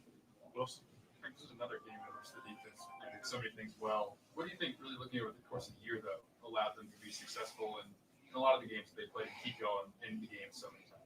Yeah, I think their style of play. I think the coaching and Blake Baker and our defensive staff putting those guys in position to do what they do well. They did so. They took to coaching. They bought in, and they played complements of one another. The interior guys with the edge guys with the second-level linebackers, and then with a feisty secondary made up of those safeties and corners who contested everything that came their way. And I think when you do that, that's a recipe for success for defense. Time for two more. Tom? Yeah, just no rest for you and the staff with signing day and Wednesdays. Yeah. How do you put something in bed and start again? Yeah, and so what we'll do is we'll go back tomorrow. We'll grade this tape and then we'll archive it. We'll bring the team in on Monday and do all those important things. Exit interviews, if you will, the back end of the season, what's next for you, to have those real conversations, to protect our brand, our university, to have real conversations with student athletes, and what will become a signing day followed by a portal, and how do we manage and love on and protect our team and advise them properly as they move forward. And so, no, it doesn't stop for us at all. It'll start tomorrow with medical examinations at the back end of the season that'll lead to position meeting coaches and position meeting with their position coaches and coordinators, and then also meetings with myself as well for our football team that'll propel us right into National Signing Day for the next class, who will be here in 3.5 weeks. Doc, last one.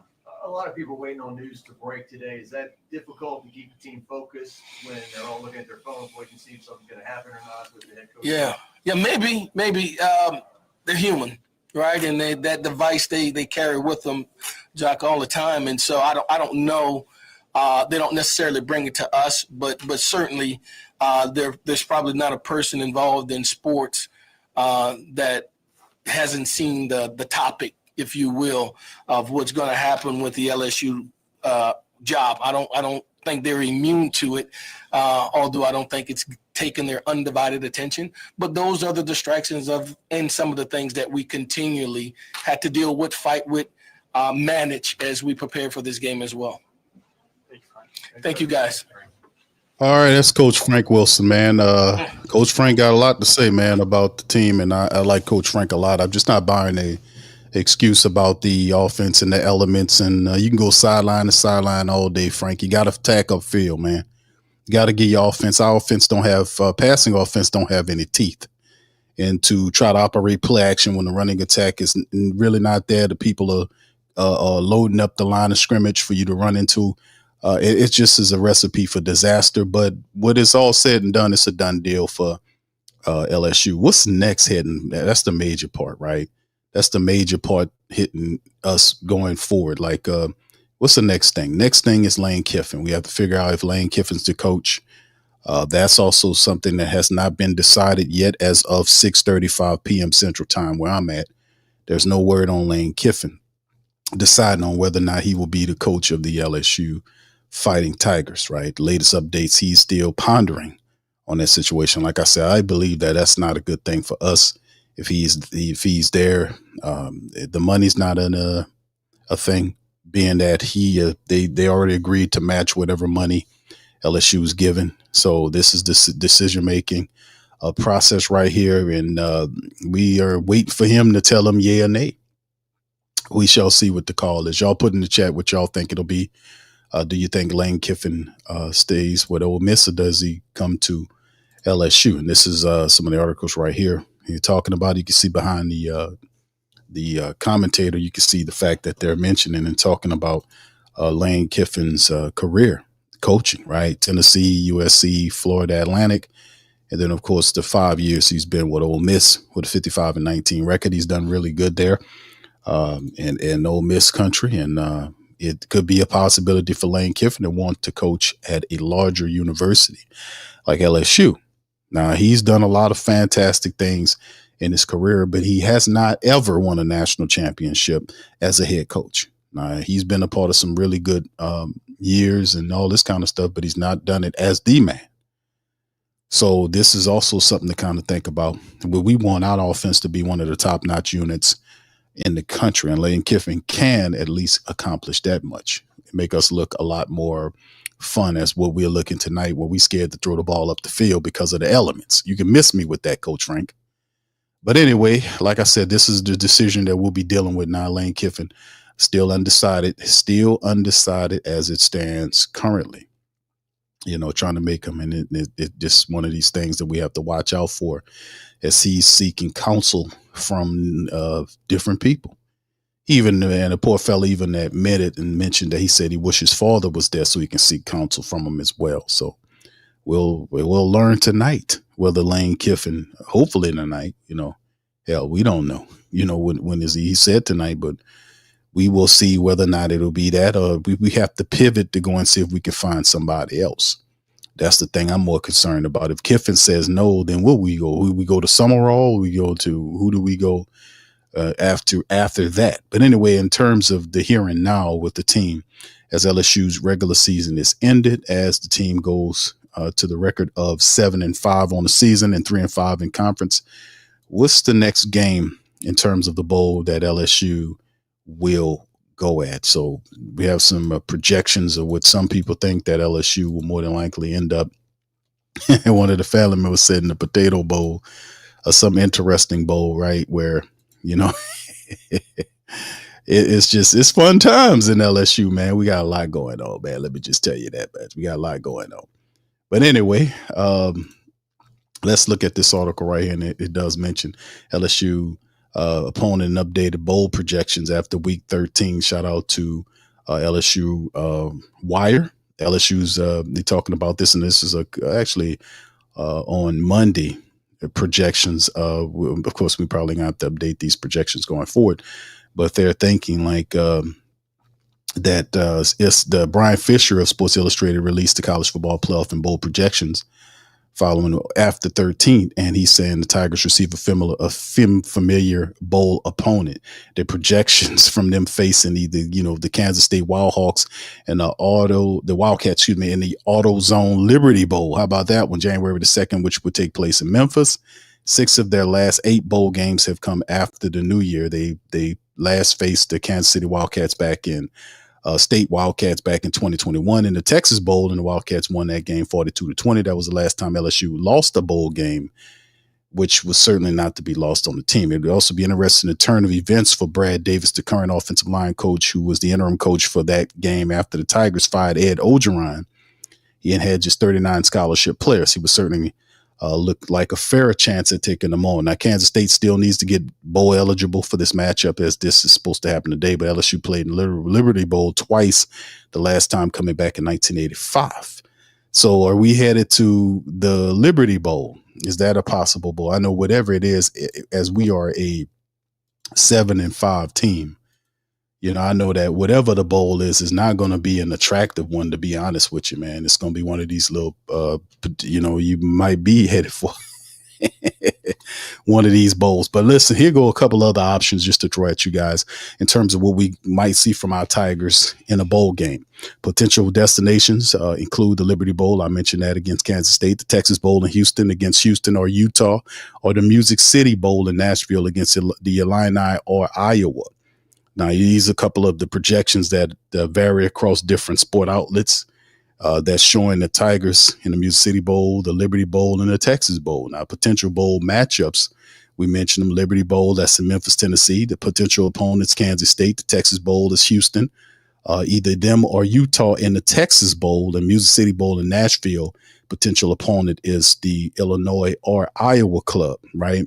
And what's influencing these projections is the SEC tie-ins. The SEC is proven to have 7 primary bowl tie-ins, and the final matchups are determined by a selection process after the regular season concludes. So teams' performances, LSU's final record, and its opponents' performances will be ultimately influenced which bowl game they selected for, and the player availability, the health, and the performance of key players like quarterback Garrett Nussmeier, linebacker Harold Perkins could affect LSU's final standing and potential bowl game. We know Nussmeier was shut down for the rest of the season. There was some rumors that he could possibly play in this game, but ultimately decided to sit down. He's been banged up the entire season, so his career ends on the IR, so to speak, as we now kind of focus on his career in the pros. Harold Perkins and all these other guys are looking at becoming pros at the next level. So that's what we got. So anyway, with that being said, man, like I said, we heard from Coach Frank. We heard from you tonight. LSU just couldn't do it tonight. A big, not a tough task, but I thought, we just didn't have no teeth offensively. We needed more teeth there. But anyway, y'all feel free to hit the like button, hit the subscribe button. I appreciate y'all joining for this episode of Tough Tiger Talk. We are still monitoring this Lane Kiffin situation, fam. I don't know. It's almost 7 o'clock Central Time. We are still waiting to hear from Lane Kiffin. Like I said, this is not a good thing for LSU. We need to start kind of getting our other list of potential candidates lined up just in case Kiffin pulls the rug and say, I'm going to stay with Ole Miss. I got it going on here. I should be all right. We're going to be good where we are. All right. Shout out to Rose. The way the offense looking, Chiefs might end up in the ramen noodle bowl. What city is the ramen noodle bowl, brother? That's an international game, huh? All right. So anyway, with that being said, man, I appreciate y'all for checking us out on Tough Tiger Talk. Hit the like button, hit the subscribe button. By all means, feel free to share the show on your social media feed. Tough Tiger Talk, man. Real deal spiel about our beloved Tigers. I'll holler at y'all guys on the next one. Much love, peace, and go Tigers.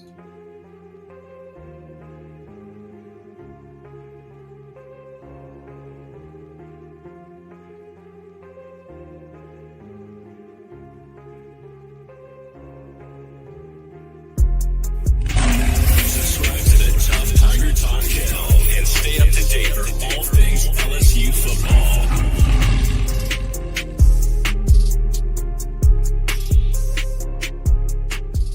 Hey, New Orleans! Whether you're catching up on Saints news at Jackson Square, checking Pelicans scores in the Garden District, or staying updated on LSU while grabbing coffee in the French Quarter, there's one place that keeps you connected to everything that matters in our city.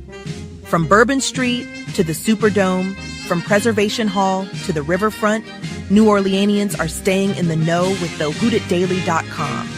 Your daily source for Saints, Pelicans, LSU, and all the sports, music, and culture that makes our city special. At work downtown, at a game in the Dome, or just relaxing by the Mississippi, wherever life takes you in the Big Easy, you can stay connected. Because when you're from New Orleans, you don't just live here. You stay in the NO. That's stay in the know. Visit the WooDatDaily.com and never miss what matters most to Who Dat Nation. Stay in the NO, you stay in the know. Welcome to the Pro Shop, where we create authentic NOLA-inspired clothing for men, women, and children. From Saints jerseys to Pelicans gear, everything's crafted right here in New Orleans. Whether you're shopping the Pro Shop, the Pel Shop, or the Pro Shop Kids, we've got your whole family covered with genuine merchandise that represents our city's spirit. Check for links in the description section below or in the chat.